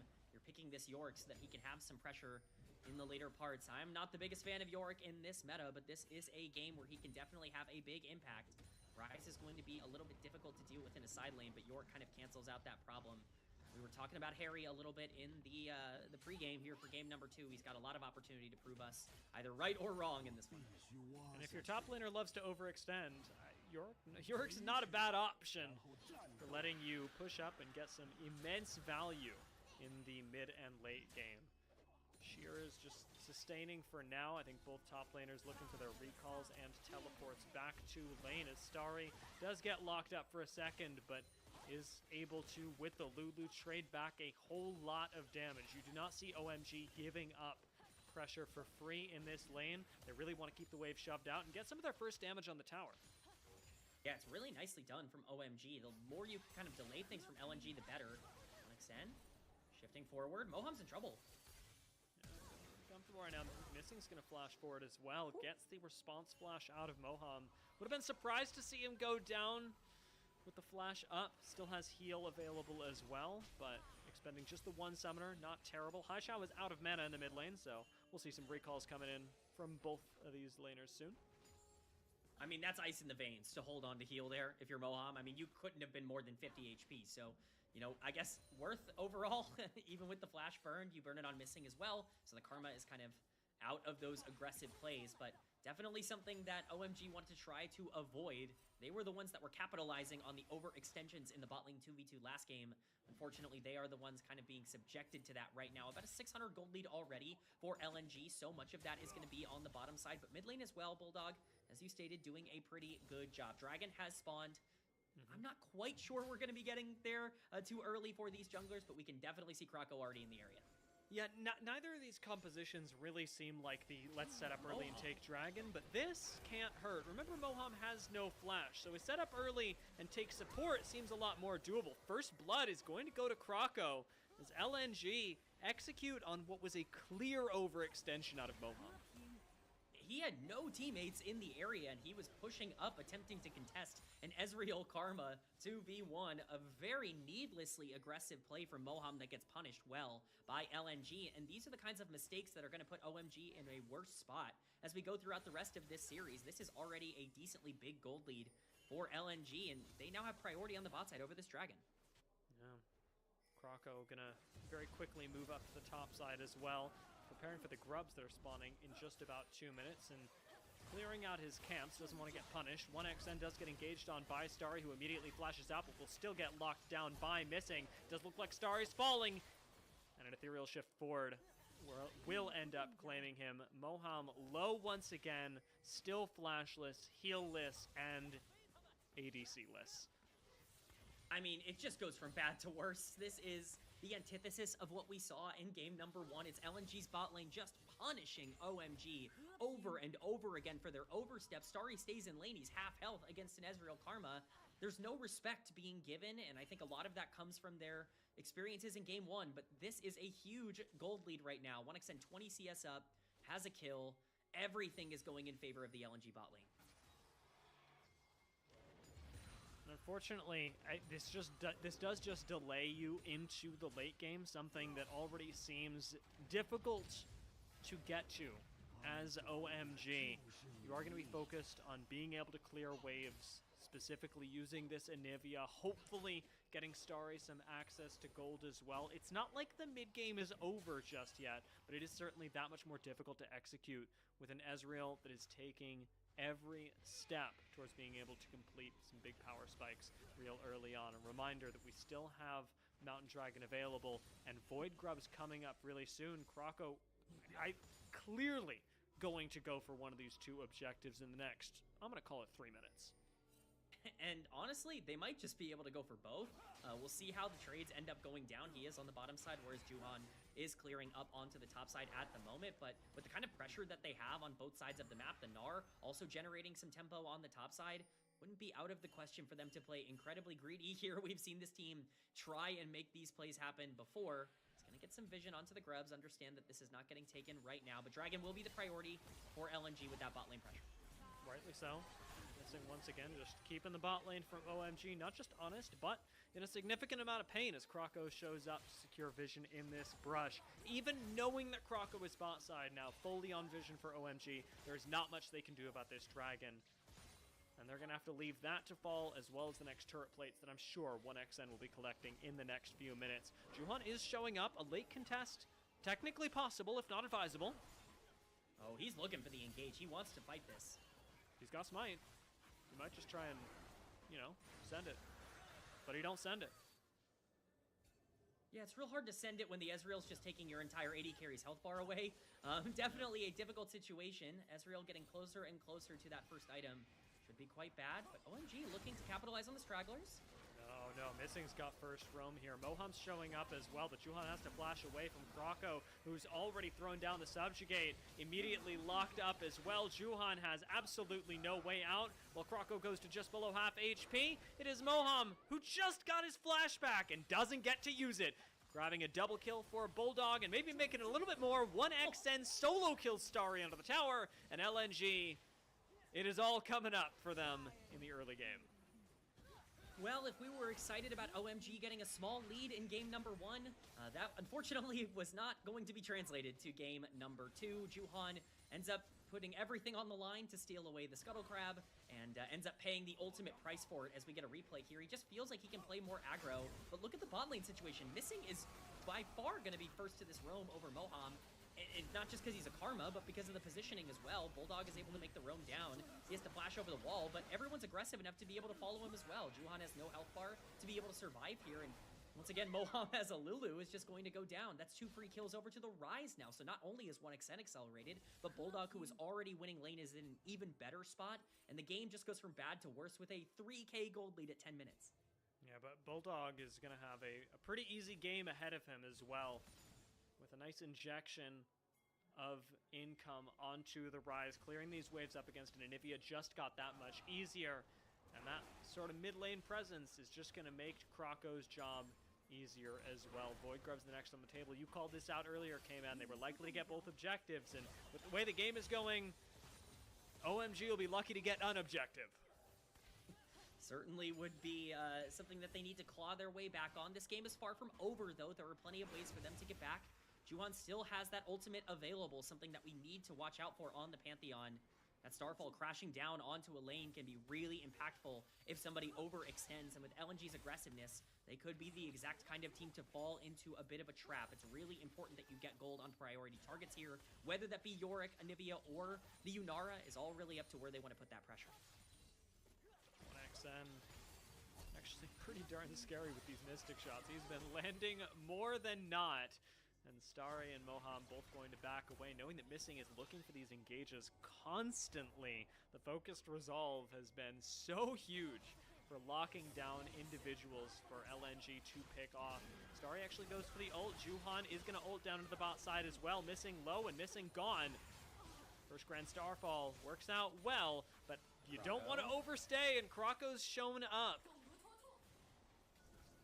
Ooh, they really wanted this. Krako has to run away here. Really nice play. We were talking about it. You need to use that Grand Starfall to your advantage, and that's exactly what Juhan does. It's really well timed down on the bot side. Exactly what we were talking about. 1xN and Missing overextend. They feel aggressive, and that's what Juhan can punish. That's how you get yourself back into this game, getting a couple of picks and getting gold onto the right targets. As long as you can make sure that Starry, Haichao, and Harry are in a spot where they can at the very least play in the late game, things definitely get easier for OMG despite this bad early game. Yeah, it's a big success story for Juhan, if it is just a small step at the same time. Him being able to make these punishing, proactive plays is what the draft necessitates and what OMG's position in the season desperately needs right now. Starry performing pretty well at the same time. He's been under a lot of pressure in this lane. 1xN and Missing both have really been focused on punishing the Yunara as often as possible, and yet Starry still feels comfortable to step up, whip out an ult, and start a fight with the rest of the squad, which is a very good sign for the rest of OMG. Krako engaging onto Harry. He's going to flash out of the cage. Might actually just take him down. Subjugate's already fallen. Sheer is here as well, and Harry, that classic overextension we were talking about, ends up striking once again. And the reason that that is such a frustrating play to make is Harry is one of the few parts of the map right now that is not pretty far behind. Look at the items in the inventory for mid and AD carry right now. Moham is experiencing the Triforce completion for 1xN. Bulldog's got his Roa done, and we're still looking at components on the other side. The one part of the map that you felt comfortable in was Yorick on the top side, and that is now getting taken advantage of. Juhan just has to spend his time as Pantheon in the early game here to cover. We'll at least get him, I suppose, on the bright side, a little bit more experience. That's not going to be too bad, but there's some serious bad news happening on the bot side. So everything's relative, I suppose, with the first tower falling, and as Dragon spawns as well, LNG have but to reset and move back up into the mid lane to get some serious priority on an Infernal Dragon. Getting first tower, 12 minutes, 13 minutes with really bare minimum investment on the bottom side of the map is never a good sign. But this Ezreal is massive. Like you said, 1.5k gold up right now over Starry. He's basically a half item up over Starry, which is a huge, huge problem because Ezreal's at his strongest right now. OMG are going to try to force the problem by starting Drake, but this could be so dangerous. This is so bad by OMG. This is an extremely dangerous spot, but Krako does take a little bit of damage, and I really mean a little bit. Sheer's almost Mega, though, and he shows up for the fight just in time. He's going to half-health Starry before he goes Mega, completely shoving him out of the fight. Actually goes over the wall to follow up on Starry, locking the AD carry from OMG into the wall and taking him down. LNG take a big team fight win around a Dragon that was an ill-advised start from OMG. Oh, and Haichao's not done. He's still kind of Agony. playing on the edge of danger.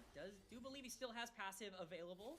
We'll see if Krako wants to full commit to try and burst hit, but this mid lane play is still going. And that first tower in the mid lane is going to fall as a result. LNG get the team fight win, they get the dragon, they get the mid lane tower. 3 things in favor of LNG. And, while we take a look at him, not to sheer here as well. Does get Grand Starfall done, but should be able to escape. A nice slow and a double jump. Haichao still looking for this, though. The dream is alive for OMG, and just like that, the dream is dead. So sad. Every single time I see this team make a play, it just kind of puts them a little further in the hole. OMG want to go for this because they see the rise on the top side pushing against the Yorick, and they feel like Bulldog is a lot of the gold. The problem is Sheer is also huge right now in the game on the Gnar, and they just underestimate how quickly he can burst down Starry. Juhan is doing nothing on the Pantheon, picture in picture, as we see here jump back to the game. Missing and Krako just owning the jungle. It's 16 minutes into the game. Rift Herald is on the map to be taken, but they don't want that. They want the camps instead, and they maybe want to dive on the top side. It's good League of Legends out of LNG right now. It is just like we saw in game number 1. As soon as they have a lead, missing, this time not on the Poppy, does have a little bit of backup, but is walking into the jungle, grabbing vision, denying vision from OMG, and that means getting that much more income available for your team as well. Sheer's able to push up that much further. Same thing for Bulldog and 1XN. Even Krako is able to walk in and get the additional camps that come with it. Yeah, we saw in that picture-in-picture Starry, you know, biting the dust a little bit. It wasn't even something that we were so surprised by. that 0 and 4 Yunara is just so far behind. At this point, 2.6 thousand gold down at 16 minutes into the game is tough. Gonna play mate on Harry. This could be another death here for OMG. Yeah, the overextensions that we talked about earlier continue to plague Harry, and it's only going to get more difficult as the team falls further and further behind. Juhan alone in the jungle as well is going to get teamed on by 3 people, as ultimately it is 1XN that collects the kill. LNG pushed to tower, and they can do so in 2 lanes, both the bot side crashing and the mid lane now being pushed in by 1XN. It sure does look like a Baron push coming in from a team at 17 minutes, but that's just the pressure and the power that LNG have on the map right now. They drop the Herald mid. This will be tier 2 going down in the mid lane. They're going to want to push for even more. You talked about it. Wave getting pushed in on the bot side. They could very easily transition some of this tempo there, but with the death timer still being so short, they elect to recall, get everything back, and kind of take their 9k lead that they have at 18 minutes into the game and try and cash in when they have the availability. Yeah, the reset's definitely not coming in at a bad time either. It's another item completed for 1XN. Up to 2.5 right now over Starry's 1.5, so a full item ahead easily is 1XN, which, when we consider that Starry picked up the Yunara early, when we consider that Starry is the hyper carry hope for OMG, being a full item behind, c'est la vie. C'est la vie. No bueno. I think that we can say it in many different ways. I can definitely say it's not good. They are looking for a play here onto Bulldog. Juhan's last ult went very awry, not being able to lock down any priority target. But once again, it's the bot lane under threat. Starry, flashless by the way, has to walk this one out, and actually will get you by expending the ult. Will he survive? Moham takes a lot of damage. Moham is going to go down simultaneously. That is a double kill picked up by 1XN and Krako. There it is, the actual double for 1XN, as Krako won't even fall. We egg him! Triple kill for 1XN. It's just disrespectful at this point, Dia. They're winning everywhere on the map. Missing's like, yeah, you know, we don't really care that the Lulu's in the way. We'll just kill you both with the Karma Ezreal damage coming through. Krako has no fear on the Trundle. It's just a disaster right now. Bulldog is split pushing down on the bottom side. They're going to get this bot tier 2. Baron has not even spawned. Dragon is up in 15 seconds. It will be soul point, but do LNG even need it at this point? You know what? I would say no. But are they going to take it, and are they going to make this even more ridiculous? Everyone would say yes. Take another look at how Starry got caught out.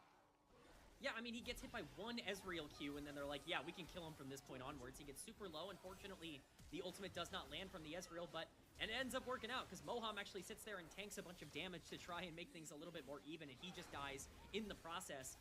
Krako taking multiple tower shots under Inhibitor Tower, and it just does not matter. Haichao flashing forward to try and get something, but for the first time in this game, the egg is popped, and the egg is taken down. Krako surviving is really just icing on the cake for a play that was so dominant. Found 1xN though.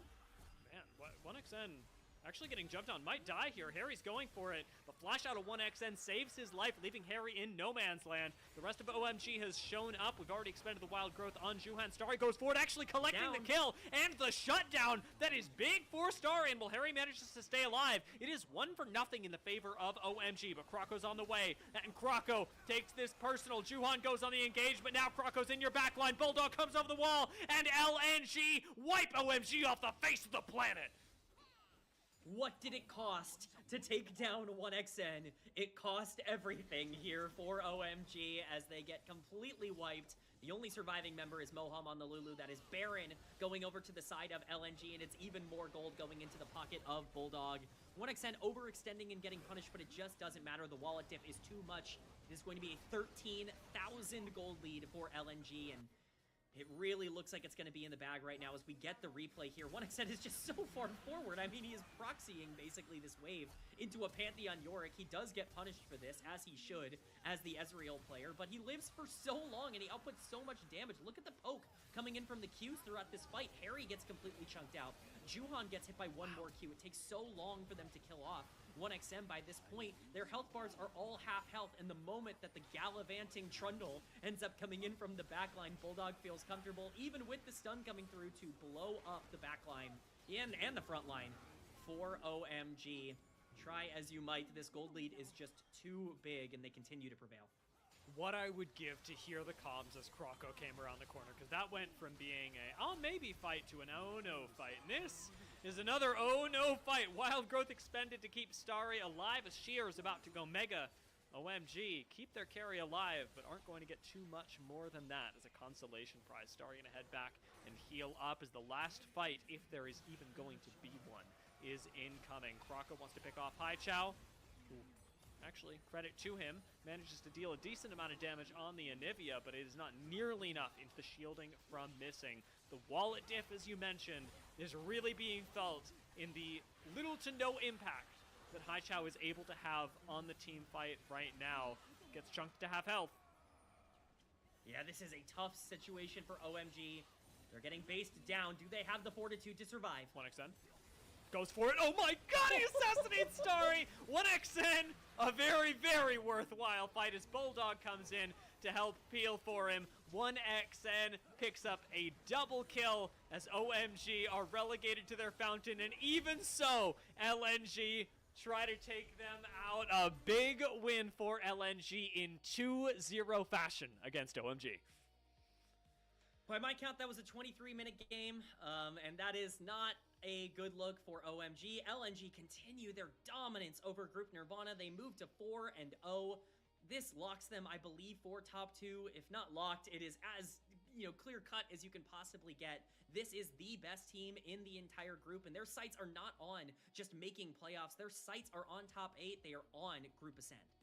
Yeah, I mean, coming into this series, the question was for OMG, can you break one of the strongest teams and keep your hopes of top 2 alive?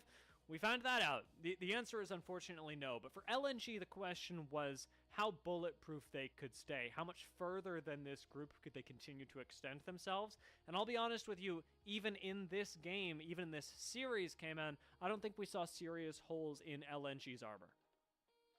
I mean, the cracks were what?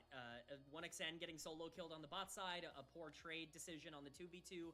They easily won a second dragon fight down 1,000 gold in game number 1, and they decimated a good winning matchup in game number 2. There's almost nothing else that you could want to see. They have done everything they need to do in Group Nirvana. Everything from this point onwards is making sure they're as comfortable as possible heading into bigger games. Yeah, this was a fantastic game out of LNG, and I mean, I really liked the way that they navigated the whole bot side Ezreal Karma as well, because that success story was basically in a vacuum for LNG. We didn't see Krako showing up down there very often in the early stages of the game. Well, we did talk about the junglers positioning, maybe enhancing the confidence with which LNG and OMG could play respectively. Realistically, we didn't see a whole lot of visits paid to the bot side for 1xN and Missing to convert this into lane kingdom, which they were also nearly doing in game number 1. This bot lane seems to be successful almost on an island. It's insane just how much better these two are playing in a better environment. Missing got benched midway through last year for a JDG team that was desperate to find any sort of support that could come in and play. 1xN was stuck on a Thunder Talk team that, while they were competitive, it was mostly because of him, and they could never really find their groove. Both of them coming together, kind of getting better situations around them in 2026. They are playing some of the best league we have seen them play. They're very in meta right now. They fit together, and obviously they play off of players like Krako incredibly well. LNG is scary. It's not just this buffer of Group Nirvana. They genuinely are a team you have to watch out for. Yeah, I mean, even Sheer in this last game had demonstrated the same laser focus that we saw out of Krako. For OMG, we raised some questions about Juhan at the start of this game, saying, hey, this is really where the team needs to focus up.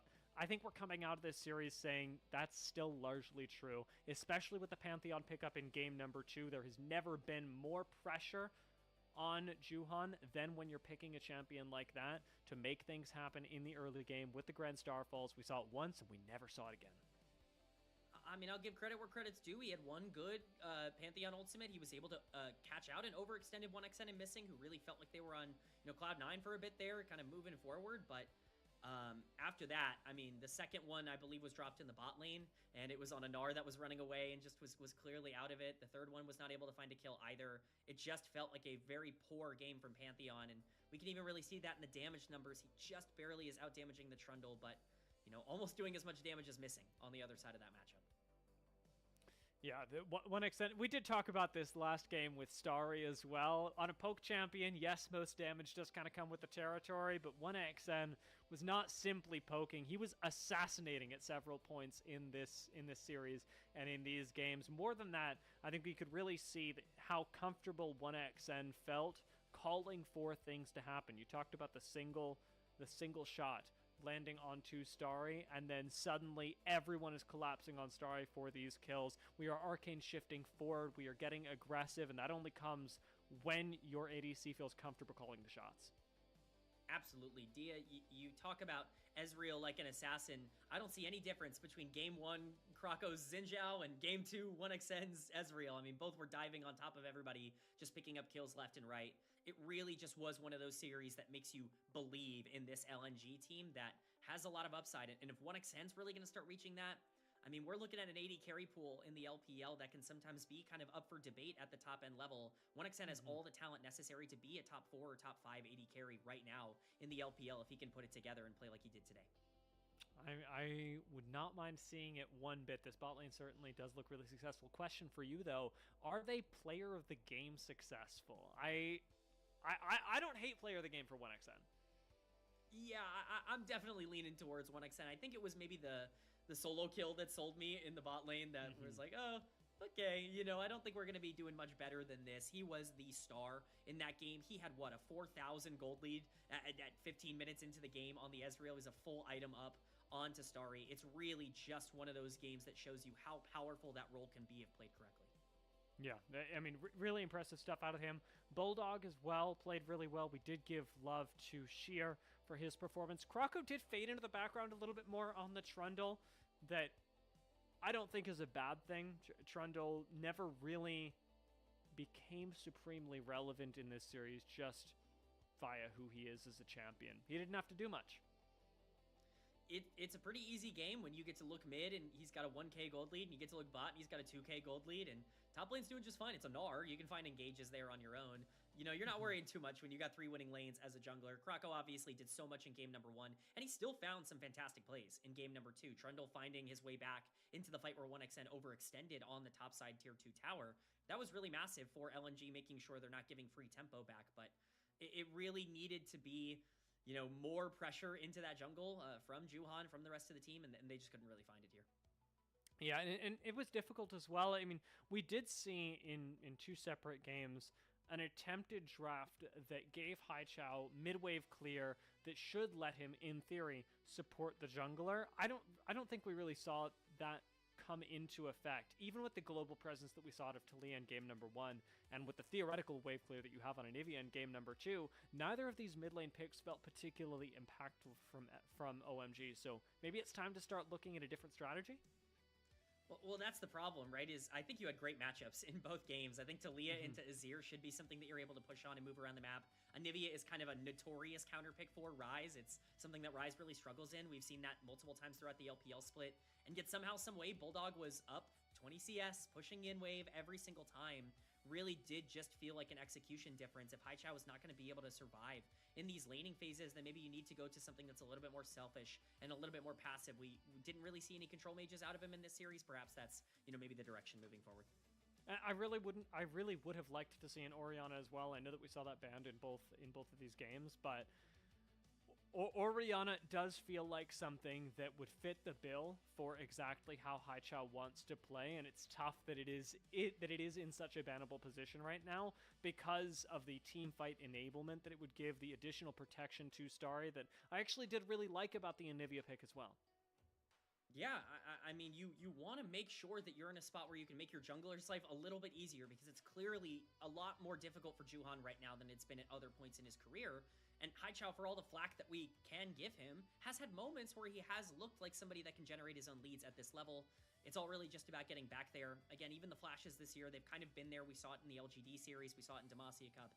It's just not really been translatable. And if mid-jungle are both really behind in tempo, it's, especially in this meta, very hard to win games.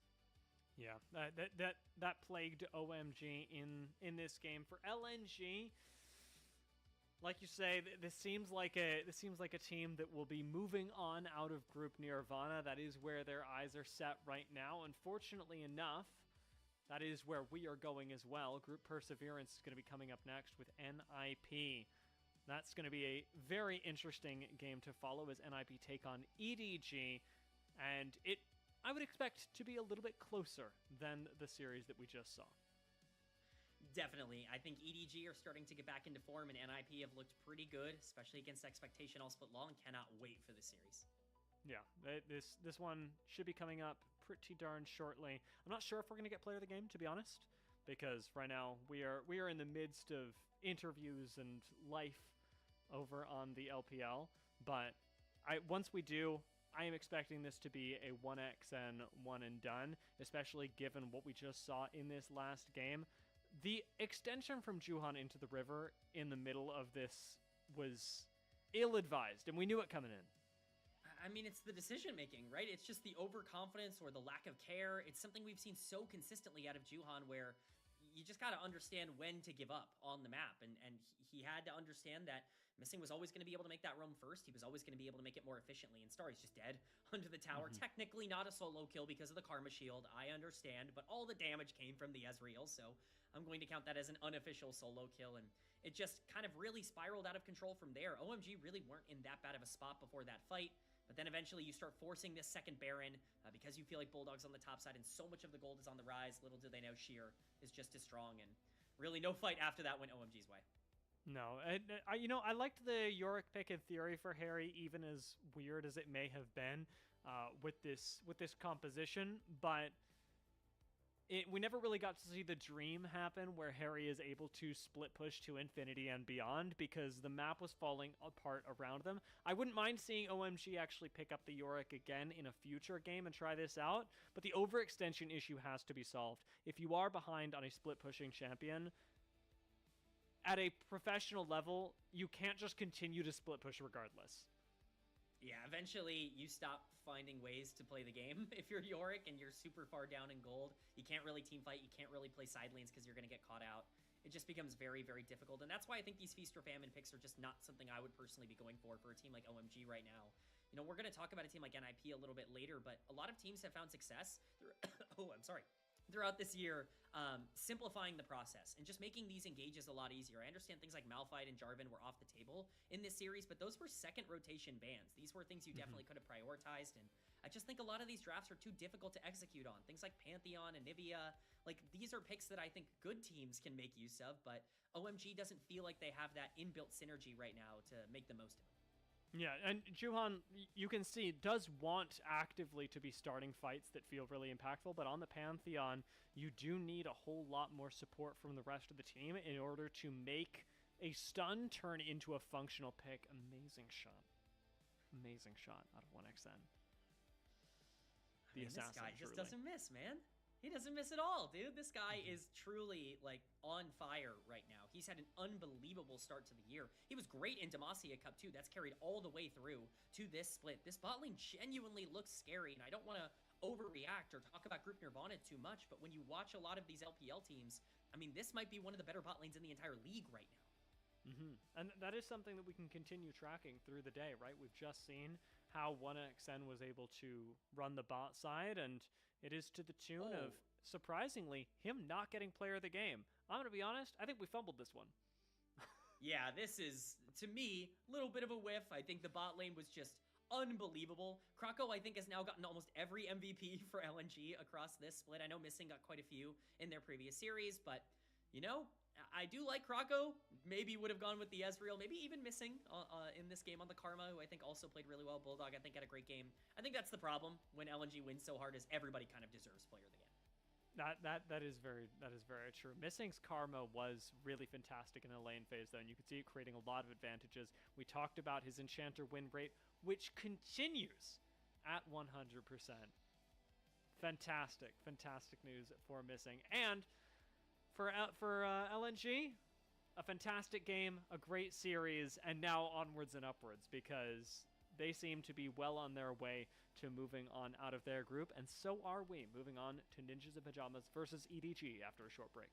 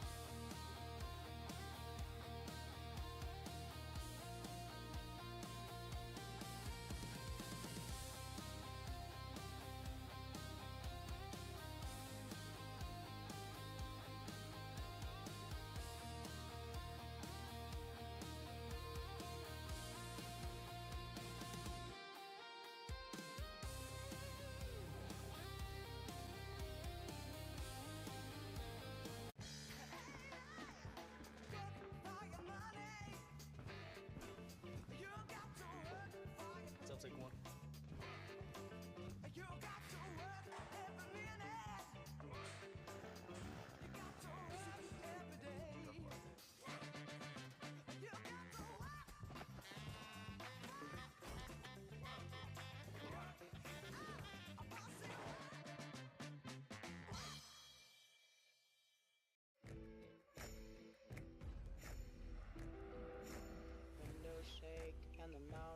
We push the Nissan Armada harder than you'll ever need to.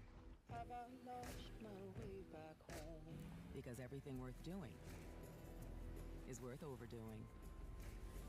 Nissan, #1 in new vehicle quality. The 2025 Nissan Armada, starting at just $57,520.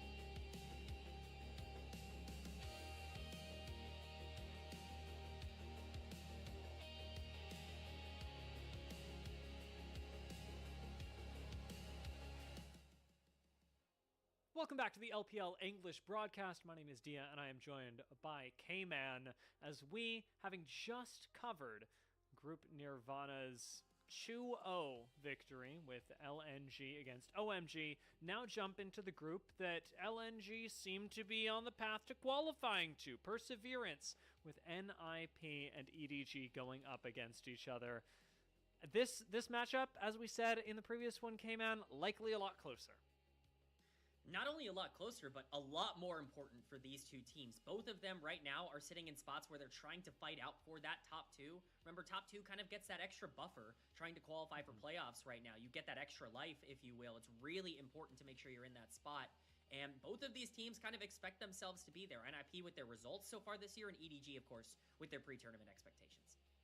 Yeah, EDG, technically right now, feeling a little bit worse than NiP, but on the other hand, NiP's last couple of series have been a little bit more relaxed, and so up against EDG, we'll see how they fare. Let's talk a little bit about NiP, though, and what they bring to the table, because this roster has actually separated itself from the rest of the LPL in an interesting way. They've got Hoya up in the top side, with Guwon in the jungle, Care, Awesome, and Zhuo rounding out the mid and bot lane, but this roster doesn't separate itself to me so much in terms of name power as it does with the way that they play. NiP have been playing the most basic League of Legends that you have ever seen in the LPL, and it's working for them. It definitely is working for them. I mean, you can say what you want about NiP's drafts, but we've seen so many teams go out there and try and reinvent the wheel, play these really hard to execute combo drafts. Sometimes it really is as easy as drafting Malphite, drafting a hyper carry, drafting Sion, and winning the game. It really can be that simple. You will not find Guwon on anything that isn't a hard engaged champion, and you want to make sure you can get Awesome in as good of a position as possible to carry. You can look at things like Lulu and Misfortune and Ahri. These are all just combo pieces. The easier you make your game for your players, the more they're going to be able to execute. You can call it boring, you can call it standard, but right now, NiP are winning a lot more games than anyone expected this team to do with their talent level, and I think a lot of it has to do with their boring or more standard drafts. Yeah, realistically, your job is to win, and they have been laser focused on that. I have been a big proponent of, especially in this series, Hoya's play. I think that he, even though, again, these are not flashy games, he is taking up a lot of space, and I'm going to be looking at Hoya today to see if he can continue what he was doing in the WE series, because that could be an extremely good news point for the roster. He was huge in that series, and let's not, beat around the bush. They're coming off their first loss of the year in that WE series, but Hoya won them that game number 2 on the Renekton. I was on the cast for that. He was massive in that game. He really could not have been stopped, as we see in some of the clips here, and he really has started to step up. This is somebody who's been in the LPL for quite a long time after coming over from the LCK, and it's never really clicked for him on teams like Thunder Talk, but it does feel like something is a bit different right now. Getting the chance to play Sion and, Gnar and a lot of these tanks on the top side, Renekton, he just gets to play the standard things, play League of Legends, and not worry too much about the other noise. Yeah, maybe just feeling a lot more comfortable when you have one role to do, one job to do. That seems to be what NiP are really good at. We've talked about Guwon being a particular standout in this area as well. You actually, when we were talking about this earlier, had some particular stats about how Guwon really does just do one thing. He engages. Yeah, I mean, this guy is currently second in kill participation of all junglers in the LPL, but 13th in damage. that is the role. He is there, he is starting fights, and then he's leaving it up to the rest of the team to deal the damage necessary to close things out. That's a perfectly fine role for him. This was a player that, let's not forget, was benched last year in the LCP on Detonation Focus Me. Wasn't even a player that got through the whole year. This was a big gamble from NiP, but at least for now, it's paying off for him. Yeah, seems to be working really well. Now let's talk about the other side of the Rift, because they are going up against EDG, who don't have exactly the same style of play right now. They have not been drafting just the simple, not easy to execute, but standard things. ZDZ and Xiaohao up in the top side with Angel, Leave, and Perukia along the bot have a very different read on how to win these games. Well, I think it's funny. It's kind of ironic that a team that's bringing 4 of their 5 members back from last year has such a problem playing together as a unit right now, but it really does feel like the introduction of Leave has really changed the dynamic of this team with so many resources going to the bottom side that wouldn't normally go there. I think it's clearly disrupted, at the very least, their initial game plan. They seem to be getting back on the right track right now. We'll see if they can continue that today. Well, we're seeing a lot of team fight drilling from NiP. From EDG, we are seeing something else. However, I have been reliably informed that we have somebody on the broadcast today who is really going to sell me on specifically Xiaohao. So K-Man, also known as #1 Xiaohao fan, why is Xiaohao going to win EDG this game?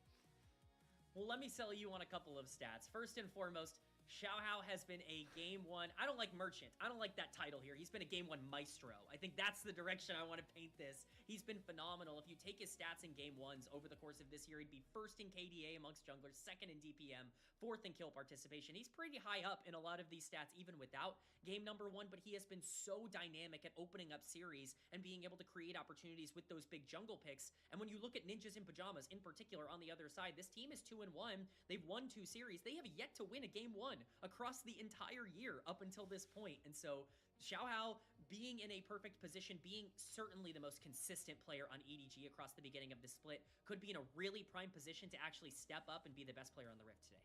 Yeah, I mean, I think this could be a really exciting, explosive opener for EDG if Xiaohao is able to perform as he clearly has been doing well with the first couple of rounds of Fearless. But because of Fearless, it does make me wonder how well Xiaohao is going to do, like we said, after Game 1. Game 2, not so far of a stretch. Game 3, things get a little bit more difficult, as they do for everyone, but I think EDG perhaps a little bit more affected by that. They definitely are a team that has struggled to find backup styles. I think a lot of that comes down to how different their bot lane is from last year. I know I talked about this already a little bit, but Leave coming in over someone like On was much more happy to be passive and allow someone like Perukia to be a playmaker, to move around the map and create on things like Rakan, but it's going to be less effective this year with someone like Leave, who perhaps wants more resources on the bot side. When you get to those later games, it's going to be even more important for someone like Xiaohao to step up and really be kind of the in-game leader for a team that has felt a bit disjointed later on. Yeah, I have been noticing that the top side and the bot side feel a little bit disjointed, especially when Leave gets that demon in him, because sometimes Leave just decides that it is time to fight and that he is going to do it himself. I'd love to see EDG be able to play around that, but it's difficult because at the same time, I'd love to see Leave solve that personally, and I'm not sure which it's going to be. Will the rest of EDG adapt to essentially vein spotting their ADC, or is Leave going to learn some self-control and play back with the rest of EDG? Look, I've been hoping for Leave to learn some self-control for 3 years now. I don't know how much longer I'm willing to wait on that to come around for this guy. I do think that part of it is just inbuilt with him, but you have to take that part of him because he's going to make some plays that other AD carries just are not going to make with the raw mechanical skill that he's able to output and the leads that he's able to generate on his own on the bottom side of the map. He might be, chaotic and dynamic and, up and down, but for the most part, as long as you can rein him in and make sure he's not making those big positioning mistakes, that's where I think things can really become dangerous for EDG. And that unexpected element to Leave and to EDG actually could be the very thing that dismantles NiP, which is why this matchup is so interesting. NiP have been really focused on playing the singular, boring style of League of Legends, and I really like it. I've watched the LCK for a long time. I love mistakeless League of Legends, but if there is going to be a team that can punish that, it is going to be a team that inserts extra elements that you wouldn't otherwise expect, and Leave is certainly one of those players who can change a situation from the one that you've run 1,000 times to one that you were completely unfamiliar with.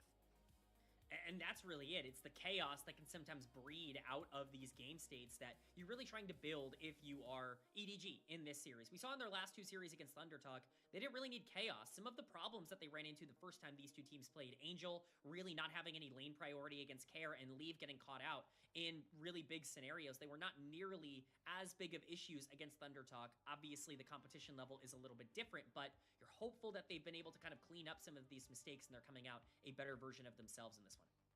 Yeah, this is going to be an interesting series to watch because it really is about how much each individual team has drilled their own strengths and nothing other than that. Especially for NiP, we should expect some pretty honestly strong drafts in the first game, but this is where Xiaohao actually can be the most impactful because while NiP should be getting some of the most basic strong picks in game number 1, that is where Xiaohao, you've told me, K-Man, is theoretically going to be at his strongest. And that really carries on to a point that I want to make about a champion in particular in this series, and that's Jarvan. Jarvan is obviously one of the most prioritized junglers in the entire game.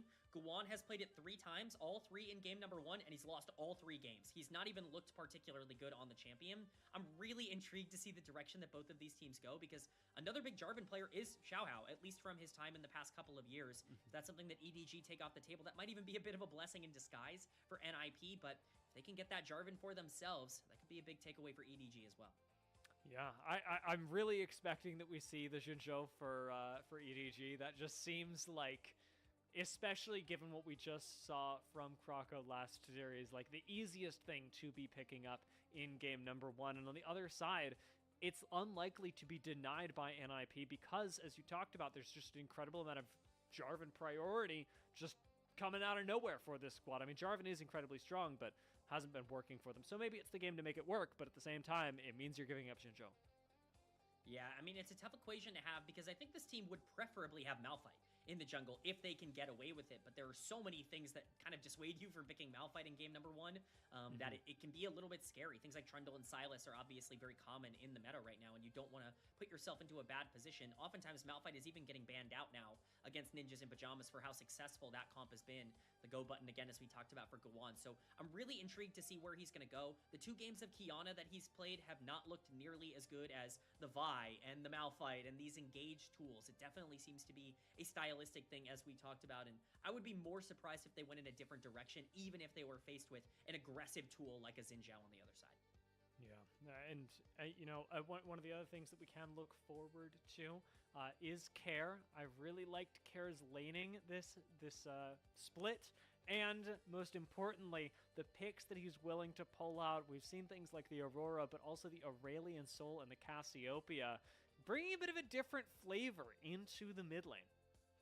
Yeah, I mean, Care has been really fun to watch this split up until this point, and he was the X factor the last time these 2 teams played against each other. He was just better than Angel when they played at the beginning of NiP Split. You know, obviously different versions of these teams even just a week ago, but Care is a huge piece as to why Ninjas in Pajamas have found the success that they have. When you talk about a low damage percentage or damage DPM jungler in Guan, it's because Care is doing all the damage. So he's going to need to step up and be just as effective with that wide champion pool that he's already shown he has. And we should mention their last series as well. As you brought it up, this was 2-1 in the favor of NiP last time these teams faced each other at the opener of the season. So how much have they learned since then? Because we are that much further now, and maybe that 2-1 turns its head around and goes to EDG. We'll see how they start things off with the draft already. Jace Oriana, natural bans, but we talked about that Malphite as well being a dissuaded pick in game number 1, this time just taken off the table completely. Yeah, the Malphite ban from NiP is a little bit surprising. They probably want to try and secure that for later games in the series when more things are off the board. I was going to say Rumble, kind of the big major pick left up. Varus is kind of the main pick that I think is available or making it through here in game number 1 if they want to give Awesome that champion. It's certainly been the highest priority thing that we've seen, and it's certainly something you can build an entire comp around in almost any direction. Awesome picking up the Varus. I mean, not bad, but just as a quick note, is his first Varus of the split. It's expected to be pretty darn powerful, but it'll be fun to watch him pilot this for the first time. Yeah, I'm excited to see. Awesome has been a really great player for this team across this split, mostly on hyper carries, but can definitely do it in multiple different scenarios, and if he's going to get some lane priority, he can definitely make the most of it, as he's done with champions like Misfortune already. But we're getting the Jarvan lock-in on the other side. I pointed this out a little bit earlier. Jarvan was always going to be a game 1 pick for both of these sides, and you know, EDG kind of winning that lottery. I think both teams are kind of okay locking into this situation with how unsuccessful it's been for Ninjas in Pajamas, but Xiaohao also very, very adept at the champion, getting something like Angel's Azir. That's always been a huge pick for him. Really nice start to the draft as a combo that can play through both mid and late game. I'm a little bit spooked to see the Vi picked up right now. However, it does fit right into Guan's wheelhouse, who has done a really good job of just engaging for the team. He is a little bit squishier with it, but if they can get awesome ahead, if this can turn into a composition that is comfortable bursting you out, I love the addition of the Ahri here as well. I think we got the makings of something good. Yeah, I mean, again, just straightforward. This is a comp that clearly has a defined role. Vi Ahri has always really established itself as the 1 to 2 item power spike duo in the mid game that can really just find pick after pick after pick if you're in the wrong spot. As we saw earlier today, you can't really make mistakes against champions like Ahri. We saw that from our first series of the day a little bit earlier, and so I'm excited to see what Care, who's been really good at this champion, can do. Will be the Scion lock-in on the other side, and both of these comps' identities are really starting to come together. NiP are going to be the proactive ones that want to get out on the map and start playing fast, whereas EDG are probably going to try and negate as many bad plays and get to the point in the game where the Azir and the Scion can be big problems. And they will be. We saw exactly the same thing last series in game number 1. Azir Scion is an incredibly potent frontline backline combination, especially with Jarvan to lock people up. These are relatively immobile carries that you're seeing. I mean, yes, I'm going to exclude Care from that on the Ahri, but if you're able to lock down a Varus, you can't do much about it, unfortunately, and Chains of Corruption is only going to go so far. Yeah, I mean, the lack of mobility on that champion can be very scary with a lot of the engage tools. We saw it earlier with even something like a Draven getting Cataclysm, that it can be almost impossible to try and deal as much damage as is necessary, but we're seeing bans to kind of complement that playstyle. Top lane bans coming in against the Scion, the Gwen, and the Ambessa, two of the things that are going to have an easier time being able to punish it. On the other side, the Gwen in particular, kind of a necessary takeaway, but it's the playmakers coming out from NiP. They don't want to give Perukia anything that can affect the map. This guy was a superstar rookie at times last year, kind of shocking everybody coming in the summer split, and a lot of it was on those more aggressive playmaking types of champions. We don't want that, nor do we want that safety and lane prio that Lulu brings.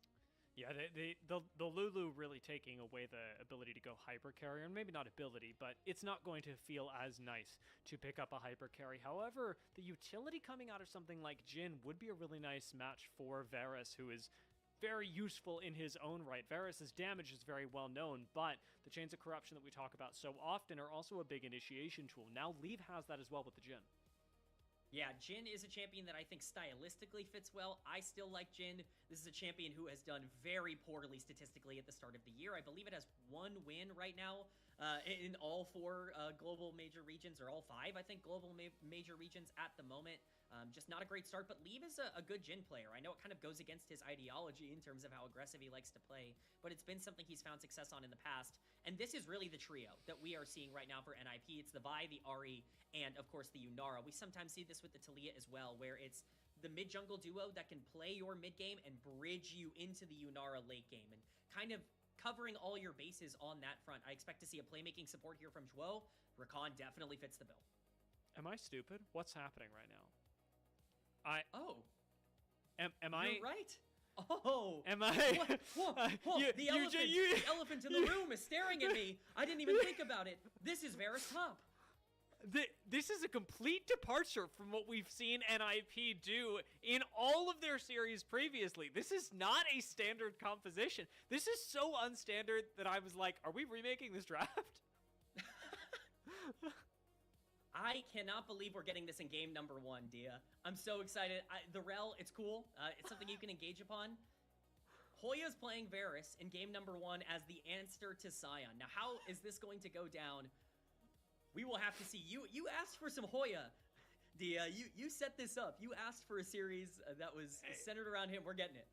It's true. You know, I've been really excited about Hoya's ability to frontline. I think he does a great job of taking space. I have no idea how he is going to play on a Varus, but man, am I excited to find out. Completely washing over this. Yes, Rel was picked on the other side. We know it's not. Compared to what just happened for NiP, it is completely immaterial that we have a Rel pick. However, to give credit to EDG, this does continue going in the exact same direction they were going earlier. They are going to be a good team fighting comp, great front to back, big utility, and a lot of pressure on Angel as well, who's going to be bringing the majority of the damage. Yeah, I mean, as much as we can laugh about the Varus top, I think it actually is relatively impactful, but there are definitely counterplay methods on the other side here.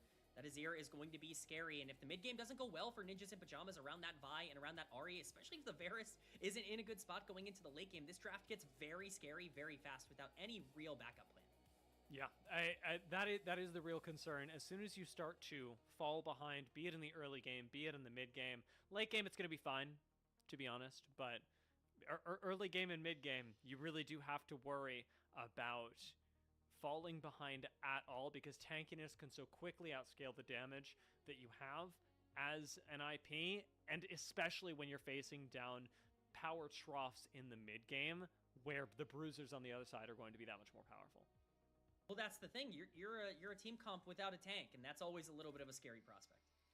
All right, guys, NiP have cooked. What can they give us in game number 1 of NiP versus EDG?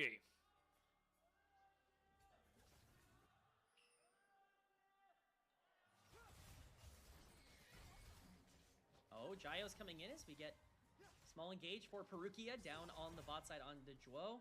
Obviously, you really, really want to push forward on the rel. You get that standard level 1, but NiP, man, how are they going to play around this? This Vi is so crucial to this team comp. We need to watch the pathing coming in here from Guan. He's been very aggressive on this champion in the past, even going as far as to invade at level 2.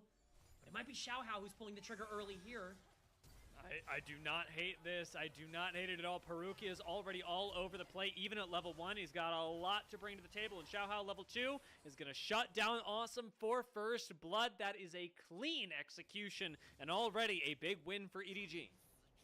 Game 1, Xiaohao strikes again, and he strikes early here with a first blood in under 2 minutes. Awesome stuff coming in here for EDG to be able to kick this off. We talk about the Vi already needing tempo and needing pressure. If you're getting kills onto this Jarvan and getting closer to that level 6 for Cataclysm, all of a sudden, if you arrive to an RE Vi play, it becomes a lot more difficult. So great start for EDG and a really bad back foot play here for NiP.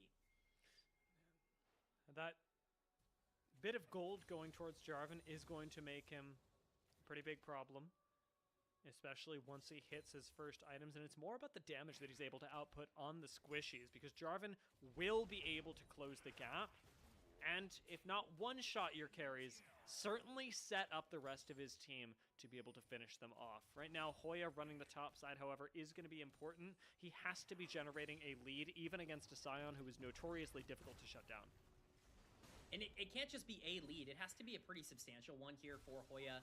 He's been pretty good in lane throughout group perseverance up until this point.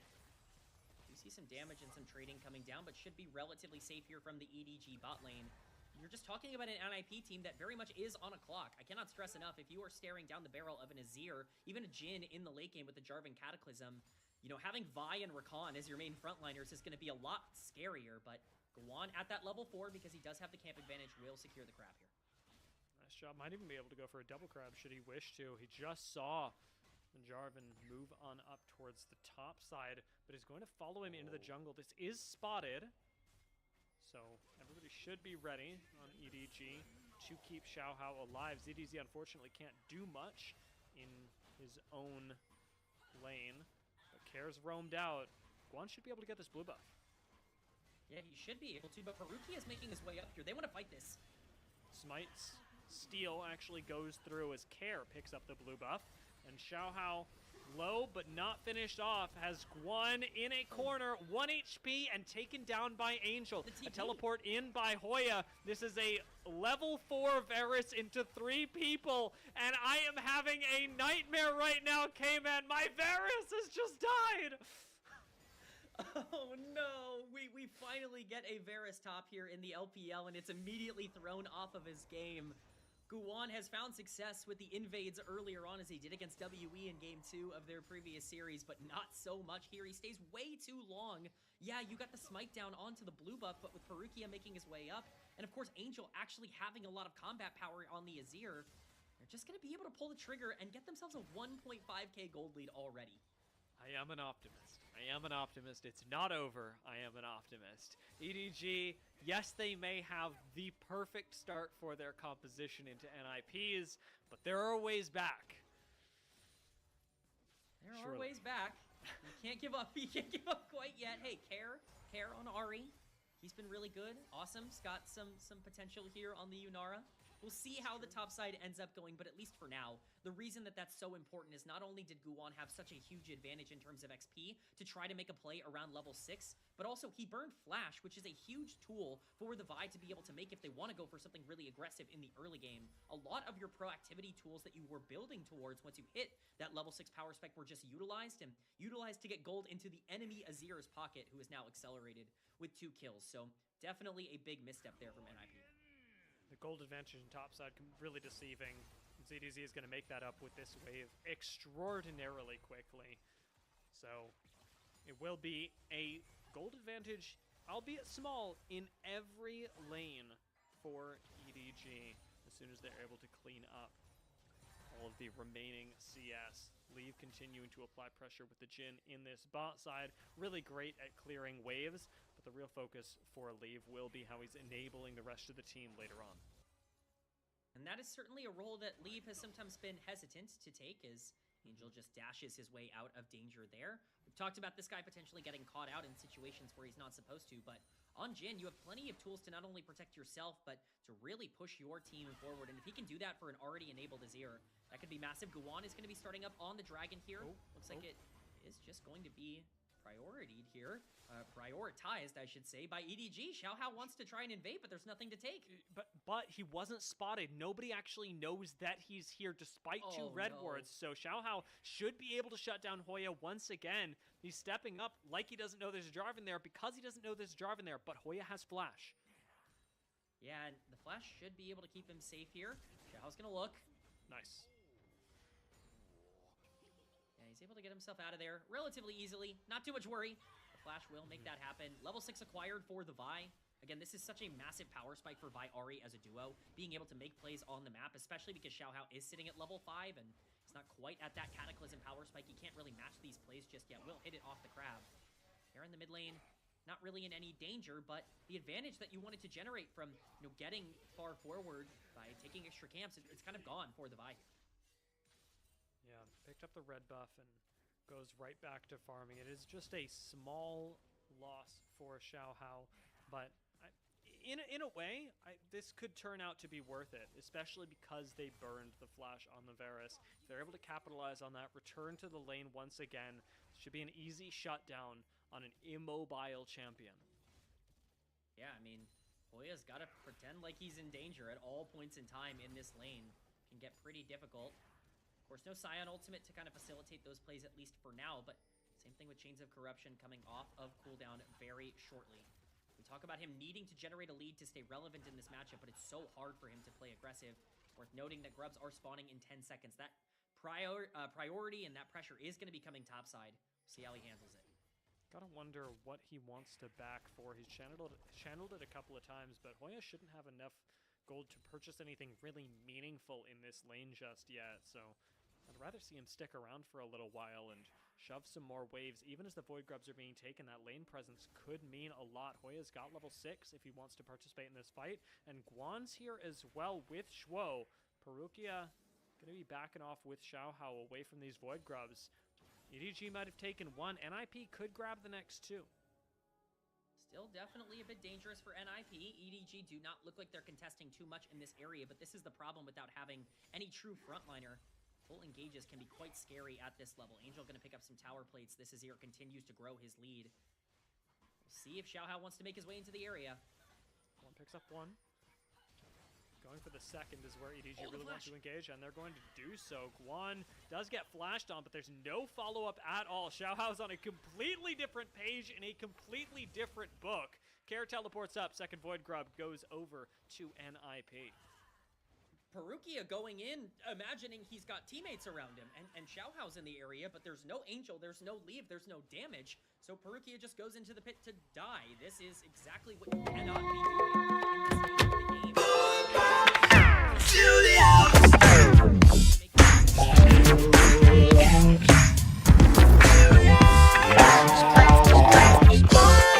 Charm out of Care, and the teleport used by him in that fight does have an unintended consequence. Nice job again to get out of the Shurima shuffle. Perukia would like to go on the engage, but realistically cannot into an Ahri.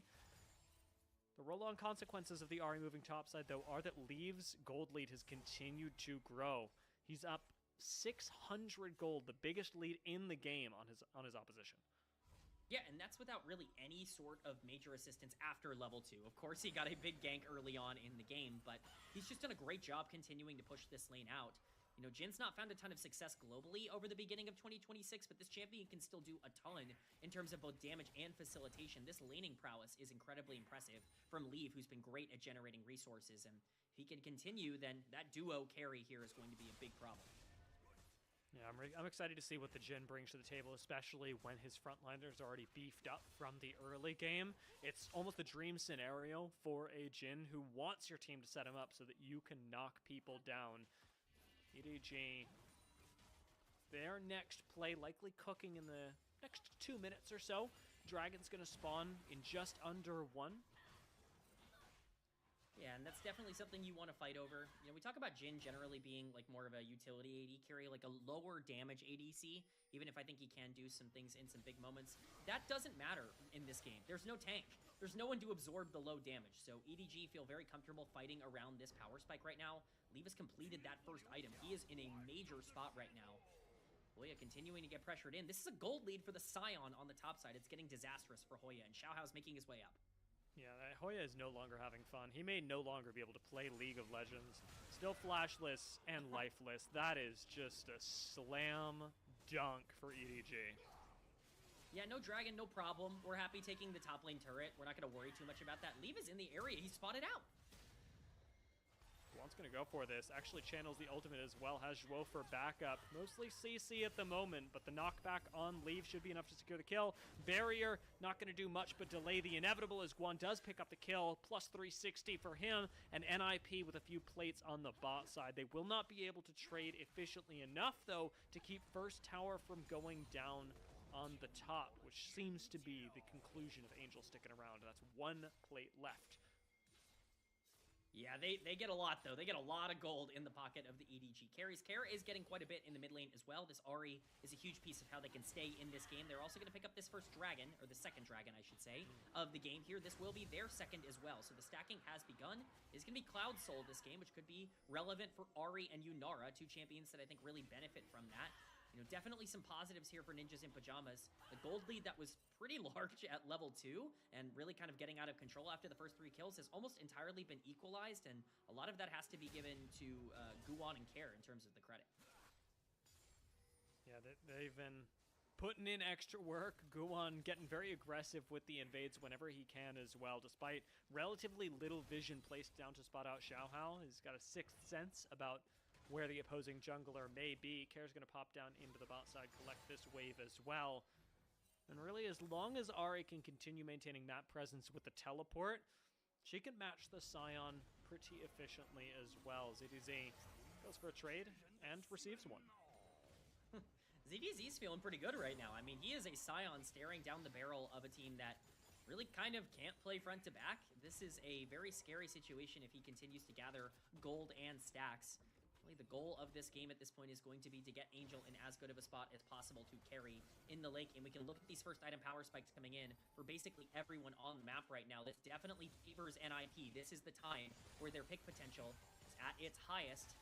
Where do you want to put those resources? Guan's ultimate coming back up in 5 seconds. Rift Herald spawning in just over a minute. I like that call. Rift Herald may very well be where they choose to go for NiP, where they choose to focus, especially with Perukia lightly caught out in the area.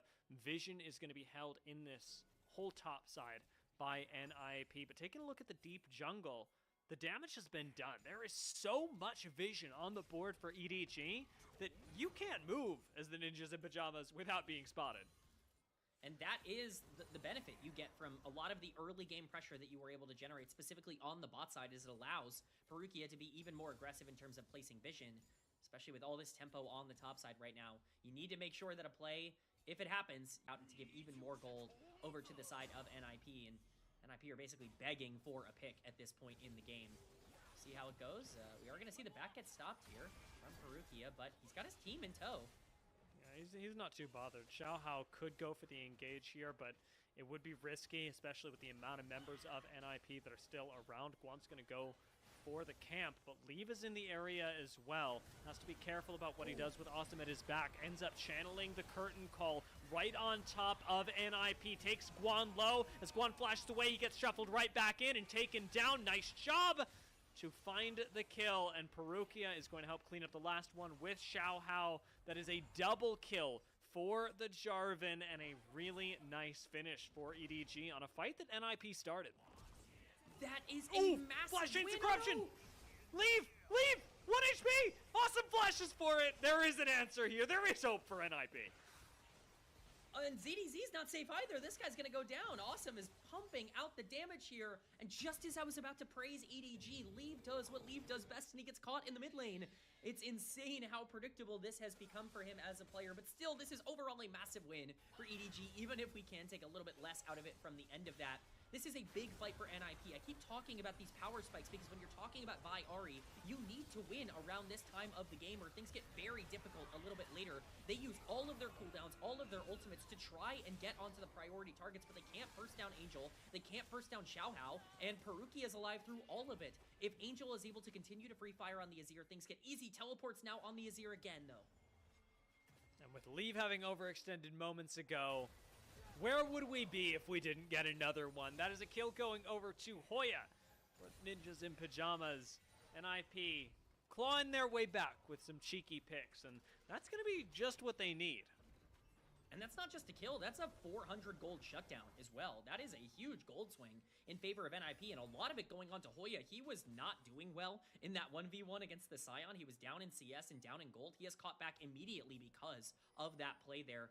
Big mistake from Angel, and these were the kinds of mistakes that cost them the first series against NiP. They certainly can't be making them even more often here in the second one. And though they may be small, looking at where the gold leads are is big. Hoya's now got one, as you just mentioned. Awesome has one as well. So just the small leads and the places where NiP have the most of their gold placed are also, fortunately enough for them, the exact places on the map that are expected to carry you through to a successful endgame. Yeah, the Rift Herald getting dropped here, and it's the perfect time. Dragon is up. Engages could come through. You noted Awesome. He is a full item up right now on Leave in terms of being able to fight at this particular objective. If NiP were ever going to skirmish, now is the time. Rift Herald Crash and mid priority for EDG gives them a chance at taking this dragon. A third one for NiP would put them right next to the Soul, which, as you already mentioned, is a big win condition for them. Yeah, this Cloud Soul could be really dangerous to play into. EDG have full zone control of the area, though. Look at the vision. There's no way for NiP to walk up. They have no tank. They have no way to face check this. This is where their comp really falters. Flashes available really only for Leave in terms of immobile carries. Also got one for the Ahri, so possible to make a play, especially if Guan goes for the engage, and he will, right onto Angel. Emperor's Divide, not going to do a whole lot. Cataclysm right on top of it to try and peel for the carries, but it will be NiP that secure the first kill, make it the second, make it the third as ZDZ goes down. It is a double kill for Care, who looks for Leave underneath the tower, but now as ZDZ chasing him down, beating him up, ZDZ gets aggressive, doesn't finish off the kill. Curtain Call, not going to find anybody either. Everyone disengaging, and NiP drop one member to trade 4 on EDG. Beautifully played by Ninjas in Pajamas. It's Gowan and Care that really step up in that fight. Gowan landing the key ultimate onto a priority target and Angel on the back line. As Leave once again, is he getting caught mid? No, he's going to be able to escape this one, but it really is huge execution coming in from Ninjas in Pajamas, and we talked about it. That is their tempo. This is the time to fight. You have an item up on Awesome. You are in a spot as Vi Ahri where you need to be making plays, and they mark Angel throughout this entire exchange. He gets ulted by the Vi. He tries to shuffle her out, but the care on the Ahri is on the flank, and it's too easy for them to be able to deal that damage. Guan with the flash out keeps himself safe for long enough to continue to pick up some more damage and kills. And eventually it just becomes a little too much. Once Awesome is in there and able to free hit, there's nothing else left to do. Care playing phenomenal, Gowan with the perfect engage, and NiP utilizing their timer that they need to be taking to win this game to actively take it back from EDG. This was perfect by Care. I loved the way that he was able to set this up, because without his flank, a Vi engage from Guan means absolutely nothing. Nobody would have been able to follow up through the front line, but all of a sudden you introduce Kara into the back line, and things become chaos for EDG. A team fight that wants to be front to back is suddenly back to front.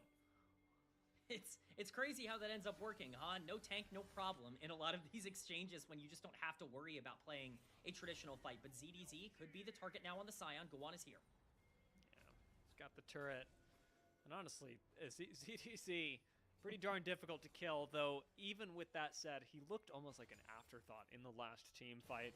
This game, pretty even, and now with NiP reclaiming the lead, it's a lot less doomed than I thought it was in the early game. I'm glad I was an optimist about it.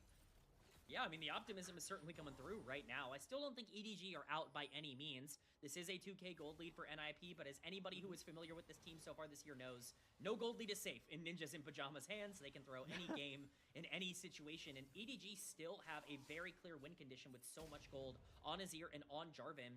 If you just don't allow the Ahri and the Vi to be able to get onto the backline as efficiently, if that peel does come through, I mean, you should be able to just burst through a lot of the squishy front line, the no front line that Ninjas in Pajamas have to offer. They're still playing on a knife's edge, and they still have to execute well. NiP's methodical removal of vision on the top side is the perfect setup for the Baron that, while a very distant possibility, we should note, would be a quick one were it to happen. Yeah, they certainly burst it down a lot quicker than some other teams that we've seen. Hoya's going to be able to pick up some turret gold. The split push Varus is working out right now on the top side of the map. He's caught up in CS. He's 1,500 up. He's looking to punish ZDZ here. I don't know if he's quite going to be able to pick up the kill, but he's going to try. Yeah, it forces out the ultimate and actually almost kills him. The percent health damage on Varus doing crazy work in that moment, and demonstrating the nice scaling and side lane potential that a top lane Varus can have. Yeah, I mean, the Varus is trying to get online, but did he overextend? Xiaohao's in the area. I think he might be able to 1v1 Xiaohao, if I'm honest. Maybe I'm coping. I actually might be coping, given that... But, you know, he's 2 levels up, and he still has most of his mana. I think it's doable. I think he should have done it. There's no Scion ult. It's fine. 1 minute left to try. That's what's important. Yeah, you know, maybe you can go for it. The 2-item Jarvan does scare me quite a bit. That Sundered Sky is going to be a little bit tough to break through, and that is the part of the map where I think, you know, EDG are doing okay at the moment. But you're right, that 3.3k gold lead, there's no reason to play scared right now if you are NiP, and they're looking aggro. It's almost like we're in a replay. The same exact trap set for ZDZ, but this time does back away sufficiently. Still going to get chunked, but with the shield, ends up doing just fine. ZDZ's position and health bar largely safe. The next focus does become the dragon that we talked about. Under a minute now for this to spawn. And I wouldn't mind seeing Zhuo return to base, as he's going to do right now. Pick up a few more wards, because the vision war is going to be the most important around this dragon. You want priority in the river as NiP. Yeah, you got to make sure you set up that vision control, because you're the team that can't face check. Like, you are the team that needs to make sure you have the priority first and foremost. As long as you're able to get that on the right timer, things are going to be fine. I'm seeing a lot of yellow on the scoreboard right now. Flash is up everywhere. This could be a massive fight for both of these teams if all of these resources are utilized. Even Chains of Corruption will be back up by the time this dragon spawns in 15 seconds. Both of these mid laners have the teleports to appear. I think this is going to be a pretty big one over Soul. Clearing out some vision, and actually maybe taking on ZDZ. The health bar as of yet untouched, but Hoya's in the area with, again, the percent health damage, so EDG do have to play respectfully of that potential. Care fails to interrupt the teleport, however, so numbers disadvantage for NiP as he starts teleporting down to join up with Guan. Watch the front to back or back to front. Ult out from Scion as ZDZ is forced back into his own jungle, and NiP can burn this dragon. They don't have to think about a fight. They can just do the objective. This is Soul. There is no way you can give this up for free. You have to contest. Will Xiaohao be able to do it? 2,000, 1,000, and Soul taken by NiP. ZDZ's come in. ZDZ has no real way to engage. Perukia, however, does. In comes the Magnet Storm. NiP's front to back is lethal, though, as Hoya, an awesome shoot through the members of EDG. Care is able to escape after disrupting leave. Does eventually fall, but it is still awesome in Hoya. The 2-man army now backed up by Guan, who gets shuffled backwards. Emperor's Divide peeling for the rest of EDG, as ZDZ, already having been popped into the passive, will expire, leaving NiP with a numbers advantage, but most importantly, the soul that they just picked up and a team fight win. It's a team fight win and soul. You get both in this instance. It's insane how well Ninjas in Pajamas are playing out this comp because we talked about it. They've been playing boring drafts. This was the team that we were talking about playing tanks on the top side exclusively. And here's AP Varus top, and it's working out for them. This looks like it's going to be terrifying at the start, but because you chunk out ZDZ and he needs to leave, you have full priority to grab the soul for free. The engage from Perukia honestly looks kind of bad because Awesome is free hitting on the backline, but Xiaohao does so much damage, and Care is disrupting the backline. He forces Leave to leave his curtain call, but who's untouched in this fight? It's Angel. He is the main carry, and when you're talking about the front to back, it's Azir that you need to be watching. Unfortunately, he couldn't buy enough time. It took them too long to be able to get Angel into that position, and he just can't take over. It's a 4K gold lead. It's Dragon Soul, and it's all in the right places right now for Ninjas in Pajamas. Yeah, the flash expended by Angel as well makes him a little bit more susceptible to these next couple skirmishes. We'll be watching over the next few minutes to see if NiP start planting any plays. Right now, Hoya very comfortable down in the bot lane, making sure ZDZ suffers in this counter pick of the Varus into Sion, really working well in the mid game.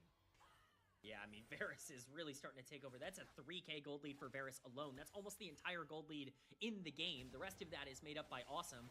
So your two marksmen are doing very well for themselves in this game. The question is, will they have the time to buy? It really has been NiP that's been capable of starting fights with the Ahri and the Vi, utilizing that proactivity. Gotta keep it up here as Xiaohao could be looking to make a play, but he just gets himself out of there. That was the play that the devs envisioned when the blast guns came out, by the way. That was pixel perfect from Xiaohao, and now he's even thinking about maybe finding an engage himself. He's got almost everyone in the area, minus ZDZ, who is relegated to bot lane purgatory with Hoya, and he is not having a good time of it. However, goes on the engage. Hoya's still here, and now with Leave in the mix, that's a nice pickup for a kill. EDG making something out of nothing. That's a huge shutdown here for EDG. Getting it onto Leave in particular, getting some gold back into the Jin's pocket is really nice. Hoya just overextending. This was something we talked about. Hoya is really susceptible to being too far up in lanes. It's why he's really preferred a lot of these split pushers over the course of his career, and the tanks as well. On the Varus, you're not quite able to get away with that in nearly the same way. We'll have to see how they end up responding, but those are the kinds of mistakes that can get EDG back into this game. As Xiaohao making his way to the top side. Baron is spawned. It could theoretically be an option for both of these teams. We got to remember as well that EDG have to be very careful about their positioning around Baron. Suddenly Xiaohao shows bot as an example of something that might innocently happen.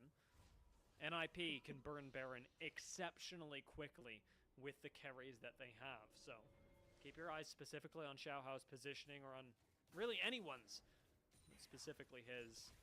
Hoya going to clear out the top side. It is his job to stick around the Baron to continue threatening that. But for the moment, the other thing we got to worry about is 2 minutes away. Elder Dragon. That fight is going to be a heater.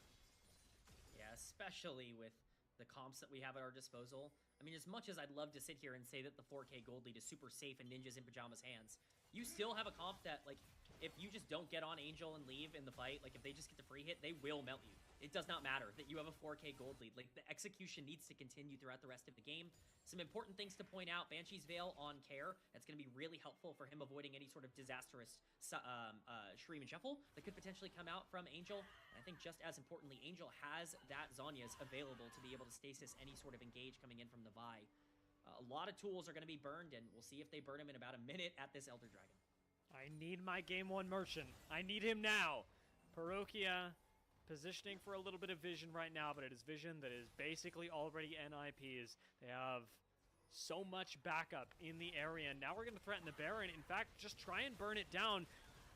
They're betting that EDG don't know how fast they do this, and I think they're right. They're absolutely right. ZDZ is not here. Xiaohao's in base. This thing is gone. Steal it? No. A man can dream.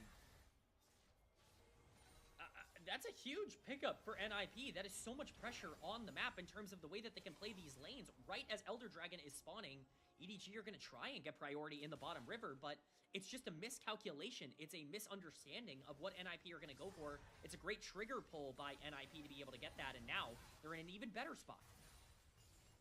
Could look for a fight here, should look for a fight here even. Guan's ready, Guardian Angel up for him as well, so he can really throw his face at the fight if he finds a good angle. And a good Angel, if we spell that a little bit differently, because Angel really does have to be the focus here. EDG have all of their damage, all of their eggs in this basket. Well, the fight starts off with a little bit of skirmishing on ZDZ in the river. It's not going to be too big of a problem for EDG. However, big engage from Perukia opens things up. Xiaohao goes in with the Cataclysm as well, but Hoya's still alive in the backline. Angel's unable to access the fight, starts trying to walk in, but it is Awesome and Hoya chewing through EDG once again. ZDZ does get aggressive in the passive, but is unable to do much, and Awesome, with that final auto, will seal the deal on Angel. A triple kill for Awesome, and NiP take the fight, ignore the Elder Dragon, and look for the end of the game.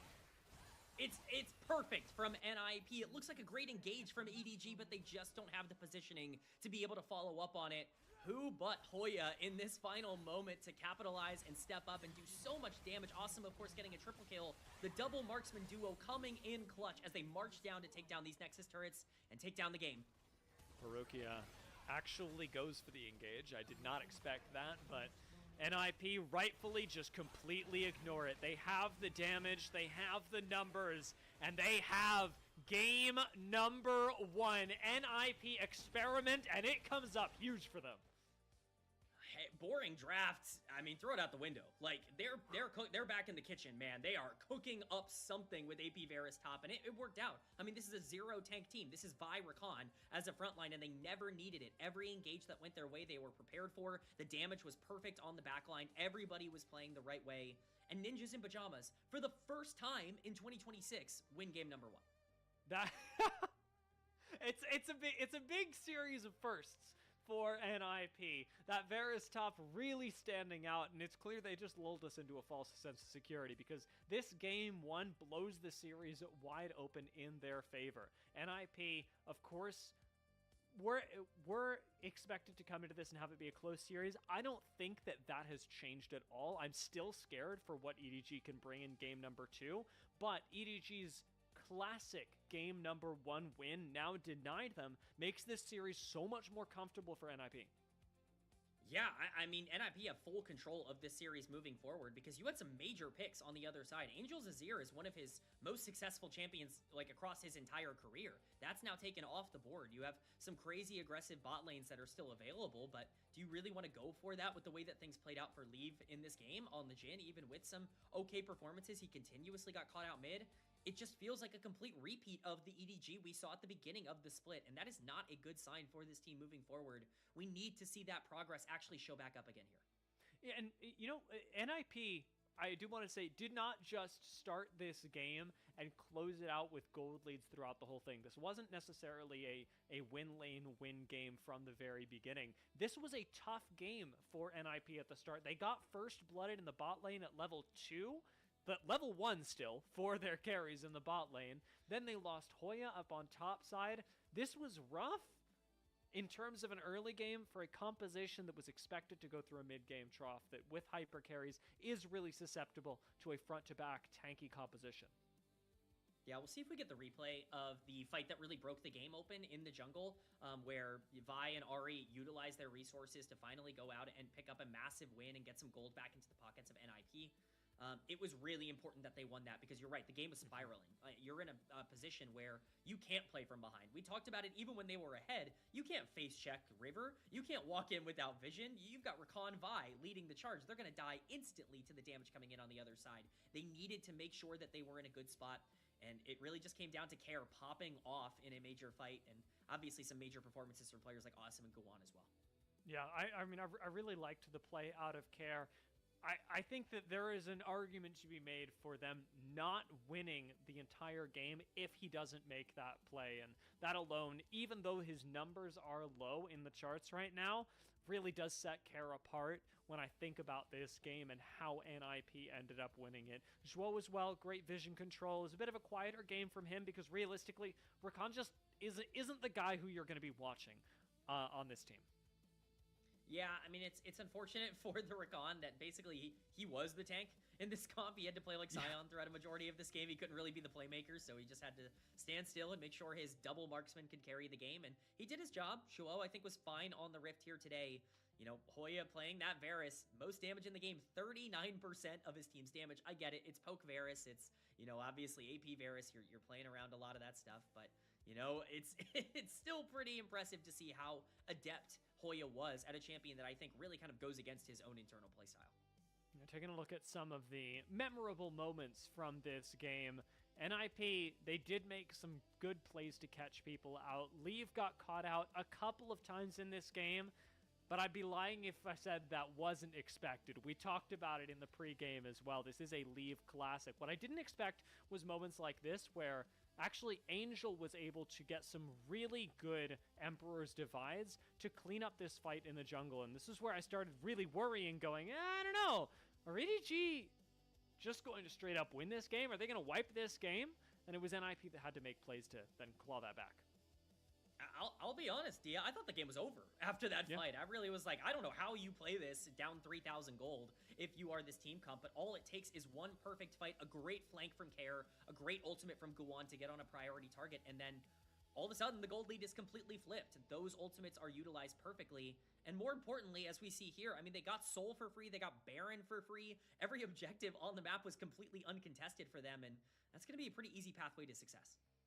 I'm really impressed just watching these fights back as well. I know that in the pregame, I had praised Hoya's positioning from a taking up space, from a tanking for the team standpoint. Never did I think in my preparation for today that I would be praising his positioning as an AD carry as well. Hoya really was standing out of the threat line from the Jarvan, from the Scion, which are the exact same things that when we were in the draft made me go, maybe this Varus is in a little bit of trouble. But you shift him up to the top side, and Hoya looks untouchable because he's always at least 10 meters away from the closest tank. Bro was gliding. I mean, he got hit by some engages, but he took no damage because he was flashing out and keeping himself safe in some major circumstances. Again, Hoya has played, I mean, we can look at the champion pool for him across this year. It's Gnar, it's Ornn, it's Poppy, it's Scion, it's Cassante, it's tanks. And then all of a sudden the Varus comes out and he plays the way that he does. It's super impressive from a player that really has been playing a lot better than we ever gave him credit for at the beginning of this year.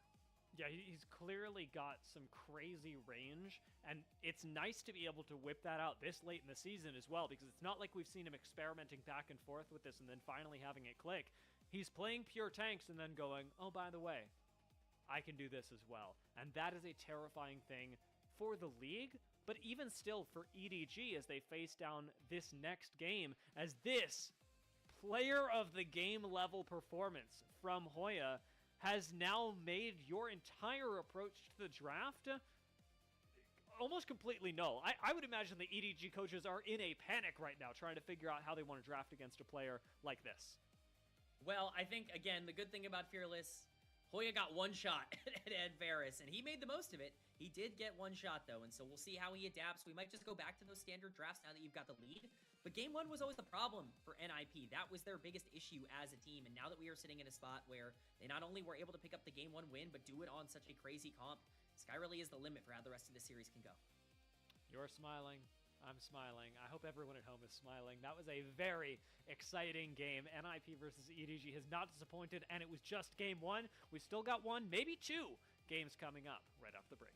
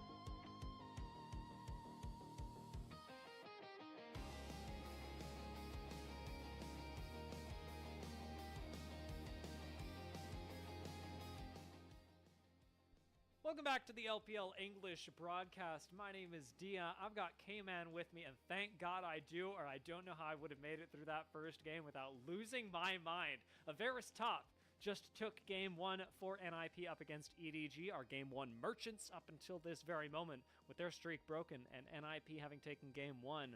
What are we expecting in game number 2, K-Man?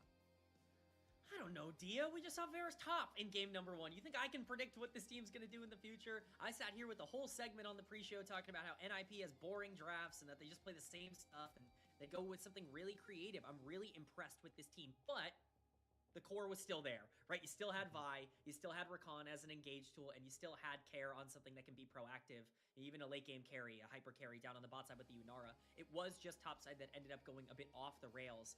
I expect we will continue to see a lot of the more standard things. Malphite, the main pick, still available. Malphite and Qiyana are the only 2 champions left that Gowon has played this year so far, so interested to see if he gets moved off to something else. That'd be fun. I would like to see a Qiyana pick. It would be good for Gowon, and it is a little bit of a different flavor than what we just saw. Even if the engage is still the priority, Qiyana has to do it in a little bit of a different way. And I love that in the first game, NiP did manage to get themselves a Vi-Ahri combo. I almost wonder if they are going to opt for first or second pick should they get a choice, because second pick actually pretty darn powerful. We saw the potential of it in our first series of the day, even if it didn't go no. Did it go LNG's way? I'm forgetting. But I remember the draft actually turning out very, very well in the sense of being able to get a counter pick. It did not go OMG's way. I remember they drafted Yorick. It was crazy. They shouldn't have done it. I like the idea. Yes, I think that there are options on the table. I specifically am looking at a lot of the bans from game number 1 and just trying to see what could theoretically get through. Obviously, we talked about junglers and we, talked about, the things that have gotten through. Malphite, obviously a champion that people are going to look at, if only because Ninjas in Pajamas have felt so reliant on it. It was banned out in game number 1 by Ninjas in Pajamas. It's been banned out all day by basically every team here. So really interested to see if that ends up getting through. I know some people, some teams are talking about potentially letting it through a little bit more now after some of the changes, but I would expect it to continue to be high priority. And on the top side, like you want to look at things like Gnar, you want to look at things like Renekton. I mean, these things either are going to get through or they're going to get picked, and it's just going to be, back to standard, I think, a little bit more here in game number 2, and it's really just about how either of these teams react to that. The preparation, as we mentioned at the end of game 1, likely going through a bit of tumult right now as EDG coaches reevaluate their own approach to the draft. But as you mentioned as well, we aren't likely to see a repeat of this strategy from NiP. As much as I want to keep talking about the Varus top side, it is sort of a one-and-done pick. You end up transitioning to that to throw off the expectations in game 1. You win it as well. That's fantastic. But if you continue to draft like that, it's likely going to hurt more than it helps. So NiP should be returning to their more standard picks, which is nice because we also get to see them play standard and hopefully have Leave on something that does a little bit more damage. I like the idea of Leave being a real centerpiece for EDG, despite his occasional mispositioning, but Jhin was never going to be the carry for them because that's not what Jhin does. I want to see Leave play a carry. And I mean, Leave's had some success on Jhin over the course of his career. I'm not going to deny that, but I agree with you. I'm all in. I don't want to see Leave on Jhin. You brought him back to this organization from Ninjas in Pajamas last year because you wanted somebody that could really elevate the game from the bottom side. You really felt like you didn't have enough firepower in the AD carry role, and you've been drafting him as such. I mean, you're talking about things like Sivir, Kai'Sa, Jinx they're kind of next up on the priority list for this team. And if you're in a position where you feel like drafting Jhin just as an answer to the Varus who gets flex top lane is the best case scenario, then I don't think you're drafting for yourself enough. I think you need to put yourself in a position where you can carry the game rather than feeling like you need to adapt too much to the circumstance around you.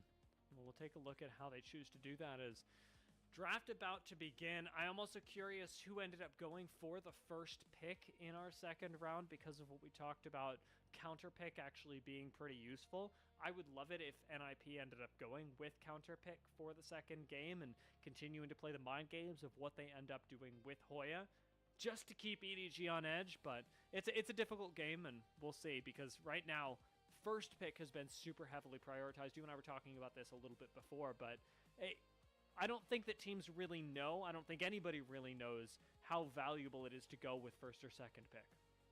Yeah, I think for me, first pick just feels like it gives you so much more tempo in terms of deciding what you want to do, right? I think for the most part on red side, you kind of have to, or I guess not on red side, on second pick. I'm sorry, I'll have to break that habit. But for the most part on second pick, you'll have to really adapt and kind of, you know, figure out, okay, the enemy's playing this and, you know, I want to counter with this. And that can be good for teams that have more varied play styles. For these two teams in particular that really know how they want to play the game, having that first pick available to say, we're drafting the thing that we know enables the way we want to play the game, and we're getting that as quickly as possible. I think that that is more valuable for teams in this area than it might be for even teams higher up in the standings. Yeah.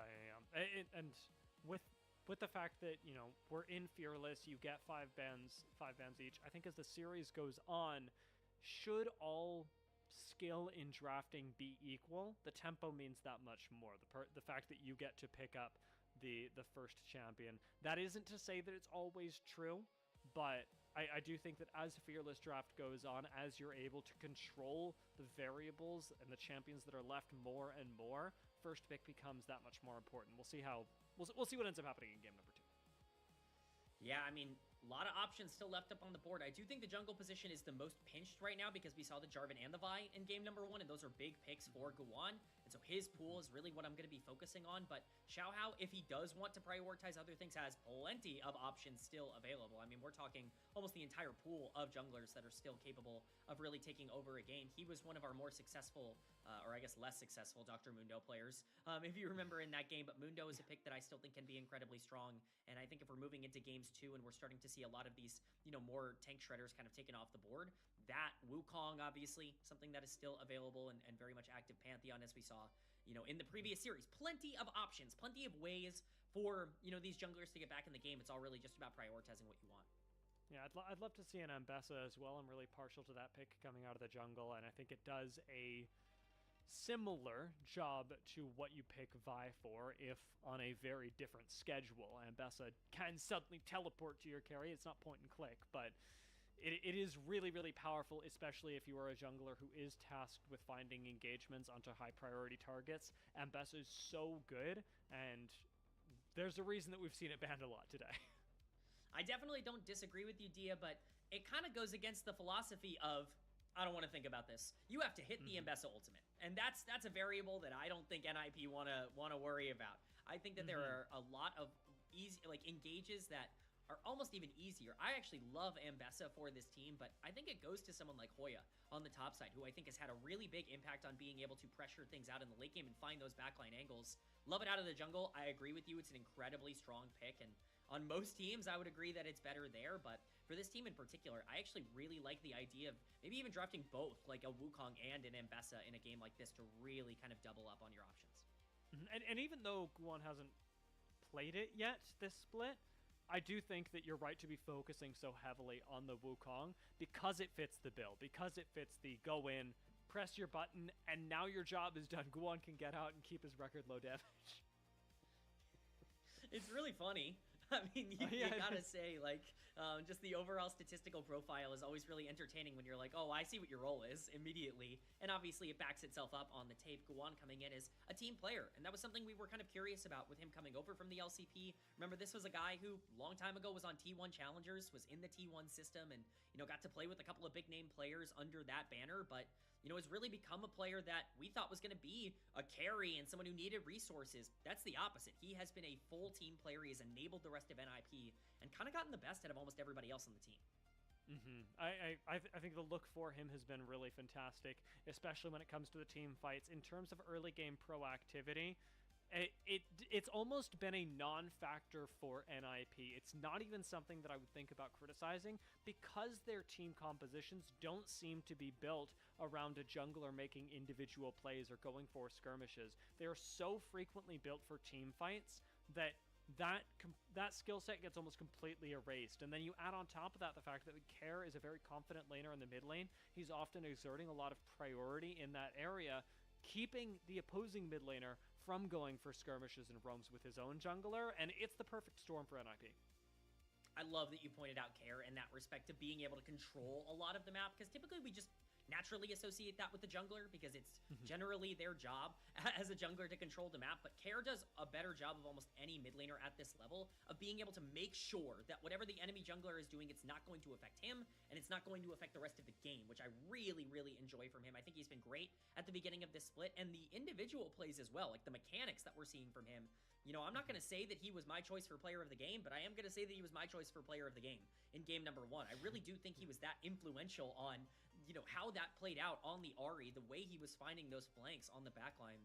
You know, we've seen some big games from him. He was excellent in the first series against EDG. He's carrying that over and very much looks to be primed to do it again here in the second series. Yeah, I have to agree with you. I want to say it on broadcast just so that like you don't feel like you're alone in this.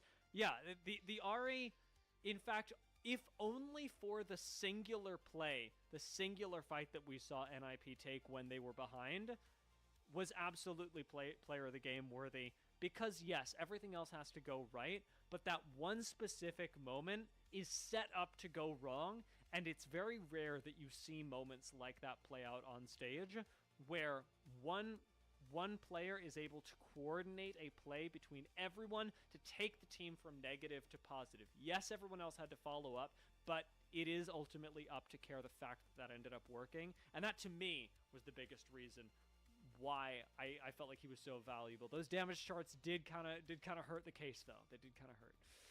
Hey, what do you expect him to do? Yeah. More damage than the AP Varus and the Yunara on the team? No, that's not his job. He's there to hit charm onto Angel and to make him not be able to play in the back end of the game because he has to flash out of these engages. You know, obviously, you know, we joke. I think the double marksmen were huge. I think both Awesome and Hoya were obviously fantastic, but Awesome kind of going under the radar for that performance. I know we didn't really bring him up all that much in the game.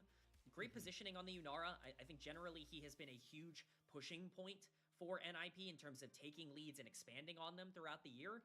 I'm really excited to see him. I mean, he was better than a player like Leave, who everyone had really hyped up, and we kind of looked at them going from Leave to Awesome and saying that, I just don't know if it's going to be the same in 2026. Awesome has been better than Leave so far this year, and I think he kind of is proving that right now. Yeah, and this was another case where his positioning and Hoya's positioning mirroring each other really helped, because when you have two AD carries together like that, yes, they do an incredible amount of damage, but specifically with the Varus, we compared Varus to Jhin in our previous series of OMG versus LNG with the amount of utility they're able to bring to the table.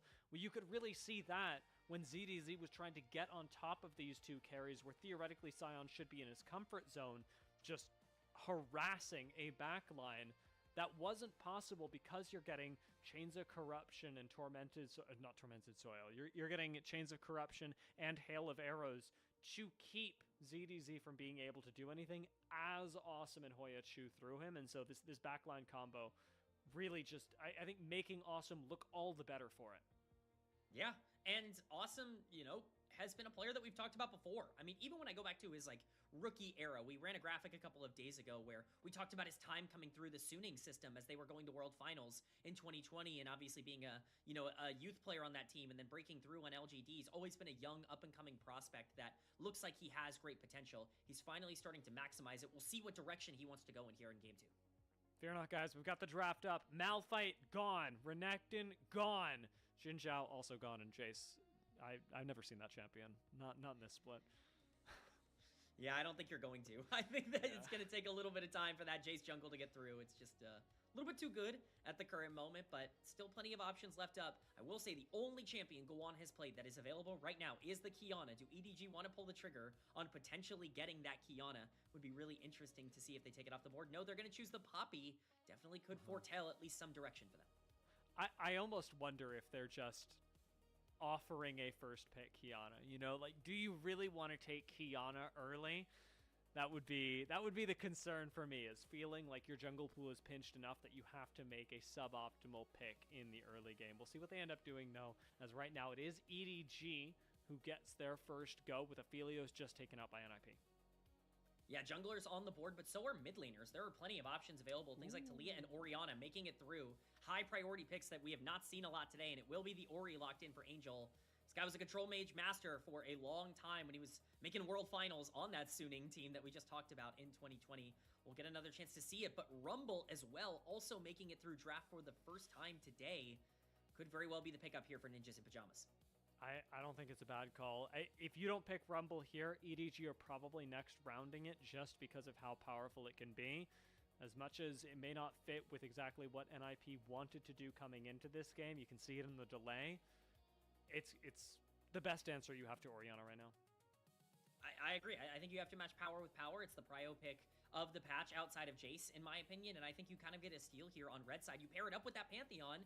We talked about aggression. Here you go, Guan. Throw the gauntlet down. You're up 1-0 for the first time. You can actually play something a little bit spicy in game number 2. We have not seen Pantheon do particularly well so far in the LPL, but this is going to be a big chance pairing up with something like the Rumble to make a pretty crazy duo for NiP to kind of deal with and push forward with in this game. NiP, they just keep going. You know what, Dia?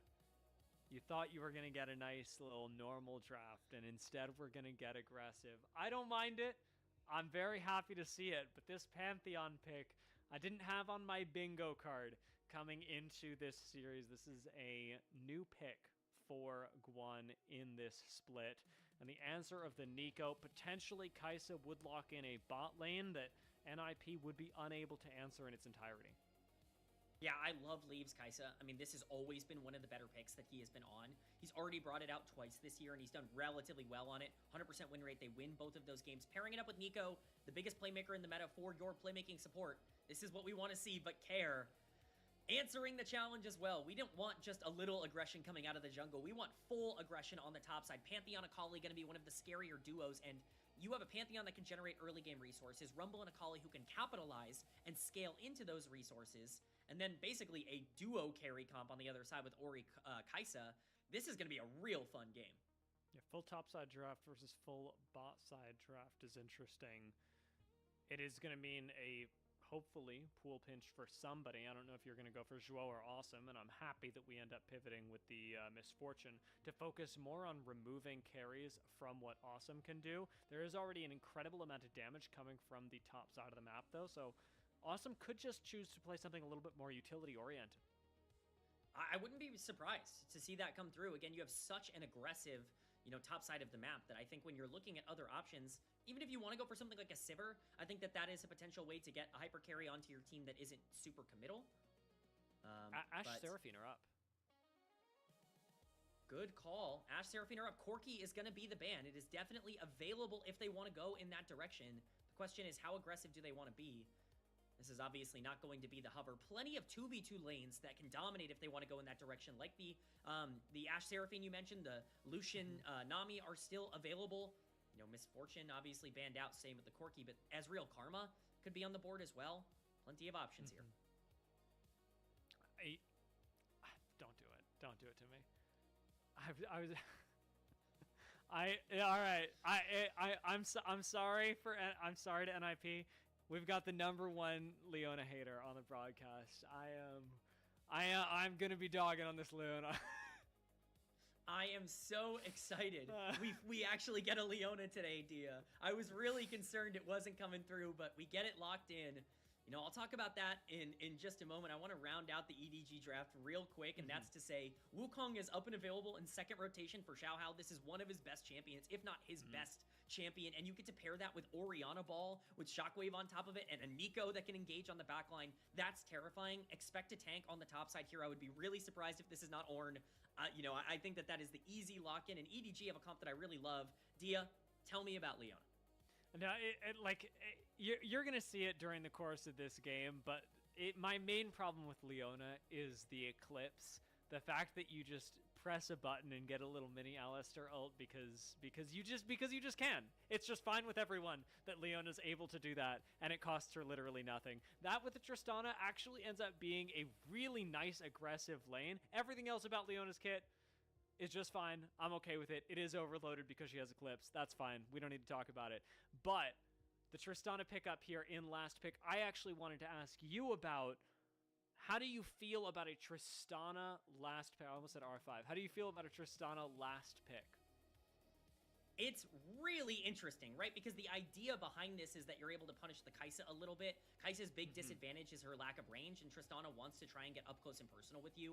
In a lot of these trading patterns, Nico as well, while she has a good early game, has plays she can be exploited, but the damage in the late game from NiP, I mean, you're talking Rumble, you're talking Pantheon, Akali, Tristana, you are not safe anywhere on the map with the amount of damage coming through from NiP, but I still have to be relatively favored towards this EDG draft. I think the Wukong engage with that Ornn on the top side is so difficult to break through if you don't have a lot of gold. I really think this Pantheon needs to be good in this game. We haven't seen it quite super consistently throughout the day be great, but Guwan's gonna have to have a big one here.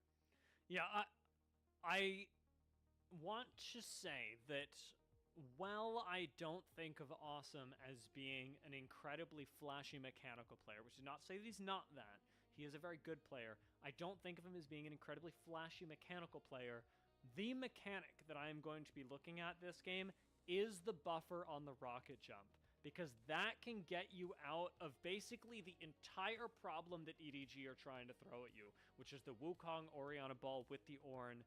If you can buffer the rocket jump appropriately, you're gonna be okay, which is the best thing that Awesome can be.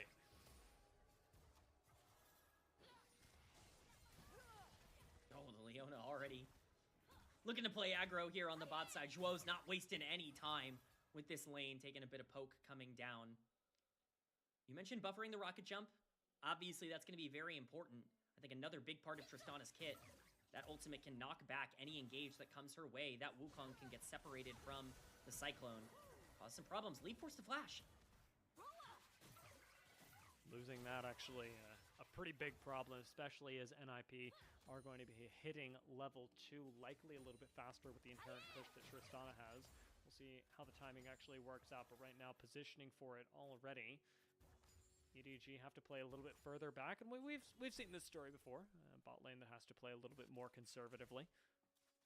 Yeah, this Kai'Sa has no shot against Tristana early on in the laning phase, even with a Leona on the other side and a Nico here. You should theoretically have a ton of priority. It's going to be so difficult for Leave to feel comfortable stepping up at all in this lane as long as Zhuo doesn't completely run down the laning phase, which you can never be too sure of. Group Perseverance is always really fun to watch, but the early level 2 here will give them the pressure they need to make sure they can push this in, of course, with the Tristana.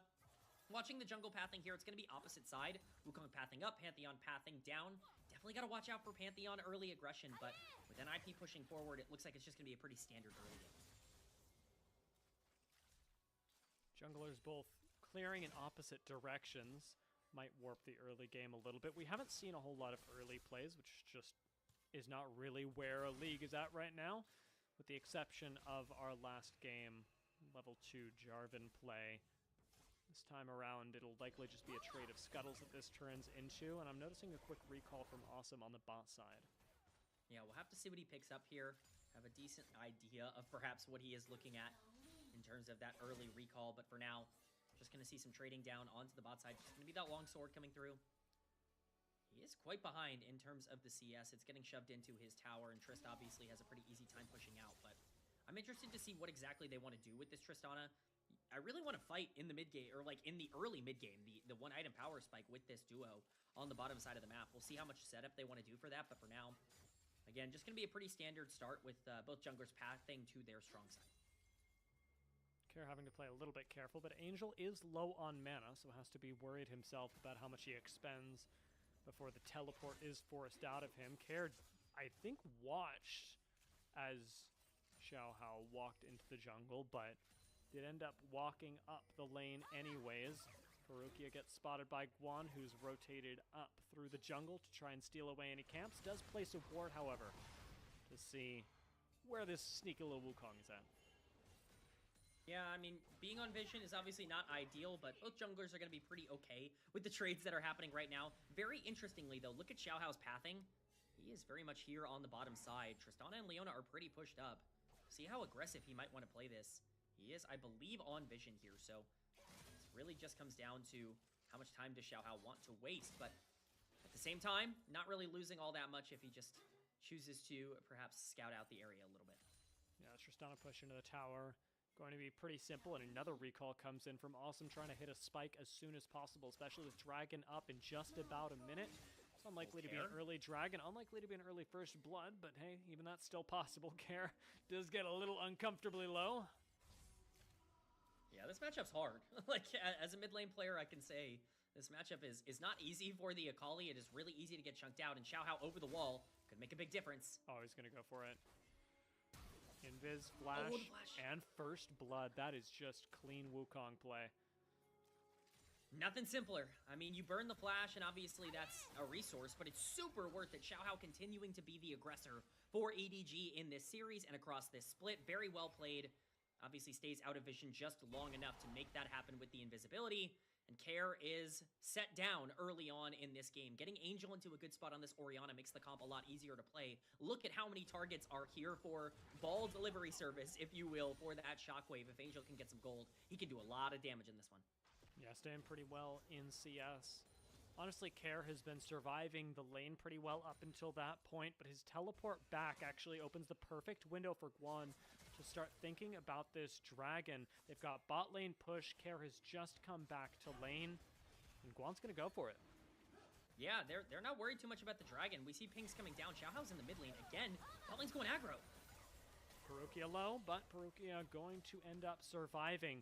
The lane gets pushed alongside this, and this is completely denying any chance of contesting Dragon. The fact that they take this so early as well does mean the ninjas in pajamas have an even better shot at looking at later objectives. Void Grub's still 2 minutes away, so if they play their cards right, they could get Dragon and Grubs. Yeah, I mean, that would be massive. Obviously, it's a huge early game spike if you can start to get some of those dragons under your belt. The stats do actually matter, and Grubs are incredibly powerful in the current meta with the way that the game is set up and just how much gold you can get off of being able to split push in other lanes. You have a comp that can do really well if it has to play side through the Akali. Definitely plenty of options here as level 6s are starting to come through. Guan not quite there because of his detour to take that first dragon, but Xiaohao has hit that level 6. Cyclone is available. The next big fight is going to be a pretty big one for both sides to determine which direction this game is headed in.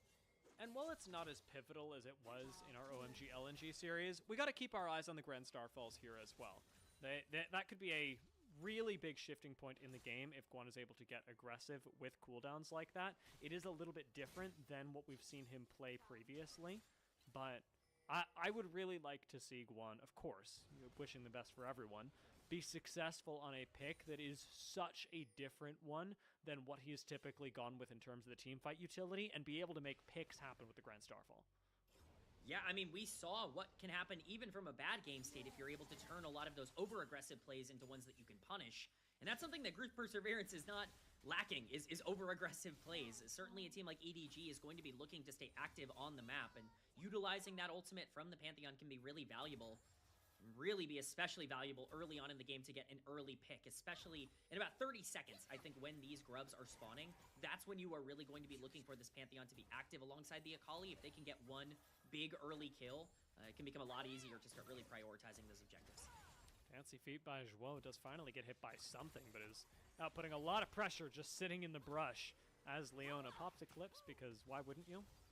It's free. It's so free. Care's going to hit a quick reset, however, with 12 seconds left on Void Grubs, which is again going to draw our eyes towards what is possible in the mid lane. Care did such a great job on the Ahri of keeping waves shoved in, at mitigating what Angel was able to do. Might just be able to do the same thing with the Akali, but I'm noticing him roaming towards the bot side. And you very rarely see all this pressure coming down onto the bot side when Grubs have spawned. I think there is a bit of a concern. Grand Starfall right into the Pop Blossom is not awesome. And Guan ends up falling, but it is a trade of 1 for 1, even as Awesome takes a huge chunk out of the tower. ZDZ is now looking for a pick up top side as Hoya does flash, but still gets hit by the knockup. Xiaohao is here, and it should turn into a kill. Hoya's actually completely accepted his fate. He uses the ult simply to clear the wave, shove it under tower, so he loses the minimum.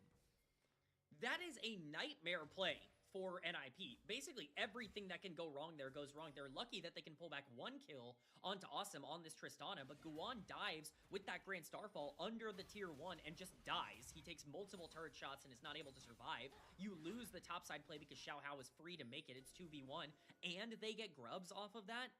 Not really a lot to like from the play, and now Perukia is roaming mid.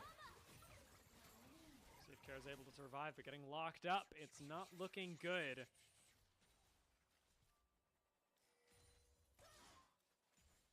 There it Kara's is. able to get out. Yeah, I think he's safe. I was wondering whether he was going to go back in, you know? You can never be too sure with the Collies here in the LPL. That's part of what makes this league so exciting, but definitely a huge swing. 1K gold lead now for EDG. The fact that we've got Zhuo roaming so much is actually...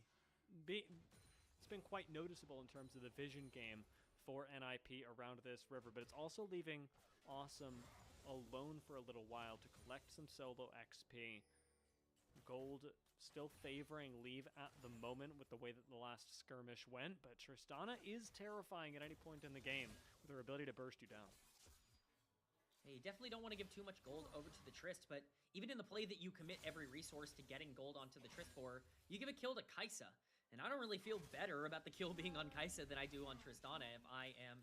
Oh no, Care! Steps up one step too many. You could tell Angel saw him walk out and went, "I'm sorry, my brother, you are dead." Well, it's been a rough laning phase for the Akali, who is very far behind at this point. This game is getting out of control very quickly for NiP. If they do not start to step up, this could get pretty bad pretty fast. What a great start, though, for EDG. Yeah, this is basically everything that EDG could have asked for. It is still a relatively small lead, though, so I will caution us with...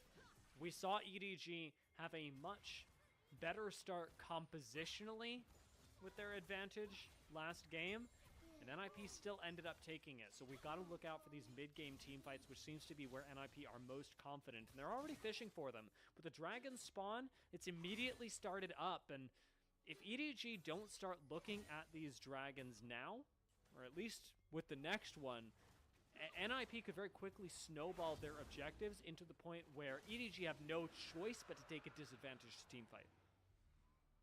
Yeah, it's definitely at least something to tip your hat to right now for NiP. The fact that they are staying in this game with those dragons.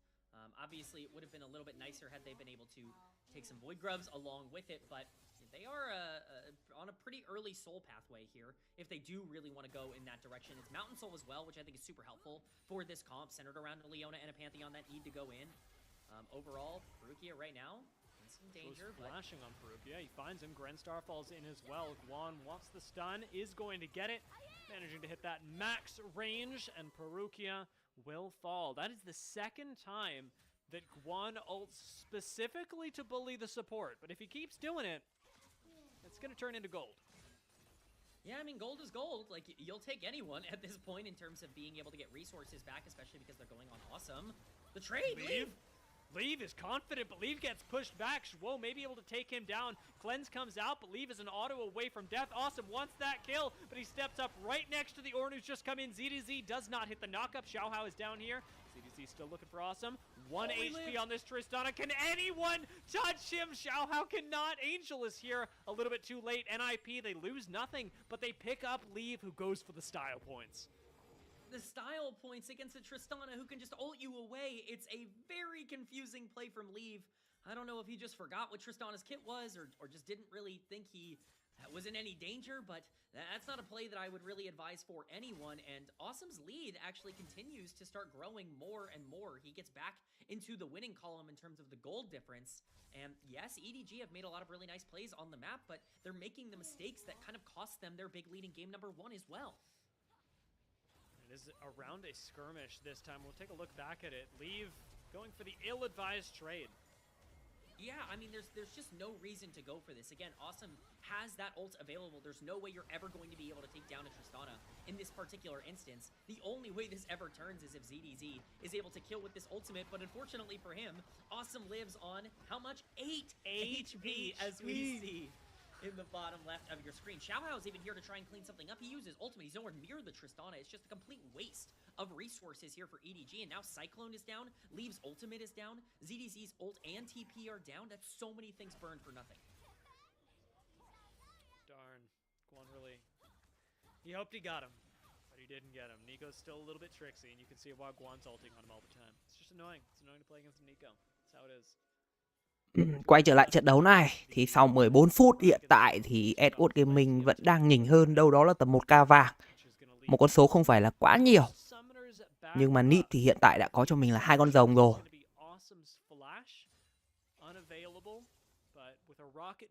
Trận đấu này là linh hồn rồng đất, nên để cái việc mà bên phía NiP có được linh hồn rồng đất cũng không phải là một cái vấn đề đáng để phải nói. Đội hình của NiP tương tác với con rồng đất này không hề khỏe một tí nào cả, bởi vì không hề có những chất tướng chống chịu. Chỉ một mình Leona thôi, một mình Leona con rồng đất là không đủ. Nhưng mà ngược lại thì bên phía Edward Gaming có cho mình một con on. Nếu mà có được linh hồn rồng đất thì thật sự là rất khó. Bên phía này trời sập của Google muốn tìm vào vị trí của Lep nhưng mà không thành công. Trận đấu này thì Edward Gaming càng lết càng khỏe, còn NiP sẽ là khỏe giai đoạn đầu game và giữa game, nên cái việc Edward Gaming vẫn đang có lợi thế nho nhỏ ở giai đoạn đầu game này là rất tốt rồi. Một con ngộ không 200 của Xảo Hào hơn 1k vàng so với Google. Enzo cũng đang hơn đâu đó là gần 1k so với con Akali của Ke. Bên này thì khởi động còn sứ giả đến từ những thành viên của Edward Gaming. Hoya pha này không có TP, còn ZDZ thì chủ động di chuyển trước so với con Rambo, nên chắc chắn sứ giả sẽ rơi vào tay của Edward Gaming mà thôi. Bù lại thì con Rambo của Hoya sẽ có những cái khoảng trống để có thể bào đi những cái lớp giáp trụ, cụ thể là một lớp giáp trụ, nâng thêm cái khoảng cách giãn cách về kinh tế giữa hai người chơi đường trên.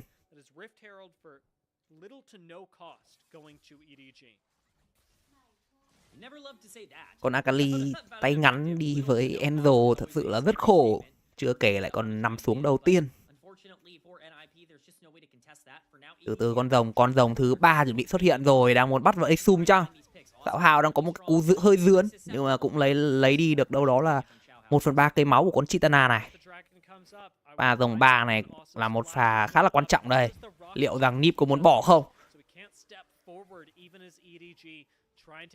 Ke đang bấm B về và Ke có dịch chuyển trong cái pha này nha.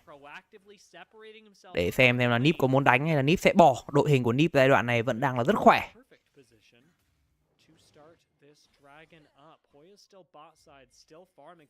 Nào quét một cái mắt đi. Dịch chuyển đến từ vị trí của Enzo. Phía bên này thì sao đây? Barukia vừa mất đi cho mình cái flash để né Thái Dương Hạ San rồi, nhưng mà Du cũng vậy. Oya đang có một cái pha thả mưa tên lửa khá đẹp và Lep đang bị bắt lại rồi. Nở Hòa trúng được 3 người và lệnh sóng âm 2 người. Rồng phía bên kia cũng đã có dành cho con ngộ không. Bên này thì Ke vẫn đang múa, Ke bản năng sát thủ, Ke làm tốt. Nhưng mà ZDZ và Xảo Hào là người khỏe nhất bên phía Edward Gaming. Và đó là một cái pha combat thắng lợi dành cho Edward, khi mà có được cho mình con rồng cũng như là 3 mạng của những thành viên bên phía đội đỏ.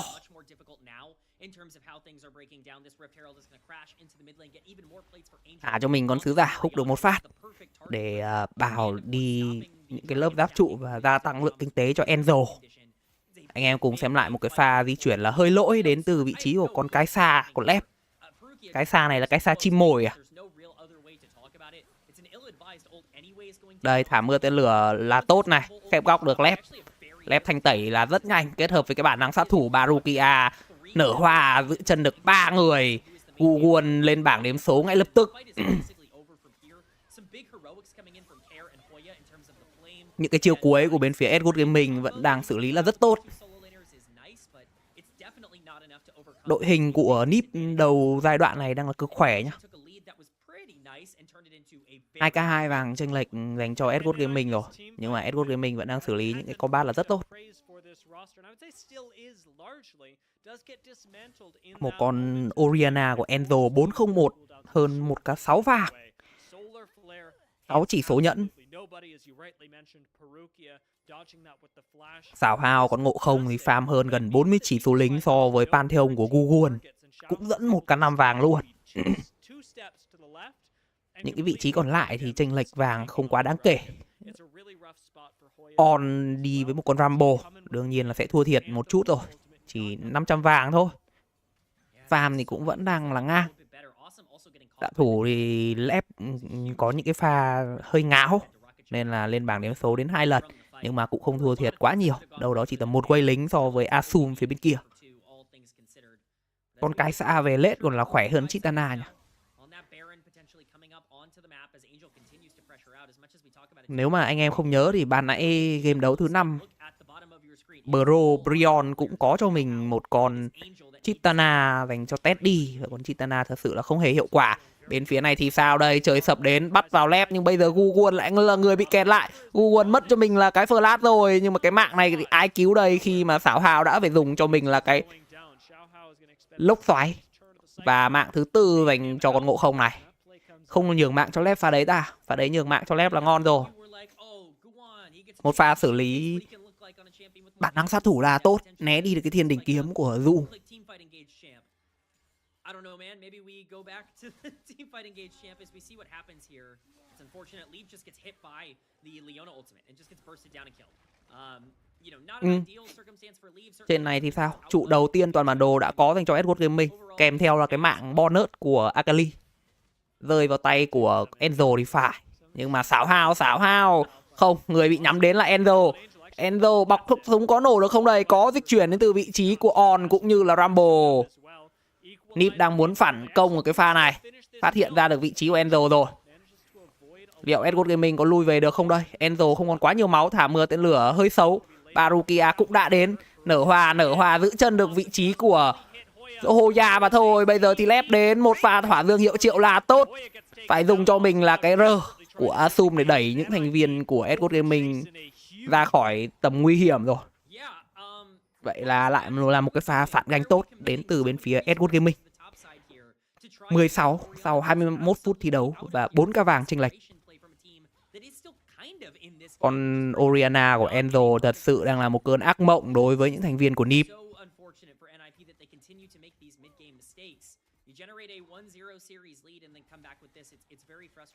Nào lép. Lép không cố được cái trụ đường giữa. Nhưng mà cái đợt lính này lên chắc là cũng sẽ có trụ dành cho Edward Gaming mà thôi.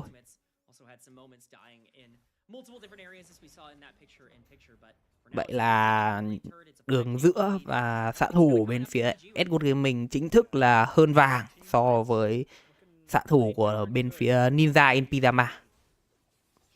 Liệu Edward Gaming có thể trả thù game đấu đầu tiên hay không đây?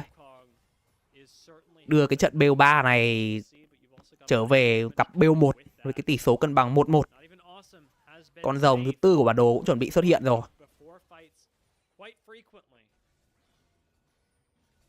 Còn On cấp độ 15 rồi nhá. Vừa mới đúc đồ cho lép luôn. Trận đấu này ZDZ đang xử lý con On này rất tốt. Nào Yu phây check. Yu mất đi cho mình là Thái Dương hạ san. Bên này thì trời sập hơi xấu rồi. Giữ chân được vị trí của Ke lên bảng đếm số là rất nhanh. Bên kia thì Xảo Hào cũng đã có được cho mình con rồng. Và bây giờ Guguan lại là người bị kẹt lại. Mạng sẽ được dành cho ai đây? Mạng được dành cho Enzo. Tại sao không nhường mạng cho thằng Lép ta? Mấy thằng Edward Gaming này mất đi cho mình người chơi đường giữa, vâng, đi rừng rồi. Edward Gaming đang có những cái cú ping của Baron khi mà còn nguyên 5 thành viên ở trong đội hình. Tốc độ ăn Baron cũng tương đối là nhanh khi mà có cho mình một con cái xà đã có được cái cuồng đao tuyệt tác được đúc bởi On. NiP pha này chắc chắn sẽ bỏ Baron mà thôi. Lấy cái gì mà cạnh tranh được, tầm này càng cạnh tranh càng thua. Vậy là đã có Baron dành cho Edward Gaming sau 23 phút thi đấu.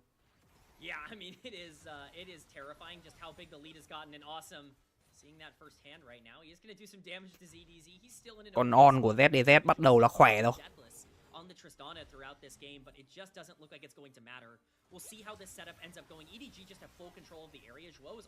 Đây một pha trời sập thật sự là hơi khó hiểu.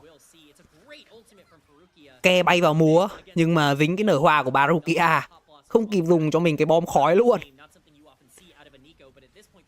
Phía bên kia thì 3 thành viên còn lại của NiP phải bỏ lại Guguan mà thôi. Tầm này ở lại thì cũng mà chết chung.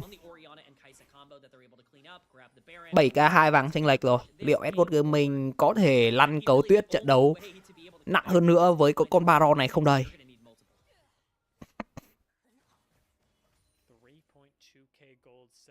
Đội hình của Edward Gaming càng đánh càng khỏe. Còn NiP thì càng đánh càng yếu nha anh em.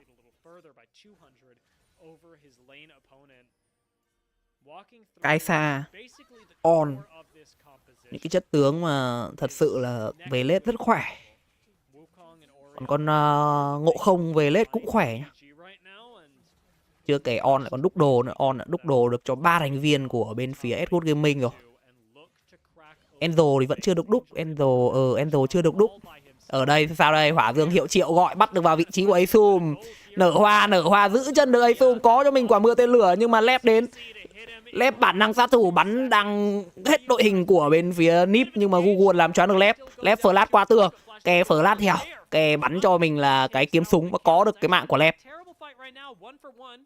Vậy là đổi mạng hai người chơi xạ thủ mà thôi. Nhưng mà Edward Gaming nào bây giờ Enzo chạy kiểu gì đây, chơi sập, thằng Google chơi sập gì. Lệnh sóng âm là tốt, kích được tốc chạy không, có tăng tốc phà vẫn chạy là rất nhanh. Bên này thì sao đây, sát chiêu hoàn hảo lần 2. ZDZ flash dịch chuyển đến cứu nhưng mà hơi khó rồi. Vẫn chạy được, Enzo vẫn chạy được trong cái pha này. Và bây giờ thì sao, NiP lại là những người cần phải chạy khi mà xảo hào với con Ngộ Không đang rất khỏe đến rồi. Có được cho mình cái mạng của Google. Bây giờ Hoya chạy đi đâu trong cái pha này. Double kill, kè combo như Barukia, có cái giáp tay Faker để có thể thoát cái pha Turrican này. Và triple kill không? Rồi, xảo hào có cho mình double kill trong cái pha này. Sẽ là endgame không đây? Khi mà bên phía của NiP chỉ còn lại 2 thành viên và lính đường giữa đang tràn vào nhà của NiP đang là rất nhiều. Lep cũng đang di chuyển lên cùng với những người đồng đội của mình rồi. Nhưng mà vẫn còn xạ thủ nhá. Cái khả năng thủ lính vẫn còn. Quyết định là đánh. Còn một con lính đánh xa thôi. Lệnh sóng âm là tốt nhưng Asum dậm nhảy chạy được. Google đến, Hỏa Dương hiệu triệu được sử dụng. Asum nằm, bên này thì Google cũng nằm theo. Bây giờ Hoya thả mưa tên lửa không còn ý nghĩa rồi. Và đó là cái chiến thắng dành cho Edward Gaming, gỡ hòa đưa cái trận đấu này trở thành cái BO1. Series without a game 3, just the way we're built right now. That's just how you gotta do it if you're an NiP faithful fan down in chat. But what a great bounce back from EDG. That game kind of looked pretty bad for a bit. Awesome was starting to generate some gold on the Tristana. EDG, even with their early game lead, was starting to make some mistakes, but it doesn't really matter. They're able to bounce back. They're able to corral themselves around some major objectives and win the fights they needed to. Yeah, it was a really good comeback from EDG around the mid-game is what I'm going to call it. Just finding a few critical kills when they needed to, but importantly knowing when they could turn that into team fights around the Dragons. They also did it around the Rift Herald early on, just going, hey, this is where we're strong, this is where we have a numbers advantage. Despite the fact that NiP have played a good early game, we can win this. And I think, no, I don't think, I know. ZDZ actually a really big part of that. I really want to praise the way that ZDZ was playing in the early game. Again, not super flashy, but his positioning, the fact that he was so willing to roam on Ornn away from the Rumble lane, gave his team a numbers advantage more often than not. Yeah, and that's exactly what I was talking about in draft when I was really praising what EDG constructed on their first pick side, where it's just so difficult to break through this Ornn if he can find agency in this lane. It's a good answer to Rumble as long as the Rumble player is not completely accelerated in the early game, which obviously Hoya was not in this particular instance, but you got to give credit to ZDZ where it's due. I don't think he's been the most valuable member of EDG over the course of this year. He's had a couple of bad games, especially against NiP the first time these two teams played, but he was stepping up here today. Was a super, super important piece on why that team ended up succeeding. Yeah, I mean, great play from him, again, especially in the early mid-game section where that impact was really felt as everyone was very spread out. And you gotta love what Angel and Xiaohao were able to give us in the later stages of the game as well. Finishing that game deathless was Xiaohao, and a fantastic look from him. Angel as well, just chef's kiss on the Orion, especially that last escape and teleport back in. Yeah, I mean, Angel was awesome in this game. This is the first time this year where it's really felt like he's been able to step up against NiP. I don't like calling out, unfortunate stats but Guwan and Care both doing about the same damage as Perukia on the Nico on the other side of it. Not a good look for a Pantheon Akali duo that really needed to be aggressive, but a lot of that has to be given in credit to Angel and Xiaohao. Let's remember the first blood in the mid lane that he really, you know, spent some time, spent that flash to acquire and step up. Leave made some mistakes here. You know, Awesome was kind of let into the game by a couple of aggressive decisions coming down onto the bot side. But overall, I think EDG played this super clean, and you're absolutely right. Their mid-jungle duo was entirely on point here in game number 2. You know, and in contrast to game 1, where we were really praising the ability of Care to play quite well on the Ahri, this was such an uncomfortable matchup for him. At all stages in the game, Care actually did quite well in the early game to stay even with the Orianna, but once it came to actually making use of the Akali across the map, he side laned. You got it. That checklist done. There's nothing else to add. That's his job, right? He's a Akali. Why would he ever do damage? That's not part of the job description. Obviously, there are some fights like this one where I think he has a good angle and he's looking for something unique and creative, but Perukia just does a phenomenal job of just turning the engage and immediately bursting down the Akali. It just makes life so difficult for him as a mid laner to find these consistent ways to get in. But all of that is built upon the fact that the middle of the map was constantly forward. This is a play that is so absurd in nature, where an Orianna is pushed up by herself, forces her teammates to TP in, and somehow Angel gets out of here perfectly fine. EDC with the peel, and the rest of the team, the cavalry comes and salvages this play. You know, this is not that knock-up absurdly good from ZDZ. And just completely saves Angel, ends the game. Great stuff overall from EDG. That's like a max range flash as well. I would not have bet on myself to flash that wall. I would have died in that situation, 100%. And it is the play that ultimately gives EDG the victory here. They're not able to clean up even a single kill. Perukia getting out of that as well. You praised Perukia in the mid game, just great way to shut down Care, but often was also catching a lot of other members in that as well. From team fight to team fight, we saw some really critical pop blossoms, and he was showing decent lane presence with his ability to roam and scout out, harass people throughout the entirety of the game. We saw some really good shape splitters forcing Zhuo out of cover before Leona would have ideally liked it to be.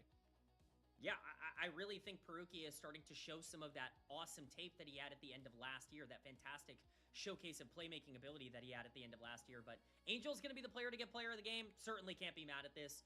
I might be a little biased and go in the Xiaohao direction, but absolutely Angel deserved this. He was incredible in the 1v1 mid lane and had probably his best game of the year in this one. If it was game 1, I'd give it to Xiaohao. It's game 2. It's Angel time, and yeah, very, very well deserved, especially for the escape at the end, which was really clean, but all of the moments up until that as well, we saw some really good play out of Angel, really confident on the Orianna, and the fact that he goes deathless, really praising his positioning as well. The lane priority, flawless. A lot of good things to say about Angel. The one bad thing, he won't be playing Orianna again next game as Fearless Draft. It do what it do. We have one game left between these two teams who are both fighting for a top 2 spot in their group. How will Group Perseverance end up shaping up after this series? We will find out after the break.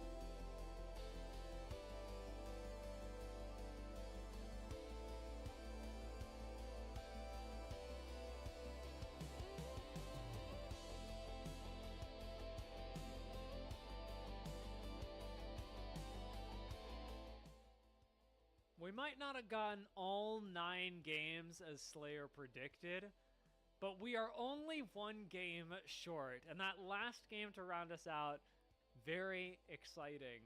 NiP and EDG. Now 1 for 1. NiP really falling short of the mark they set for themselves in their first game, as EDG looked really confident in game number 2. I mean, they just came out swinging. They came out firing, and I think they really capitalized on some of the stuff we wanted to see them take advantage of, which is specifically some early game woes coming in from Ninjas in Pajamas, a team that's kind of been bailed out in a couple of circumstances from, being, taken advantage of, we'll just say, in some major situations. That's exactly what happened with Xiaohao and Angel, playing phenomenal. There were still mistakes that you got to clean up. It's group perseverance for a reason. Leave still needs to figure out how to position in the mid game and when to go in and be aggressive, but if you're getting that same kind of tempo and pressure out of your mid-jungle duo, it's going to be really hard to not have a lot of success on the Rift with that. Yeah, I was a big enjoyer in our second game of watching Xiaohao play really confidently on the Wukong for a lot of reasons. I mean, he always had a whole lot of backup in his direction as well. I was a big fan of ZDZ. We mentioned that at the end of last game in the early and mid game. But I think that on the other side of this, it wasn't an entirely good news story, and that's it. I was also looking at this game going, Guan's Pantheon is not doing it for me. And you had mentioned, now that we're 2 games in, the champion pool for Guan is even more pinched than it was last game. Look, I mean, Guan's so familiar with game number 3s that who am I to sit here and tell him that he doesn't have a comfort zone for game 3? But this guy had played 4 champions before this series. Jarvan and Vi were gone after game 1, and Malphite will almost certainly be banned for a 3rd game in a row. That leaves Qiyana as the only other champion he's played, and with what we just saw in the Pantheon in terms of aggressive plays, I'm not sure I want to see him on something like Qiyana. Even something like the Wukong that we were saying is a good pivot option, that's also gone, because Xiaohao played it in game number 2, and so I think the pool is really getting limited for someone like Guan that I think has kind of been lucky in terms of bans getting thrown his way throughout this split up until this point. Yeah, it is a really tough position to be in, especially as we're anticipating the Malphite to be gone. Qiyana does have some decent utility. I don't hate it, but it isn't the Jarvan, it isn't the Vi that have those really simple go buttons, something that you're really hoping that Guan has access to, if only because that's his purpose on this team. It was clear that not only Guan was a little bit uncomfortable on the Pantheon, but the rest of the team as well didn't exactly know when the Grand Starfalls were going to be the most useful, how exactly to follow up on them, what a good position for those things were, and practice has so clearly been at the core of NiP's success. They're not relying on simple mechanical skill to roll over teams. They have been drilling a specific macro game that has worked for them, in as much as it has worked for any team, in as much as it has worked for EDG. It hasn't always been the most creative, but when they are separated from that, their lack of practice, I think, is putting this roster back into where a lot of people would have seeded them in the preseason.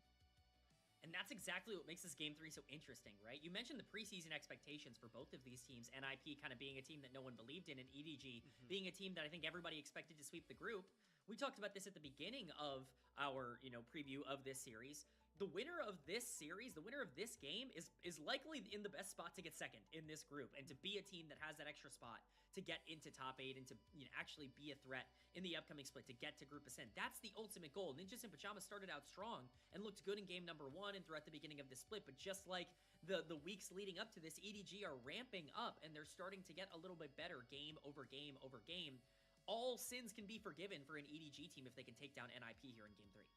Yeah, it would be really big for EDG, and that is despite some serious doubts levied at the roster as well. I think it's just the reality of being in a really close group like this and still pretty early on into the season, all things considered. Yeah, people are going to undervalue you, and that's happened to both of these rosters in different ways, or rather at different times. At NiP, their stocks are higher right now. EDGs were higher at the beginning of the split, but both have gone through their time of being doubted. We'll see where EDG end up here, as this is the time for them to clutch, and I would argue, K-Man, probably the best time for them to do so. And I don't mean in this series. It's obviously the best time to win the series. It's the only time to win the series. I mean, in terms of their power level, if we are going to look at EDG as a roster that can succeed in the long run in the LPL, closing things out when they are tied and in their comfort zone in the late game of a fearless draft where they can rely on their mechanical skill, this is where EDG on paper should be strongest. And it's where it plays into the strengths that you mentioned earlier, and even the weaknesses for Ninjas in Pajamas, where you talk about their lack of synergy and cohesion in some of these plays. NiP are a thrown-together group of 5 that were not playing together last year. EDG are returning 4 of their 5 members from 2025. This is where that synergy should come into play. We'll find out how it does, if it does, in our last draft of the day. There goes the Malphite. Honestly, ban the Kiana for fun. You know, it would certainly breed some chaos. There are still plenty of jungle options on the table, but how many of them are going to be piloted by Guan? Dr. Mundo, perhaps, could be something in the chamber if you wanted to go in that direction. I know that, you know, Mundo is something that people are excited about. We'll see. Mbessa, as you mentioned earlier, certainly something that fits the playstyle, but perhaps could be out of the wheelhouse. We don't really know how much practice he has on a champion like that. But as for now, we're getting a lot of standard bans. Aphelios and Karma both taken off the board, kind of the opposite ends of the spectrum for what the 2v2 wants to do. Aphelios scale and Karma pressure out. That kind of takes away things like Ezreal and Thresh as well.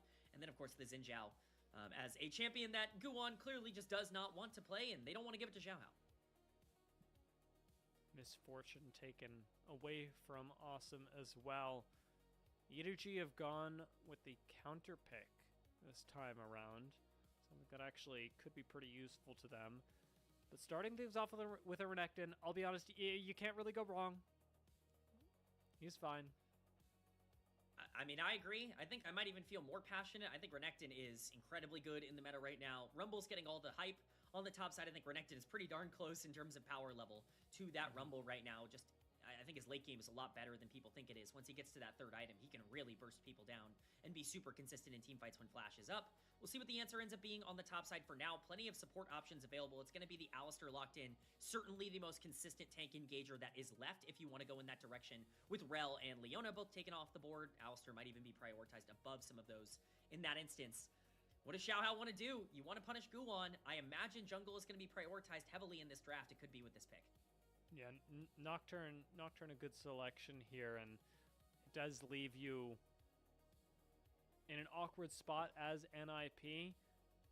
You'd love to be able to grab an answering jungler as well. I know you mentioned the Viego between games.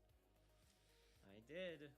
We'll see if it gets locked here. Guan was a Viego player last year on DFM. It was something that he was playing and not succeeding on, but certainly looked like he felt comfortable on it. We've seen this champion pool get chipped away at over and over again, and he's bringing it out here. It's Guan's Viego in a do-or-die Game 3 is the answer to the Nocturne. I'm scared.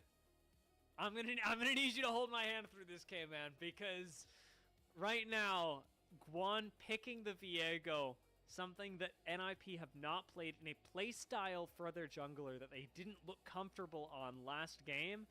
There's a rough place to be in their third game, but if they can make it work, it is going to be huge for NiP stocks in this series.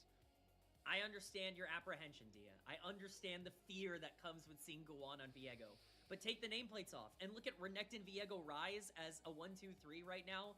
That's huge for Ninjas in Pajamas in a game number 3. These are some of the strongest champions in the game. Rise has been very heavily prioritized, and so is Renekton.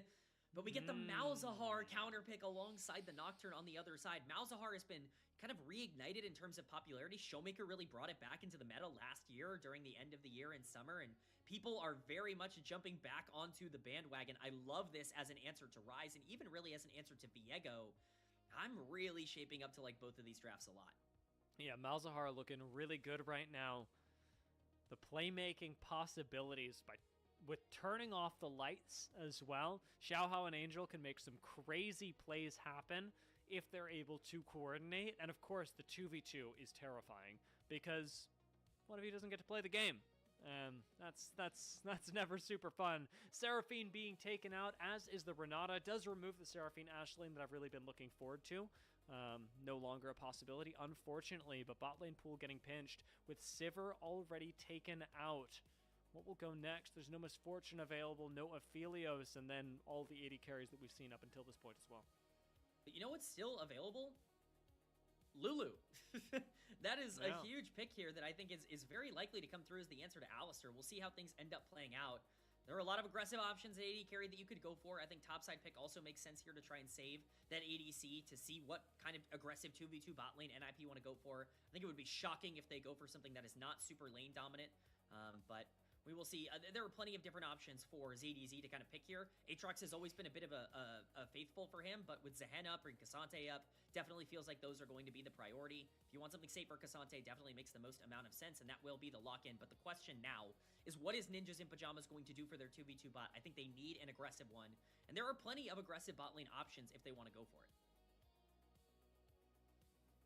Yeah,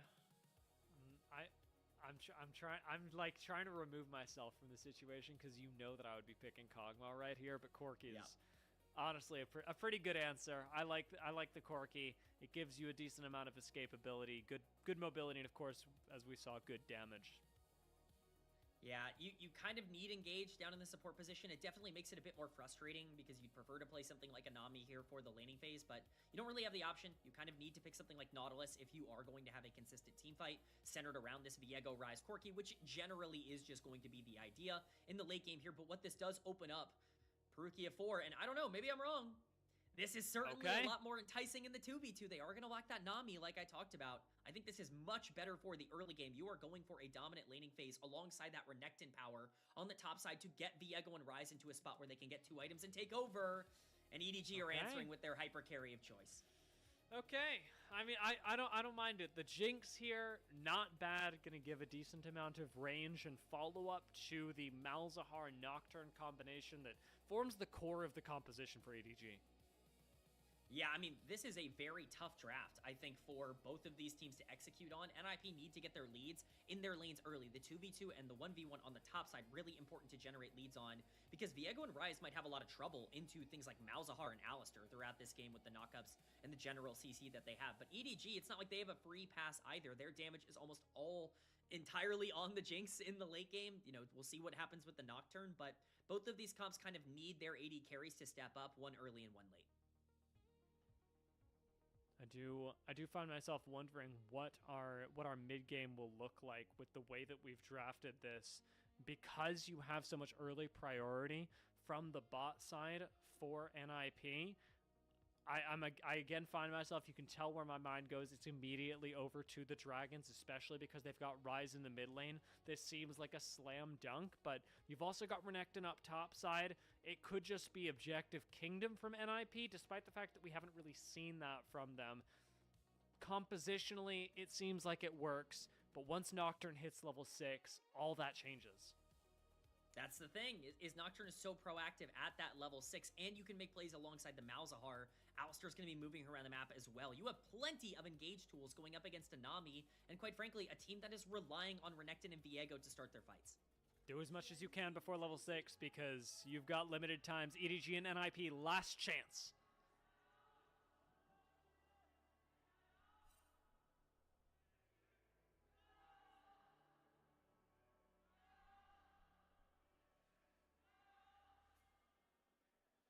The strongest Gyos of the day for game number 3. How could it be anything else for these two teams? Both, I think, have the tools to be able to win this game. It's really going to come down to execution.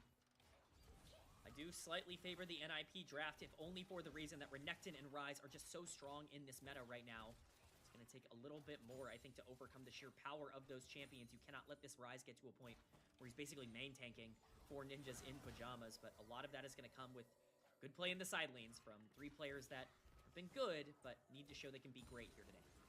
I love playing against Alistar at level 1. It is the best. NiP are actually, despite that, not having a fantastic time just because the wave is getting pushed into them, but not the end of the world. Level 2 should be hit by EDG shortly, but Awesome is not taking these trades lightly. Going to continue laying out the pressure onto Leave, who is now notably out of mana. Yeah, had to trade really aggressively here and figured he would hit that level 2. He's gonna step up. He's in danger. Perugia with the peel. MVP level performance from Perugia once again. But EDG get out. Oh, that was really scary. A lot of faith put into his support by Leave. Luckily, it ends up paying off, and no flashes burned to try and make that play happen. It's just going to be heal for heal down on the bot side. Overall, still a huge win for Awesome, and this is exactly what we were talking about. This is why you draft Corki Nami instead of Corki Nautilus, is because you need to destroy this 2v2, and you need to get a big lead onto this Corki. So far, so good down in the 2v2. Yeah, working very, very well. It's interesting to see the sweeper picked up by Zhuo at the level 1. It's a small thing, but just interesting to see the investment in winning the lane and being able to deny vision as a result of that. Definitely interesting to kind of see the direction that I guess a lot of these players want to go in early on in these games. Zhuo, I think, definitely feeling more comfortable with the fact that he's going to be pushed up through a lot of this laning phase and wants to make sure that this doesn't get disrupted down in the bot side. Makes a little bit of sense. Gowan at level 4 will be able to take this crab. We have put a lot of pressure on Gowan in this series, and he's got to live up to it on this Viego. We talked about it a little bit, but Sky had decent production on Viego last year. It was probably his most played pick of the things that were left available in terms of comfort level, but we just saw him come off a Pantheon game where he just did not have that aggressive tendency, and he wasn't synced up with the rest of the team. He's going to have to look better on a champ that at times can be a little bit, selfish in the way that it plays. Last game I got Leona. Now you get Viego. We both get one. We both get one game with our least favorite champions in the game. It's understandable how this ends up going down, but hopefully, we'll see how it goes. Your Leona game was pretty good as a Leona hater. That's true. True. Ooh. Rukia. Does actually spot Xiao, flashes on top of Zhuo. That's going to be a kill. That's going to be first blood for EDG. That is a huge pickup for EDG. This lane looked like it was going to be a nightmare for them, and yet somehow, someway, a great gank from Xiaohao once again early on completely equalizes out that lead that had been generated by Awesome. The kill even goes on to the Nocturne. This is best case scenario. A level 4 Nocturne with a free kill is going to accelerate him a ton before level 6. Yeah, it sets up your bot lane for success, and it makes the first ult all the more deadly. Guanfan's sweating right now as he ticks ever closer to level 6 as well, but has been mostly just farming things up for the moment. Guan hasn't had the chance to impact the map, although in 30 seconds all that could change. First dragon available, and with the technically winning bot side until moments ago, and a mid lane that has looked very comfortable, what are we doing about this dragon? Are NiP going to be able to do anything? Vừa đi giải quyết nỗi buồn anh em ạ. Quay lại thì đã thấy có chiến công đầu dành cho Edward Gaming rồi. Vị trí của Sào Hao. Đội hình của Edward Gaming rất là cần cái con Nocturne này xanh sớm để có thể có lợi thế. Viego skin here, the big money Viego skin. He's got to make sure that he makes it worthwhile. Level 6 hit by the mid laners here, by the solo laners in general. That means Realm Orb is available for the Rise if they want to make it. Viego mới ra skin đẹp nên là The Riot bút một chút anh em ạ. Ở đây đang khởi động đang ăn cho mình cái con rồng đầu tiên. Một con rồng đất khá nhanh đến từ những thành viên của Ninja in Pyjama. Trên này thì sao đây? Trên này thì ZDZ vẫn đang xử lý con cá sấu này là tốt hơn. Đường dưới thì bò nào cái gì đây, combo kiểu gì đấy? Sao pha đấy không tốc biến ma thuật qua tường xong rồi hất Asum về trong tầm của trụ nhờ? Hơi khó hiểu. Rồi bây giờ kết hợp với trói buộc âm ti và hoang tường, chắc chắn Ke sẽ phải lên bảng đếm số mà thôi. Mạng thứ 2 dành cho con Nocturne trong tay của Xảo Háo. Hai cái chiêu cuối dồn vào, Ke đứng im đợi lên bảng đếm số mà thôi. Trên này thì Hoya mặc kệ cờ Sante, báo đi cái lớp giáp trụ thành công. Còn sâu còn 1 phút rưỡi nữa thì lúc đấy những cái chiêu cuối của Sáo Hao hay Angel cũng đã hồi rồi.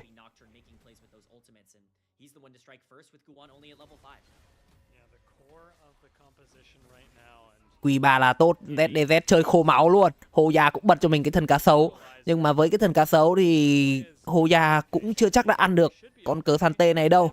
Phía bên kia Guwon đã ra, né Q3 là tốt. Guwon đến có lẽ là ZDZ sẽ phải để lại cái mạng này không? Guwon vẫn còn flash. Quyết định là lui, không muốn sử dụng flash R. Đến từ vị trí của Viego. Vẫn đang là kiểm soát tầm nhìn ở xứ giả, ở hang sâu. Chuẩn bị cho 1 phút nữa. Quang tưởng của Sao Hạo chuẩn bị hồi rồi. Trên này thì Hoya vẫn đang xử lý con cá sấu này là khá tốt. Deny được rất nhiều lính của ZDZ. Đường dưới với một con Corki Nami đang là lợi thế hơn, farm hơn 20 chỉ số lính so với Barukia và Lep phía bên kia. Đánh Zin X nhưng mà đầu game lại thua một con Corki.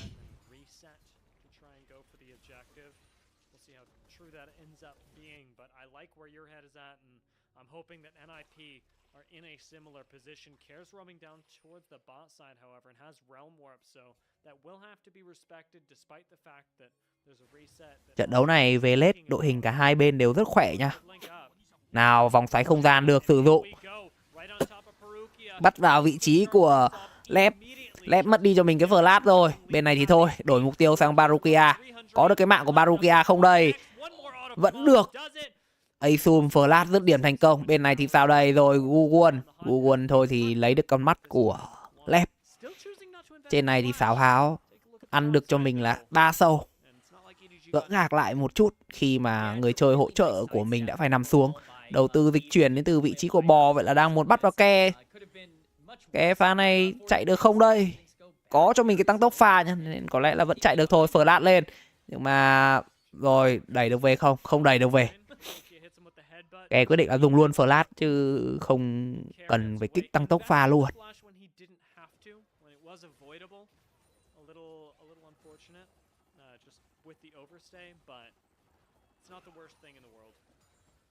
Well, normally I would agree with you, but wasting your flash and your ghost against a Malzahar can be quite scary. That is not something that you really want to, take lightly. This is, a champion now that has level 6 available alongside this Nocturne.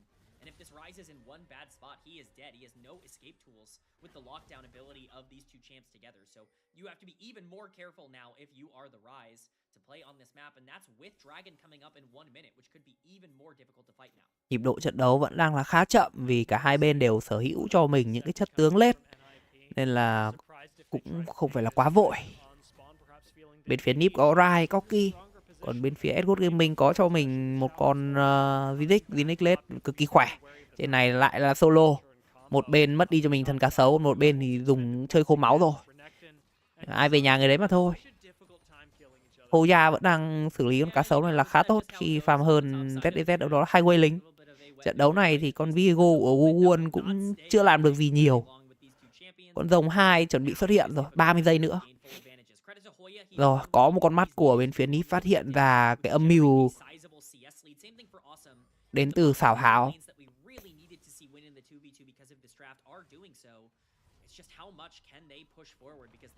Nào, Asum ra cắm mắt mà thôi. Còn Du thì đang đứng trên tầm nhìn của bên phía Edward Gaming.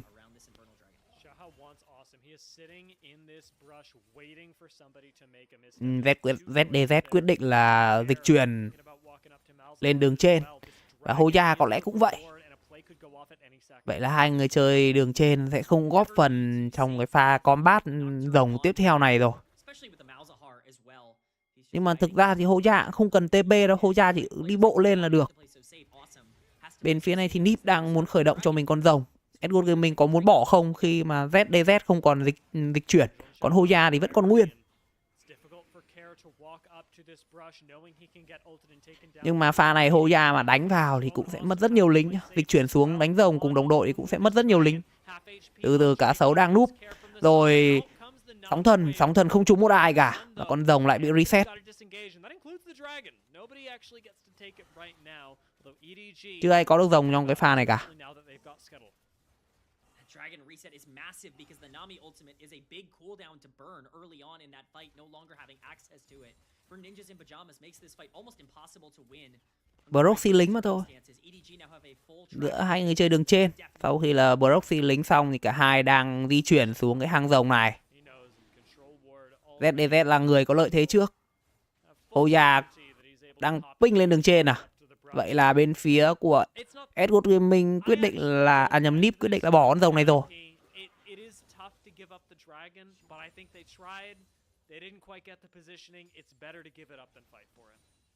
Absolutely. I mean, we don't see it quite as much now on the bottom of your screen because Guwon backed to grab that Triforce, but it was first item advantage for both.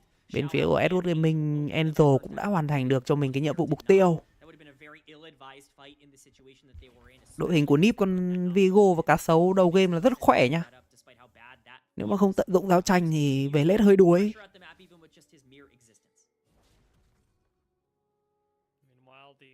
EDG top side has yet to be involved in literally anything. They're just slapping each other. It is going to be interesting when these two join the fight, though. Renekton, a great champion for Hoya to take up space and buy time for his team on, but that only lasts about the duration of one Malzahar ultimate. Có lẽ là chúng ta phải đợi đến con sứ giả tiếp theo thì mới được xem giao tranh. One Malz ult, one Nocturne ult on top of it.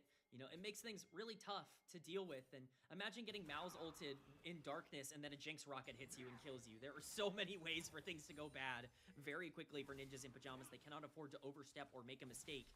But let's not count out the fact that not only are the lanes that need to win winning, but you're talking about a Viego Rise Corki late game with an enchanter that can really enable some damage coming through. If you can survive a little bit longer, really the main target that you have to deal with right now is going to be the Nocturne and then eventually the Jinx, and both of those I think are handleable as long as you don't throw the game away.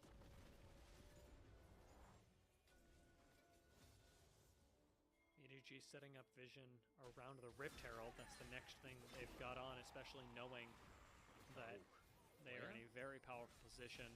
The ult from Angel never meant to kill, but is meant to make Hoya reset. However, Xiaohao stepping up a little too far. He has Parukia on the way, but will they... Đây rồi, Guwon có được mạng của Xiaohao.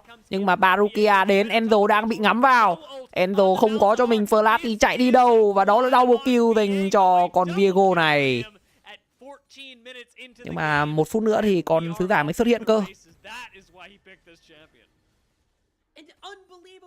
NiP lại đang lấy lại thế trận rồi. 1k vàng nghiêng về bên phía NiP. Trụ đầu tiên toàn bản đồ cũng dành cho đội hình của NiP luôn. Nâng cái khoảng cách kinh tế chênh lệch lên đến con số 1k6 vàng. Nhờ vào cái sự xuất sắc của Guwon.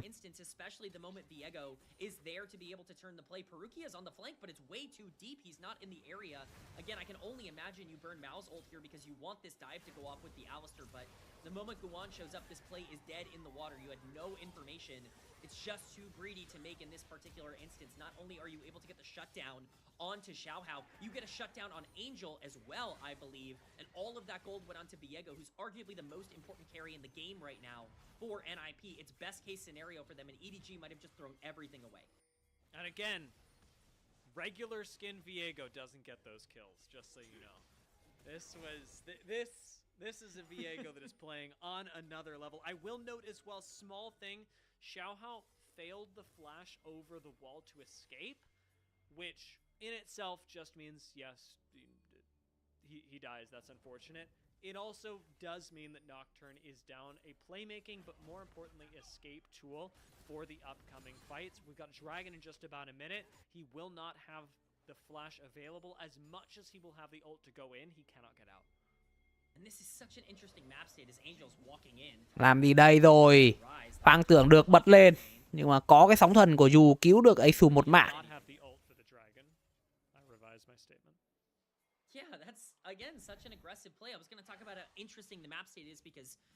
Vẫn đang là khá cân đến từ hai bên.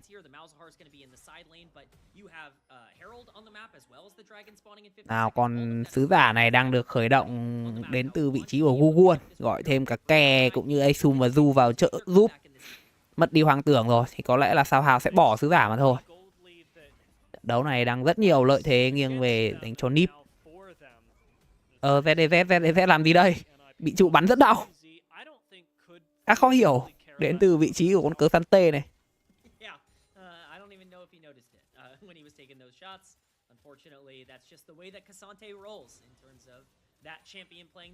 Đùa, hai thằng này thuần farm. LPL không biết từ bao giờ trở thành cái giải đấu thuần farm này.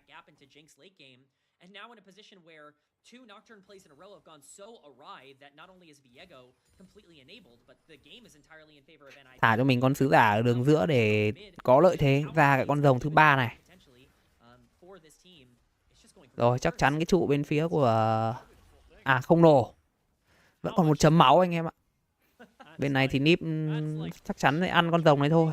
Edward Gaming lại bỏ rồi. Còn bỏ mục tiêu. Đến từ hai bên luôn.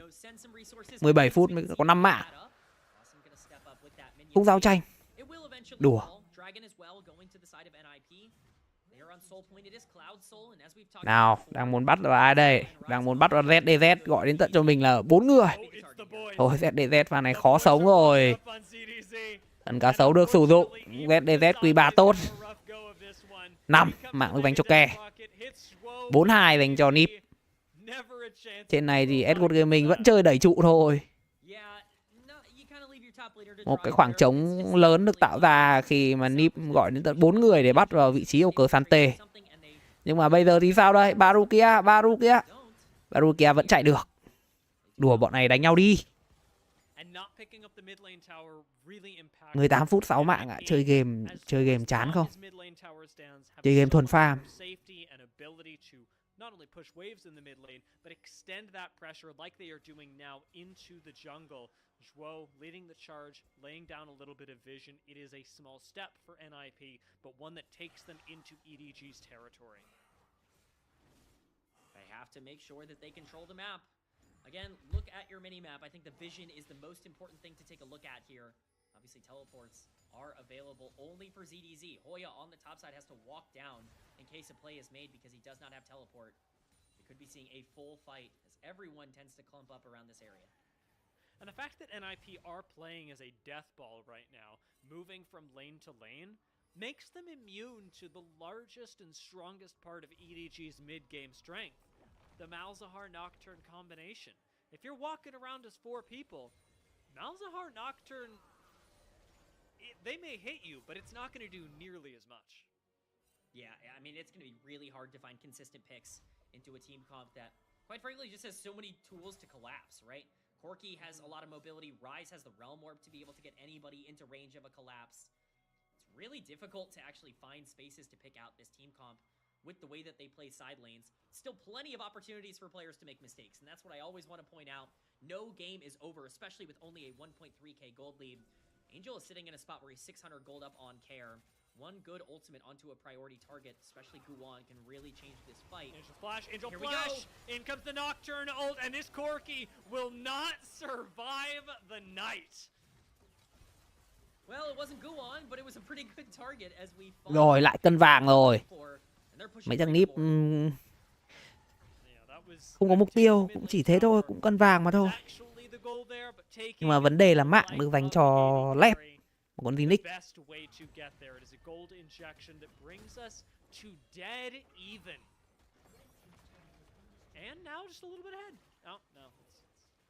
Trận đấu này là linh hồn dòng gió.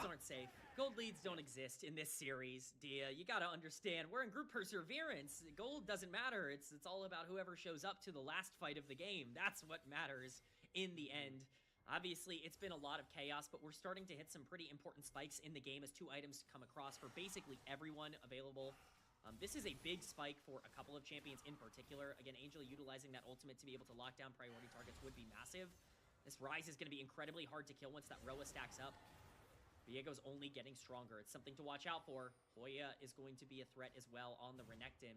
NiP are going to be posturing around this Baron for now, but it's most likely the Dragon in 1 minute that's going to be their target. Hoya đây đang lại bị bắt lại.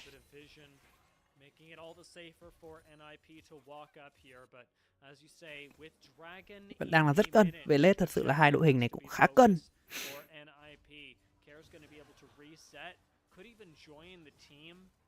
Nhưng mà làm sao mà đội hình của NiP về lết bắt được con Zinix mới là một vấn đề. Con Zinix có cho mình cái tốc hành. Đội hình của NiP cũng là một cái đội hình có thể nói là đi bộ đấy. Nếu mà về late không bắt được con Vin X thì nó bắn hết. Nhịp độ trận đấu vẫn đang là rất chậm, mới 22 phút nhưng mà mới có 7 mạng thôi, vẫn đang là cân vàng đến từ hai bên.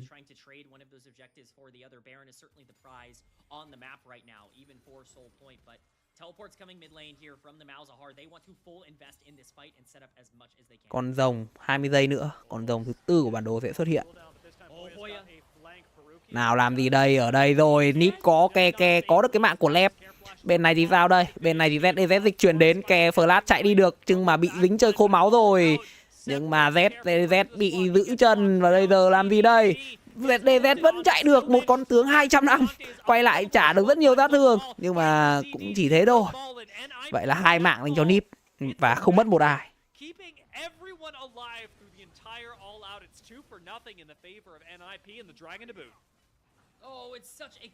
Vẽ là cái con rồng thứ 3 dành cho mình.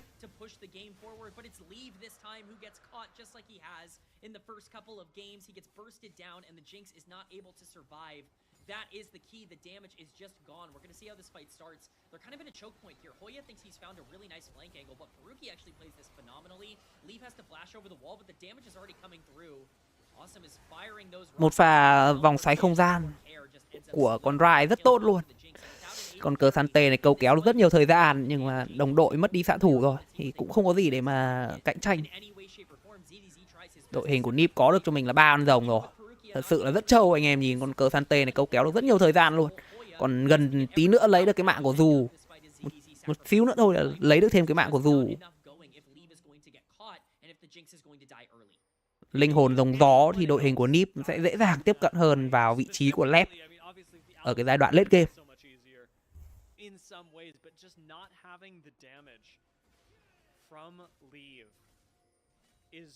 A huge difference maker. It's the pick that wins NiP the subsequent fight for as much as things go well. Nào bên phía của đội hình NiP muốn khởi động luôn cho mình con Baron ở phút thứ 24 này à. Hơi liều nhá. Tốc độ ăn Baron đến từ đội hình còn con Corki không phải là quá nhanh. Mà từ từ lần đây có lợi thế tầm nhìn rồi, ai sẽ là người bị dính chiêu. Sóng thần đẹp, Barukia là người bị kẹt lại và chắc chắn Barukia sẽ phải nằm xuống. Bây giờ đang có lợi thế về người dành cho đội hình của NiP. Có muốn giật lại về ăn cho mình con Baron này không đây? Vẫn quyết định là ăn Baron đến từ những thành viên của Ninja in Pyjama. Good Gaming chỉ còn lại 4 người. Nhưng mà bên phía NiP cũng mất đi cho mình những cái chiêu cuối rồi. ZDZ bị đánh là rất đau và ZDZ lên bảng đếm số. Vậy là chỉ còn là 3 đánh 5 mà thôi. Và NiP hài lòng với 2 cái mạng mình có được nhờ con bết Baron này, nên quyết định là lui về.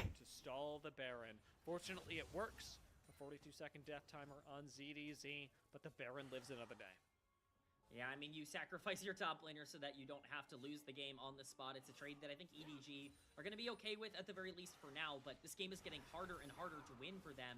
Their front to back is not consistent. I mean, we were talking about a team that really relied on the big pick plays from con Mazaha và con Nocturne càng đánh càng yếu anh em nhé. Càng về lết càng yếu. Nhưng mà cá sấu thì cá sấu và Viego cũng vậy. Nhưng mà NiP đang có cho mình là 3 con rồng rồi. Nếu mà NiP có được linh hồn rồng rõ thì sẽ rất là thoải mái.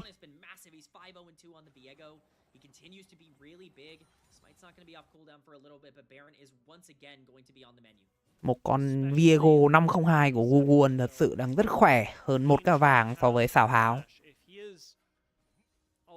Nào liệu bên phía NiP có vẻ đang khá vội khi mà liên tục ra cái hàng Baron này. Flash lên, đánh rất bướng và có được cái mạng sắt đào của xảo háo rơi vào tay của con Mazaha. Bây giờ lại là lợi thế về người. Làm gì đây rồi, tìm được vào vị trí của Asum nhưng mà chơi khô máu thì không được rồi. Quay lại bắn rất đau. ZDZ vẫn sống. Hơi đen dành cho những thành viên của NiP. Vậy là một pha phản giao tranh tốt đến từ những thành viên của Good Gaming. Một pha rất quyết đoán khi mà Flash lên. Trói buộc âm ty đến từ Angel Google lên bảng điểm số ngay lập tức.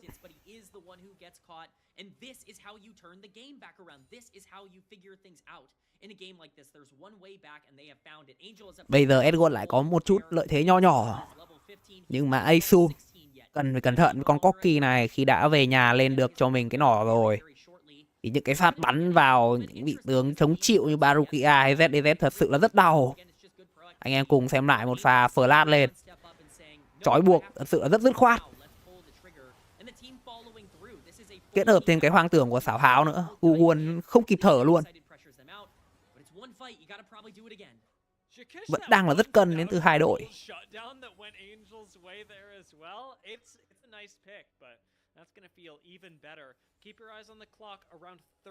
20 giây nữa thì cái con rồng 5 xuất hiện. Pha này bắt buộc phải đánh nha. Pha này bên phía Edward Gaming bắt buộc phải đánh. Nhưng mà Edward Gaming đang có muốn đổi Baron lấy linh hồn rồng à? Từ từ nhá. Nếu mà đổi nhá thì ok thôi. Đội hình của NiP cho Baron luôn. Qua linh hồn rồng. Cái linh hồn rồng là cái linh hồn vĩnh viễn mà.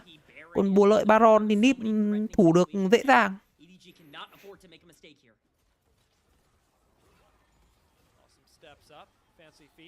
Còn Mazaha thật sự đang rất khó chịu. Nào Barukia tốc biến ma thuật lên cũng không làm gì. Đây, nhưng mà đội hình của NiP thật sự là thiếu những cái vị tướng mở. Con rồng thì cũng đã xuất hiện trên bản đồ rồi. Edward Gaming quyết định là bỏ rồng ra lấy Baron.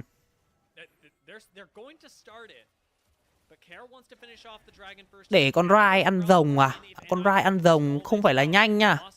Vậy là quyết định phải bỏ rồi. NiP đang hơi thua thiệt ở cái tầm nhìn ở hang rồng này.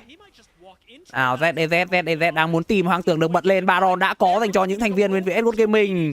Nhưng mà ZDZ bên này thì sao đây? Bên này ZDZ xào hào có được cái mạng của Guguon. Hoya vẫn đang bơi. Và NiP cần phải về với 4 người và có một con Baron free dành cho đội hình của Edward Gaming. Và có được thêm cái mạng của Guguon nữa. Mất đi cho mình người chơi đi rừng rồi. NiP liệu có được cái con rồng, linh hồn rồng hay không đây? Hay là mất cả trì lẫn trài? NiP quyết định là không ăn rồng. Đang muốn bắt vào Barukia chăng? Rồi, Barukia có bất khuất. Thêm cả cái tốc hành nữa nên khả năng rút lui là rất nhiều. Trận đấu này đang khai thác vào Guguon là rất tốt. Guguon 5 giây nữa mới hồi sinh cơ. Vậy là vừa mất rồng vừa mất Baron. Mấy thằng NiP đánh đấm gì đây? Bây giờ lợi thế lại cân rồi. Trận đấu lại cân rồi anh em ạ. 30 phút 700 vàng chênh lệch. Không quá đáng kể.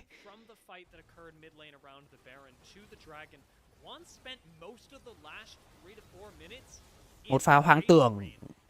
Thật sự là không có tầm nhìn dành cho những thành viên của NiP. Ôi, anh em nhìn con tướng 300 năm cờ Sante.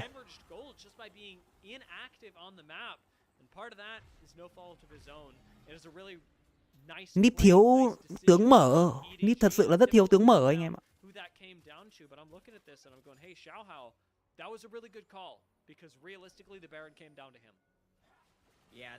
Một con Baron đem lại 1k3 vàng dành cho Edward Gaming.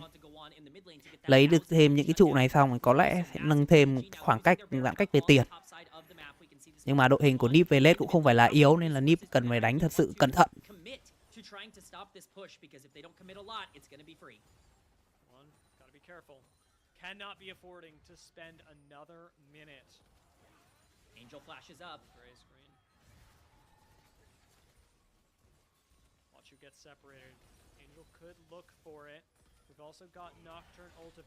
Rồi, mất trụ đường trên và trụ đường giữa. Edward Gaming có muốn lùi về pha này không? Khi mà búa lợi Baron chỉ còn 20 giây nữa thôi. Vậy là một pha thủ Baron cũng khá là thành công đến từ bên phía của đội hình của NiP. Một trận đấu mà 32 phút trôi qua rồi nhưng mới chỉ có 13 mạng phải nằm xuống. Rất cân đến từ hai bên. Về late thì con Zinix cực kỳ khỏe luôn. Con Zinix đang có cho mình là 3 đồ rưỡi rồi.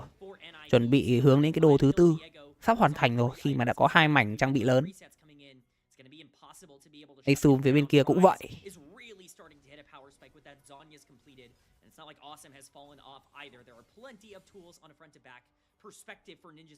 Lại farm chill đến từ hai bên thôi. Phải đợi đến cái con Baron tiếp theo và con rồng 2 phút rưỡi nữa.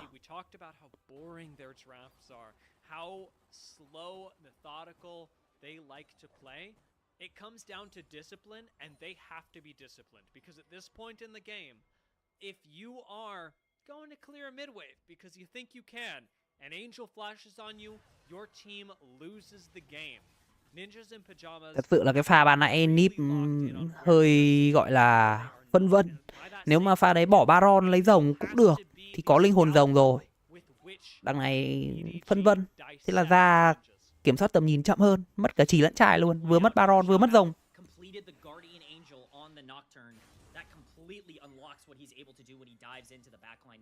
On that champion, so many different ways for him to play aggro if he wants to try and combo off of Angel, or alternatively separate someone like Awesome from a lot of the front line that will be peeling from him. He just has way more opportunity now. Leave is on 4 items on this Jinx, level 16. It's not going to get much better for EDG at any point in the game. You talked about needing to be the scalpel. We will see who is getting operated on by the end of this game, because somebody is laying on the table and they just don't know it yet. Those 4 items, importantly, not matched by Awesome. He needs a little bit more gold to finish that. Fortunately, he has a minute to gather it. Both Baron and Dragon going to be up at the same time, and NiP are going to be in the same position. Do they get the Dragon Soul and potentially give over another Baron? I don't think they're going to roll those dice again. Yeah, you can't give over another Baron to this EDG comp. They've already proven that they are willing to make decisive decisions, but as big as that was, they're likely not going to catch NiP off guard twice. They have to win a straight-up fight, something that they've had trouble doing throughout this entire game. As much as we've talked about the picks, they've relied upon them. Leave can start to get excited in some of these fights. You can still play. Thằng nào sẽ xử lý tốt hơn ở cái pha mục tiêu lớn tiếp theo đây. 30 giây nữa thôi. Baron hay linh hồn rồng. NiP chắc chắn sẽ phải chọn. Cái pha trước thì họ đã làm không tốt rồi.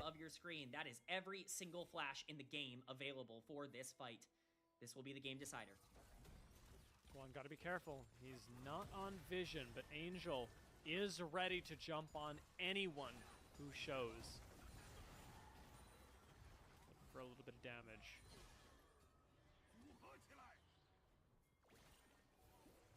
Rồi, vậy là 2 mục tiêu đã xuất hiện rồi đây. Đội hình NiP không có ai để mở. Ê luôn, cái khổ của đội hình NiP là thế. Bên này thì Nocturne đang ăn rồng một mình. Ui giời.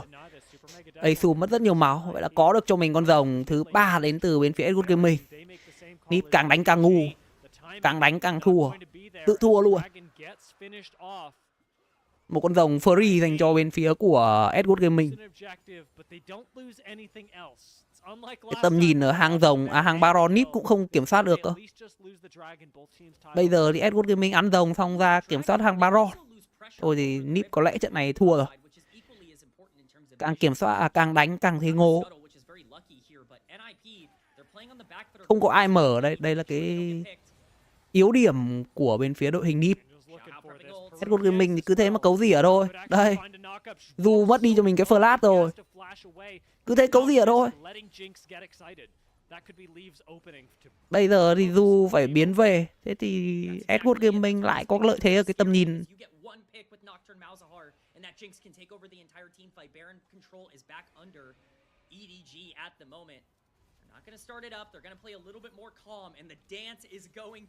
Đánh một cái trận 36 phút 13 mạng buồn ngủ kinh.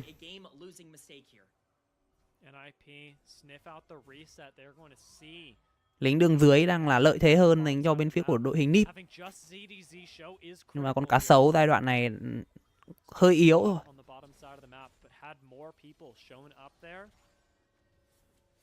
Nocturne thì cũng đã có cho mình giáp thiên thần.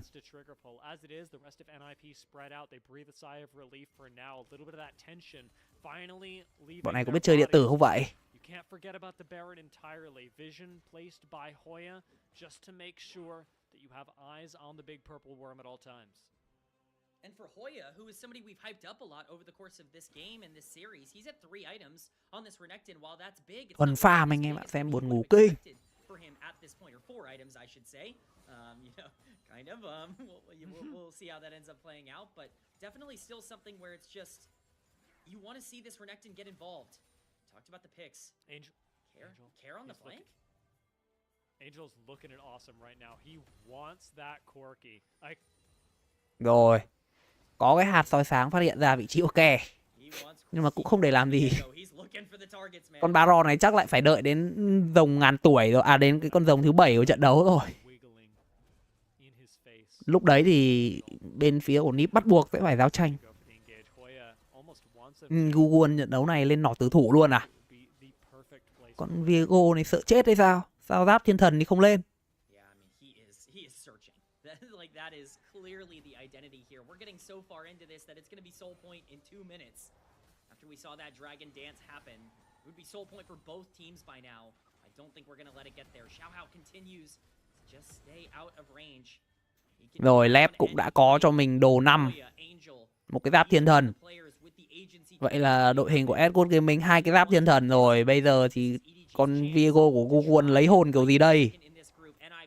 With a win could basically guarantee it. And EDG are making the call. They're TPing in. They want control of the area.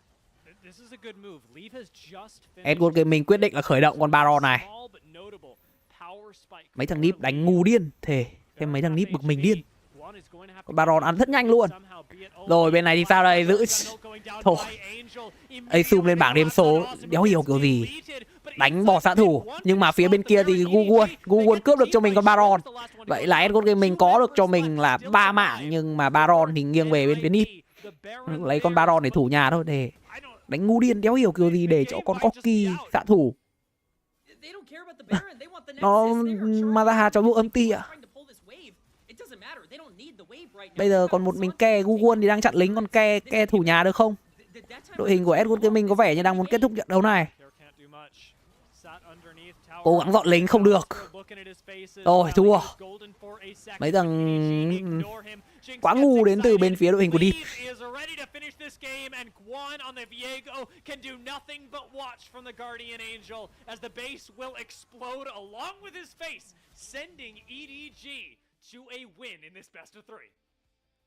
Bye bye anh em nhá.